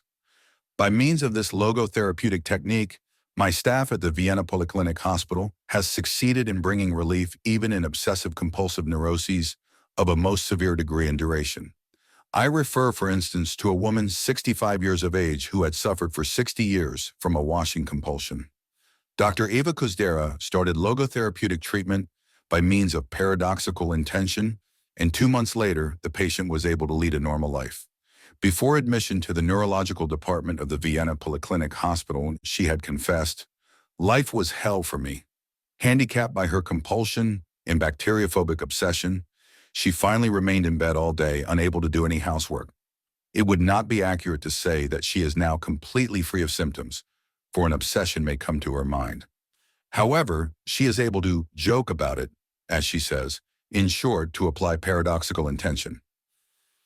Paradoxical intention can also be applied in cases of sleep disturbance. The fear of sleeplessness 12 results in a hyperintention to fall asleep, which in turn incapacitates the patient to do so. To overcome this particular fear, I usually advise the patient not to try to sleep, but rather to try to do just the opposite. That is, to stay awake as long as possible. In other words, the hyperintention to fall asleep, arising from the anticipatory anxiety of not being able to do so, must be replaced by the paradoxical intention not to fall asleep, which soon will be followed by sleep. The fear of sleeplessness is, in the majority of cases, due to the patient's ignorance of the fact that the organism provides itself by itself with the minimum amount of sleep really needed. Paradoxical intention is no panacea, yet it lends itself as a useful tool in treating obsessive-compulsive and phobic conditions, especially in cases with underlying anticipatory anxiety. Moreover, it is a short-term therapeutic device. However, one should not conclude that such a short-term therapy necessarily results in only temporary therapeutic effects. One of the more common illusions of Freudian orthodoxy, to quote the late Emile A. Gutile, is that the durability of results corresponds to the length of therapy. 13. In my files, there is, for instance, the case report of a patient to whom paradoxical intention was administered more than 20 years ago. The therapeutic effect proved to be, nevertheless, a permanent one. One of the most remarkable facts is that paradoxical intention is effective regardless of the etiological basis of the case concerned. This confirms a statement once made by Edith Weisskopf and Jolson. Although traditional psychotherapy has insisted that therapeutic practices have to be based on findings on etiology. It is possible that certain factors might cause neuroses during early childhood and that entirely different factors might relieve neuroses during adulthood. 14. As for the actual causation of neuroses, apart from constitutional elements, whether somatic or psychic in nature, such feedback mechanisms as anticipatory anxiety seem to be a major pathogenic factor. A given symptom is responded to by a phobia. The phobia triggers the symptom, and the symptom, in turn, reinforces the phobia. A similar chain of events, however, can be observed in obsessive-compulsive cases in which the patient fights the ideas which haunt him. 15. Thereby, however, he increases their power to disturb him, since pressure precipitates counterpressure. Again, the symptom is reinforced. On the other hand, as soon as the patient stops fighting his obsessions and instead tries to ridicule them by dealing with them in an ironical way, by applying paradoxical intention, the vicious circle is cut, the symptom diminishes and finally atrophies. In the fortunate case where there is no existential vacuum, which invites and elicits the symptom, the patient will not only succeed in ridiculing his neurotic fear, but finally will succeed in completely ignoring it. This is often motivated by the patient's fear that his obsessions indicate an imminent or even actual psychosis. The patient is not aware of the empirical fact that an obsessive-compulsive neurosis is immunizing him against a formal psychosis rather than endangering him in this direction. As we see, anticipatory anxiety has to be counteracted by paradoxical intention. Hyperintention as well as hyperreflection have to be counteracted by dereflection. Dereflection, however, ultimately is not possible except by the patient's orientation toward his specific vocation and mission in life. 16. It is not the neurotic self-concern, whether pity or contempt, which breaks the circle formation. The cue to cure is self-transcendence. The collective neurosis. Every age has its own collective neurosis, and every age needs its own psychotherapy to cope with it. The existential vacuum, which is the mass neurosis of the present time, can be described as a private and personal form of nihilism. For nihilism can be defined as the contention that being has no meaning. As for psychotherapy, however, it will never be able to cope with this state of affairs on a mass scale if it does not keep itself free from the impact and influence of the contemporary trends of a nihilistic philosophy. Otherwise, it represents a symptom of the mass neurosis rather than its possible cure. Psychotherapy would not only reflect a nihilistic philosophy, but also, even though unwillingly and unwittingly, transmit to the patient what is actually a caricature rather than a true picture of man. First of all, there is a danger inherent in the teaching of man's nothing-butness. The theory that man is nothing but the result of biological, psychological, and sociological conditions, or the product of heredity and environment. Such a view of man makes a neurotic believe what he is prone to believe anyway, namely that he is the pawn and victim of outer influences or inner circumstances. This neurotic fatalism is fostered and strengthened by a psychotherapy which denies that man is free. To be sure, a human being is a finite thing, and his freedom is restricted. It is not freedom from conditions, but it is freedom to take a stand toward the conditions. As I once put it, as a professor in two fields, neurology and psychiatry, I am fully aware of the extent to which man is subject to biological, psychological, and sociological conditions. But in addition to being a professor in two fields, I am a survivor of 4 camps, concentration camps, that is, and as such I also bear witness to the unexpected extent to which man is capable of defying and braving even the worst conditions conceivable. Critique of pandeterminism. Psychoanalysis has often been blamed for its so-called pansexualism. I, for one, doubt whether this reproach has ever been legitimate. However, there is something which seems to me to be an even more erroneous and dangerous assumption, namely that which I call pandeterminism. By that I mean the view of man which disregards his capacity to take a stand toward any conditions whatsoever. Man is not fully conditioned and determined, but rather determines himself whether he gives in to conditions or stands up to them. In other words, man is ultimately self-determining. Man does not simply exist, but always decides what his existence will be, what he will become in the next moment. By the same token, every human being has the freedom to change at any instant. Therefore, we can predict his future only within the large framework of a statistical survey referring to a whole group. The individual personality, however, remains essentially unpredictable. The basis for any predictions would be represented by biological, psychological, or sociological conditions. Yet one of the main features of human existence is the capacity to rise above such conditions, to grow beyond them. Man is capable of changing the world for the better if possible, and of changing himself for the better if necessary. Let me cite the case of Dr. J. He was the only man I ever encountered in my whole life whom I would dare to call a Mephistophelian being, a satanic figure. At that time, he was generally called the mass murderer of Steinhof, the large mental hospital in Vienna. When the Nazis started their euthanasia program, he held all the strings in his hands and was so fanatic in the job assigned to him that he tried not to let one single psychotic individual escape the gas chamber. After the war, when I came back to Vienna, I asked what had happened to Dr. J. He had been imprisoned by the Russians in one of the isolation cells of Steinhof, they told me. The next day, however, the door of his cell stood open, and Dr. J was never seen again. Later, I was convinced that, like others, he had, with the help of his comrades, made his way to South America. More recently, however, I was consulted by a former Austrian diplomat who had been imprisoned behind the Iron Curtain for many years, first in Siberia and then in the famous Lubyanka prison in Moscow. While I was examining him neurologically, he suddenly asked me whether I happened to know Dr. J. After my affirmative reply, he continued, "I made his acquaintance in Lubyanka. There he died, at about the age of 40, from cancer of the urinary bladder. Before he died, however, he showed himself to be the best comrade you can imagine. He gave consolation to everybody. He lived up to the highest conceivable moral standard. He was the best friend I ever met during my long years in prison." This is the story of Dr. J, the mass murderer of Steinhof. How can we dare to predict the behavior of man? We may predict the movements of a machine, of an automaton. More than this, we may even try to predict the mechanisms or dynamisms of the human psyche as well. But man is more than psyche. Freedom, however, is not the last word. Freedom is only part of the story and half of the truth. Freedom is but the negative aspect of the whole phenomenon, whose positive aspect is responsibleness. In fact, freedom is in danger of degenerating into mere arbitrariness unless it is lived in terms of responsibleness. That is why I recommend that the Statue of Liberty on the East Coast be supplemented by a Statue of Responsibility on the West Coast. The psychiatric credo. There is nothing conceivable which would so condition a man as to leave him without the slightest freedom. Therefore, a residue of freedom, however limited it may be, is left to man in neurotic and even psychotic cases.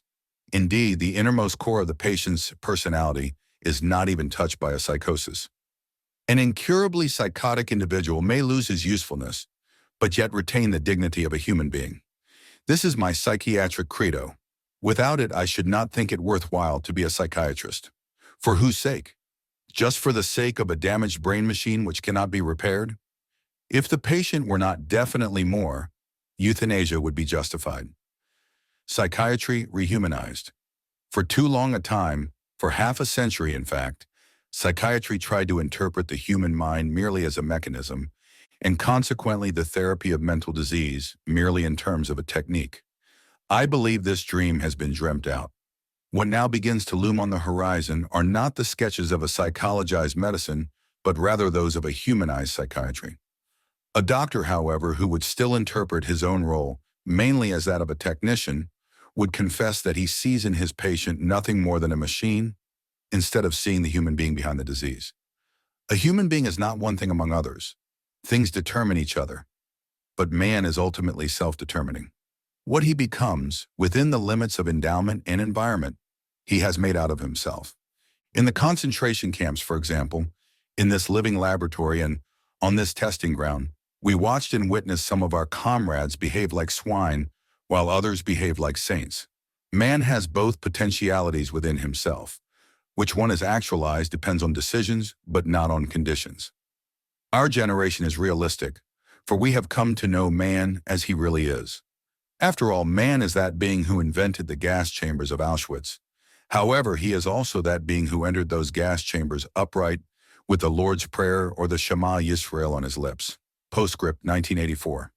The Case for a Tragic Optimism asterisk, dedicated to the memory of Edith Weisskopf Jolson, whose pioneering efforts in logotherapy in the United States began as early as 1955 and whose contributions to the field have been invaluable. Let us first ask ourselves what should be understood by a tragic optimism. In brief, it means that one is and remains optimistic in spite of the tragic triad, as it is called in logotherapy, a triad which consists of those aspects of human existence which may be circumscribed by 1. Pain, 2.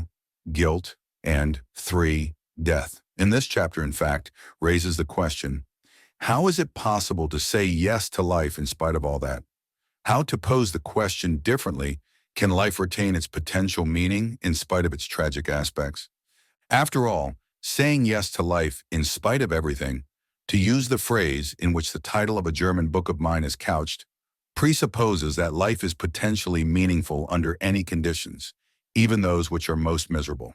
And this in turn presupposes the human capacity to creatively turn life's negative aspects into something positive or constructive.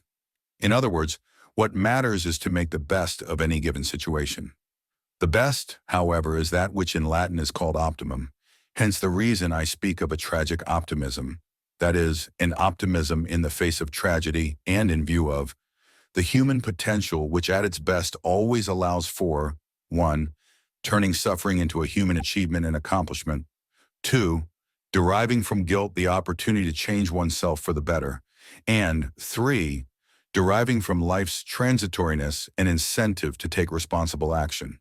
It must be kept in mind, however, that optimism is not anything to be commanded or ordered.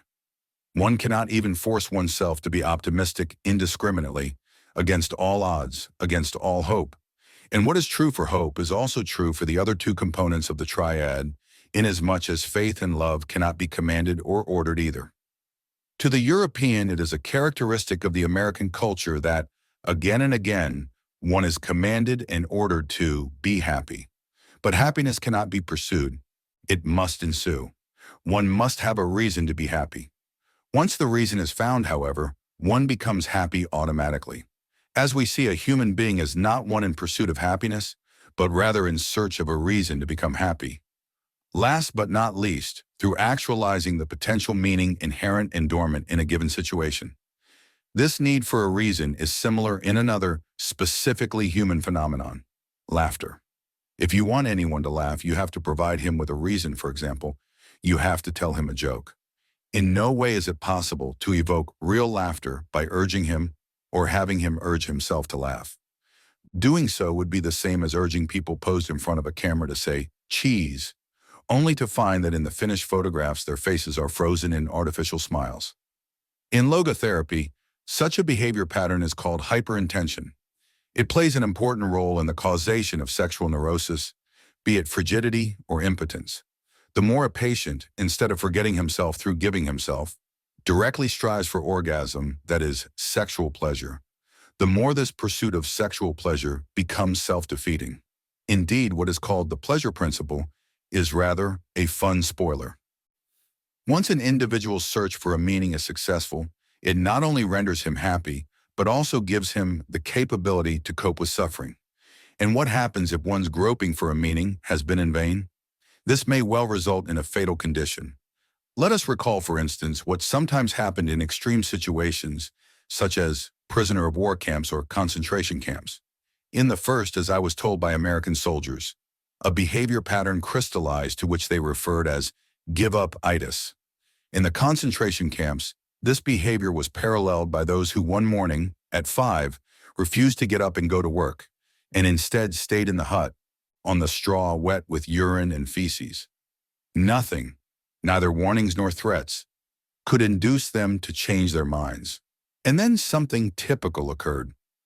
They took out a cigarette from deep down in a pocket where they had hidden it and started smoking. At that moment, we knew that for the next 48 hours or so, we would watch them dying, meaning orientation had subsided, and consequently the seeking of immediate pleasure had taken over. Is this not reminiscent of another parallel? a parallel that confronts us day by day? I think of those youngsters who, on a worldwide scale, refer to themselves as the no future generation. To be sure, it is not just a cigarette to which they resort, it is drugs.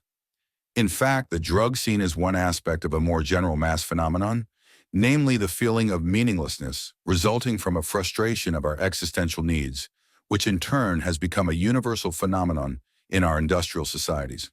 Today, it is not only logotherapists who claim that the feeling of meaninglessness plays an ever-increasing role in the etiology of neurosis.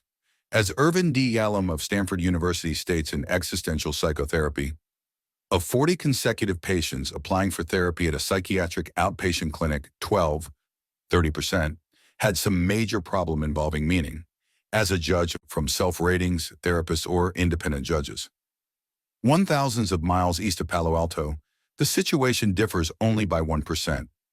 The most recent pertinent statistics indicate that in Vienna, 29% of the population complain that meaning is missing from their lives. As to the causation of the feeling of meaninglessness, one may say, albeit in an oversimplifying vein, that people have enough to live by, but nothing to live for. They have the means, but no meaning. To be sure, some do not even have the means. In particular, I think of the mass of people who are today unemployed. 50 years ago, I published a study too devoted to a specific type of depression I had diagnosed in cases of the young patients suffering from what I called unemployment neurosis. And I could show that this neurosis really originated in a twofold erroneous identification. Being jobless was equated with being useless, and being useless was equated with having a meaningless life. Consequently, whenever I succeeded in persuading the patients to volunteer in youth organizations, adult education, public libraries, and the like, in other words, as soon as they could fill their abundant free time with some sort of unpaid but meaningful activity, their depression disappeared, although their economic situation had not changed and their hunger was the same. The truth is that man does not live by welfare alone. Along with unemployment neurosis, which is triggered by an individual's socioeconomic situation, there are other types of depression which are traceable back to psychodynamic or biochemical conditions, whichever the case may be. Accordingly, psychotherapy and pharmacotherapy are indicated respectively. Insofar as the feeling of meaninglessness is concerned, however, we should not overlook and forget that, per se, it is not a matter of pathology. Rather than being the sign and symptom of a neurosis, it is, I would say, the proof of one's humanness. But although it is not caused by anything pathological, it may well cause a pathological reaction. In other words, it is potentially pathogenic. Just consider the mass neurotic syndrome so pervasive in the young generation. There is ample empirical evidence that the three facets of this syndrome, depression, aggression, addiction, are due to what is called in logotherapy the existential vacuum, a feeling of emptiness and meaninglessness. It goes without saying that not each and every case of depression is to be traced back to a feeling of meaninglessness, nor does suicide, in which depression sometimes eventuates, always result from an existential vacuum. But even if each and every case of suicide had not been undertaken out of a feeling of meaninglessness, it may well be that an individual's impulse to take his life would have been overcome had he been aware of some meaning and purpose worth living for.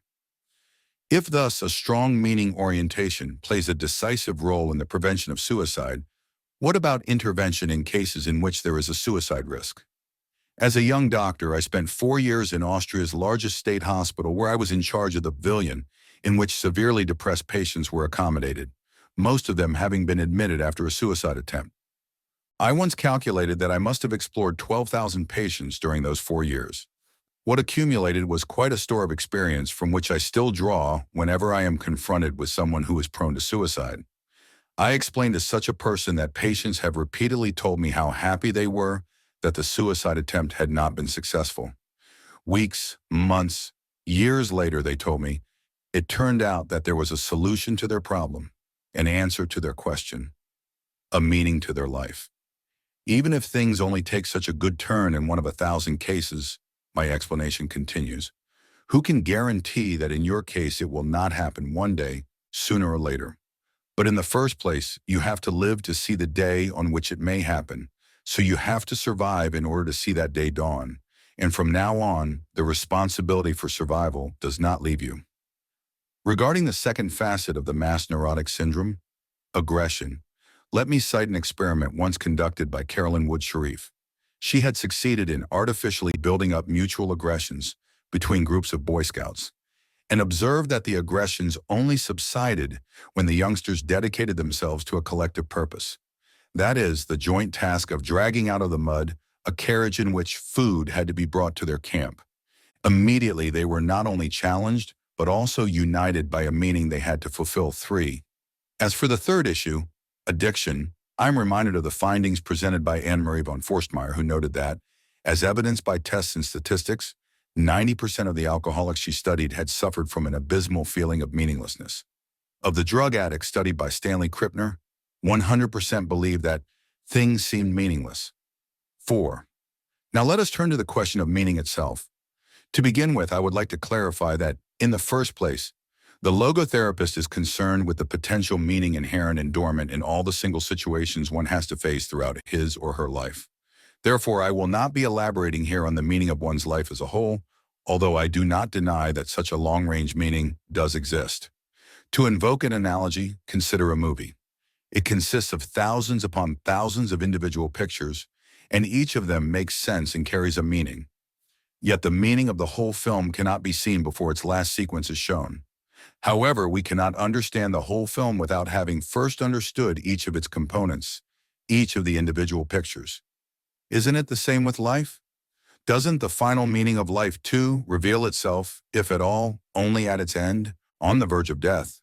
And doesn't this final meaning too depend on whether or not the potential meaning of each single situation has been actualized to the best of the respective individual's knowledge and belief? The fact remains that meaning, and its perception, as seen from the logotherapeutic angle, is completely down to earth rather than afloat in the air or resident in an ivory tower. Sweepingly, I would locate the cognition of meaning, of the personal meaning of a concrete situation, midway between an aha experience along the lines of Carl Buehler's concept and a Gestalt perception, say along the lines of Max Wertheimer's theory.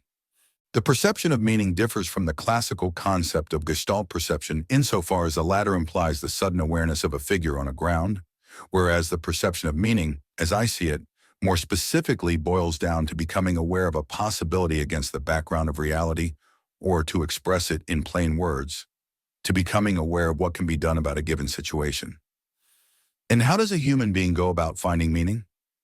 As Charlotte Buehler has stated, all we can do is study the lives of people who seem to have found their answers to the questions of what ultimately human life is about, as against those who have not. 5.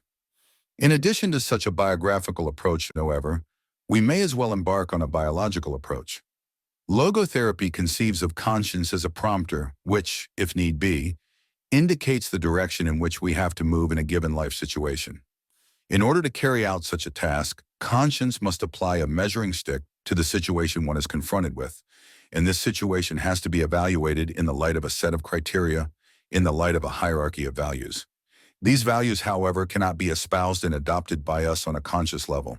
They are something that we are. They have crystallized in the course of the evolution of our species. They are founded on our biological past and are rooted in our biological depth. Konrad Lorenz might have had something similar in mind when he developed the concept of a biological a priori, and when both of us recently discussed my own view on the biological foundation of the valuing process, he enthusiastically expressed his accord. In any case, if a pre-reflective axiological self-understanding exists, we may assume that it is ultimately anchored in our biological heritage. As logotherapy teaches, there are 3 main avenues on which one arrives at meaning in life. The first is by creating a work or by doing a deed. The second is by experiencing something or encountering someone. In other words, meaning can be found not only in work, but also in love. Edith Weisskopf.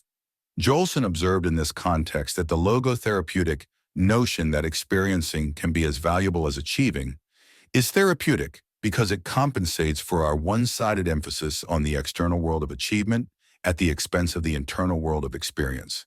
6. Most important, however, is the third avenue to meaning in life.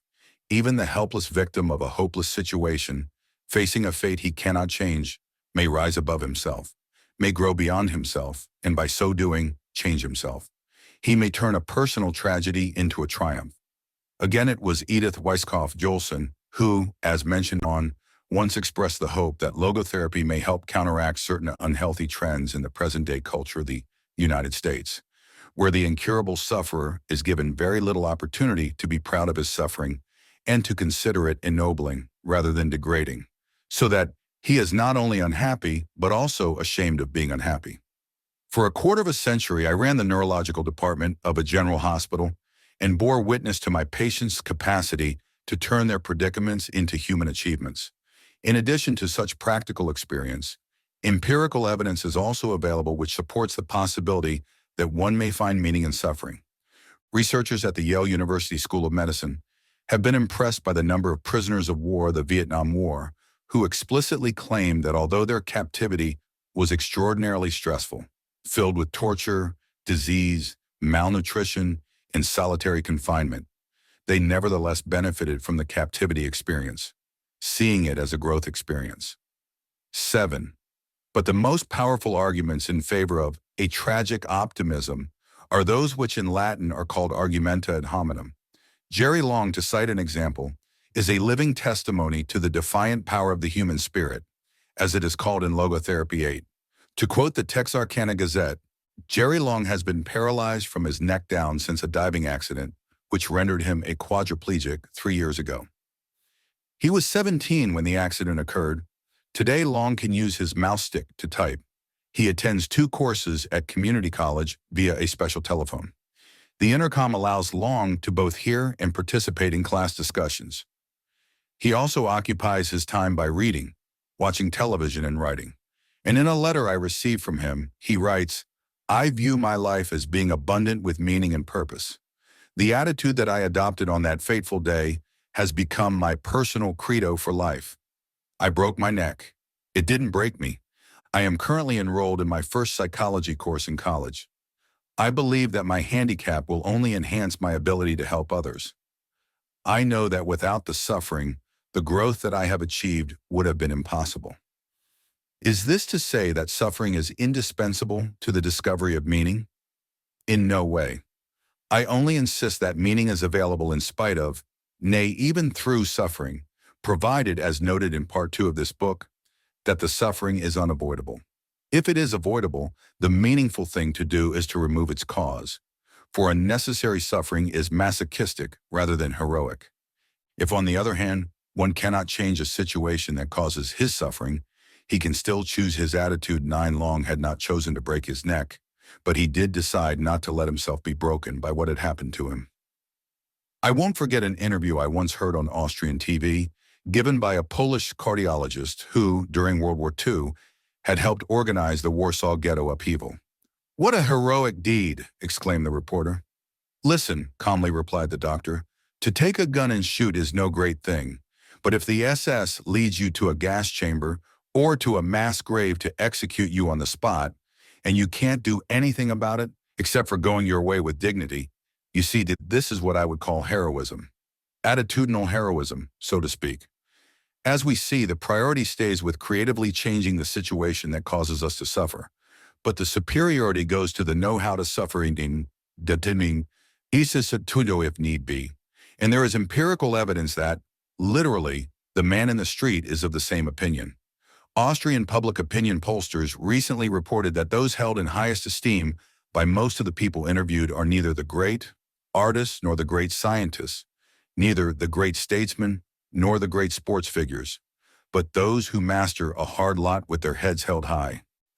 In turning to the second aspect of the tragic triad, namely guilt, I would like to depart from a theological concept that has always been fascinating to me. I refer to what is called mysterium iniquitatis, meaning, as I see it, that a crime in the final analysis remains inexplicable inasmuch as it cannot be fully traced back to biological, psychological, and/or sociological factors. Totally explaining one's crime would be tantamount to explaining away his or her guilt, and to seeing in him or her not a free and responsible human being, but a machine to be repaired. Even criminals themselves abhor this treatment and prefer to be held responsible for their deeds. From a convict serving his sentence in an Illinois penitentiary, I received a letter in which he deplored that the criminal never has a chance to explain himself. He has offered a variety of excuses to choose from. Society is blamed, and in many instances, the blame is put on the victim.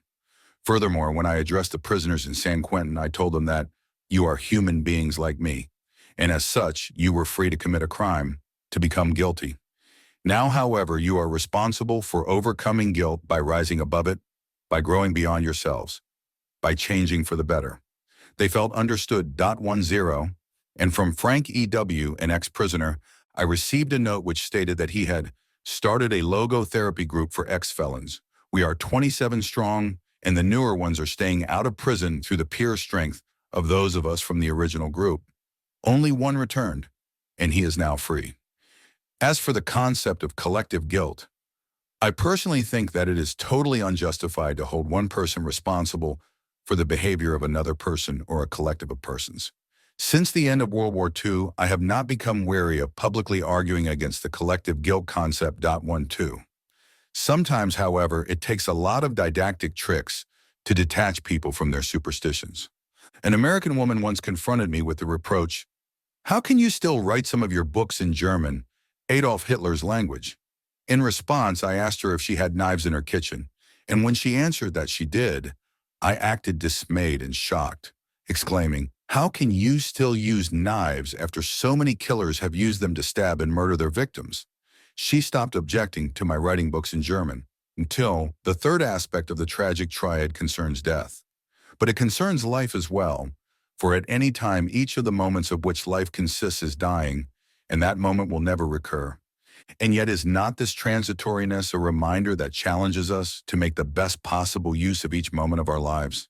It certainly is, and hence my imperative. Live as if you were living for the second time and had acted as wrongly the first time as you are about to act now. In fact, the opportunities to act properly, the potentialities to fulfill a meaning, are affected by the irreversibility of our lives. But also the potentialities alone are so affected. For as soon as we have used an opportunity and have actualized a potential meaning, we have done so once and for all. We have rescued it into the past wherein it has been safely delivered and deposited.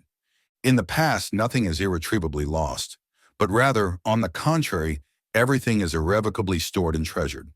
To be sure, people tend to see only the stubble fields of transitoriness, but overlook and forget the full granaries of the past into which they have brought the harvest of their lives. The deeds done, the loves loved, and last but not least, the sufferings they have gone through with courage and dignity. From this one may see that there is no reason to pity old people. Instead, young people should envy them. It is true that the old have no opportunities, no possibilities in the future. But they have more than that. Instead of possibilities in the future, they have realities in the past.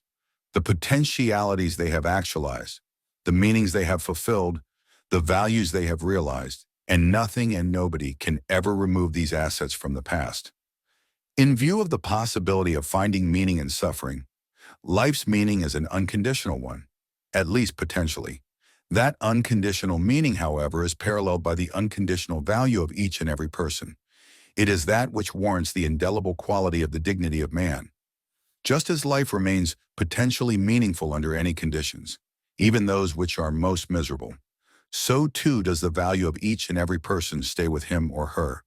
And it does so because it is based on the values that he or she has realized in the past, and is not contingent on the usefulness that he or she may or may not retain in the present. More specifically, this usefulness is usually defined in terms of functioning for the benefit of society. But today's society is characterized by achievement orientation, and consequently it adores people who are successful and happy, and, in particular, it adores the young. It virtually ignores the value of all those who are otherwise, and in so doing blurs the decisive difference between being valuable in the sense of dignity and being valuable in the sense of usefulness. If one is not cognizant of this difference and holds that an individual's value stems only from his present usefulness, then, believe me, one owes it only to personal inconsistency not to plead for euthanasia along the lines of Hitler's program. That is to say, mercy killing of all those who have lost their social usefulness, be it because of old age, incurable illness, mental deterioration, or whatever handicap they may suffer. Logotherapy is not imposed on those who are interested in psychotherapy. It is not comparable to an Oriental bazaar, but rather to a supermarket. In the former, the customer is talked into buying something. In the latter, he is shown and offered various things from which he may pick what he deems usable and valuable. Sigmund Freud once asserted, "Let one attempt to expose a number of the most diverse people uniformly to hunger. With the increase of the imperative urge of hunger, all individual differences will blur, and in their stead will appear the uniform expression of the one unstilled urge." Thank heaven, Sigmund Freud was spared knowing the concentration camps from the inside. His subjects lay on a couch designed in the plush style of Victorian culture, not in the filth of Auschwitz. There, the individual differences did not blur, but on the contrary, people became more different. People unmasked themselves, both the swine and the saints. And today you need no longer hesitate to use the word saints. Think of Father Maximilian Kolbe, who was starved and finally murdered by an injection of carbolic acid at Auschwitz, and who in 1983 was canonized. You may be prone to blame me for invoking examples that are the exceptions to the rule. Sed omnia preclaratarn difficilia quam rara sunt, but everything great is just as difficult to realize as it is rare to find, reads the last sentence of the Ethics of Spinoza. You may of course ask whether we really need to refer to saints. Wouldn't it suffice just to refer to decent people? It is true that they form a minority. More than that, they always will remain a minority. And yet I see therein the very challenge to join the minority. For the world is in a bad state, but everything will become still worse unless each of us does his best. So let us be alert. Alert in a twofold sense. Since Auschwitz we know what man is capable of, and since Hiroshima we know what is at stake. About the author. Viktor E. Frankl is professor of neurology and psychiatry at the University of Vienna Medical School. He is the founder of what has come to be called the Third Viennese School of Psychotherapy, after Freud's psychoanalysis and Adler's individual psychology. The School of Logotherapy. His work has been called perhaps the most significant thinking since Freud and Adler by the American Journal of Psychiatry. Born in 1905, Dr. Frankl received the degrees of Doctor of Medicine and Doctor of Philosophy from the University of Vienna. During World War II, he spent 3 years at Auschwitz, Dachau, and other concentration camps. Dr. Frankl first published in 1924 in the International Journal of Psychoanalysis and has since published 30 books, which have been translated into 23 languages, including Japanese and Chinese.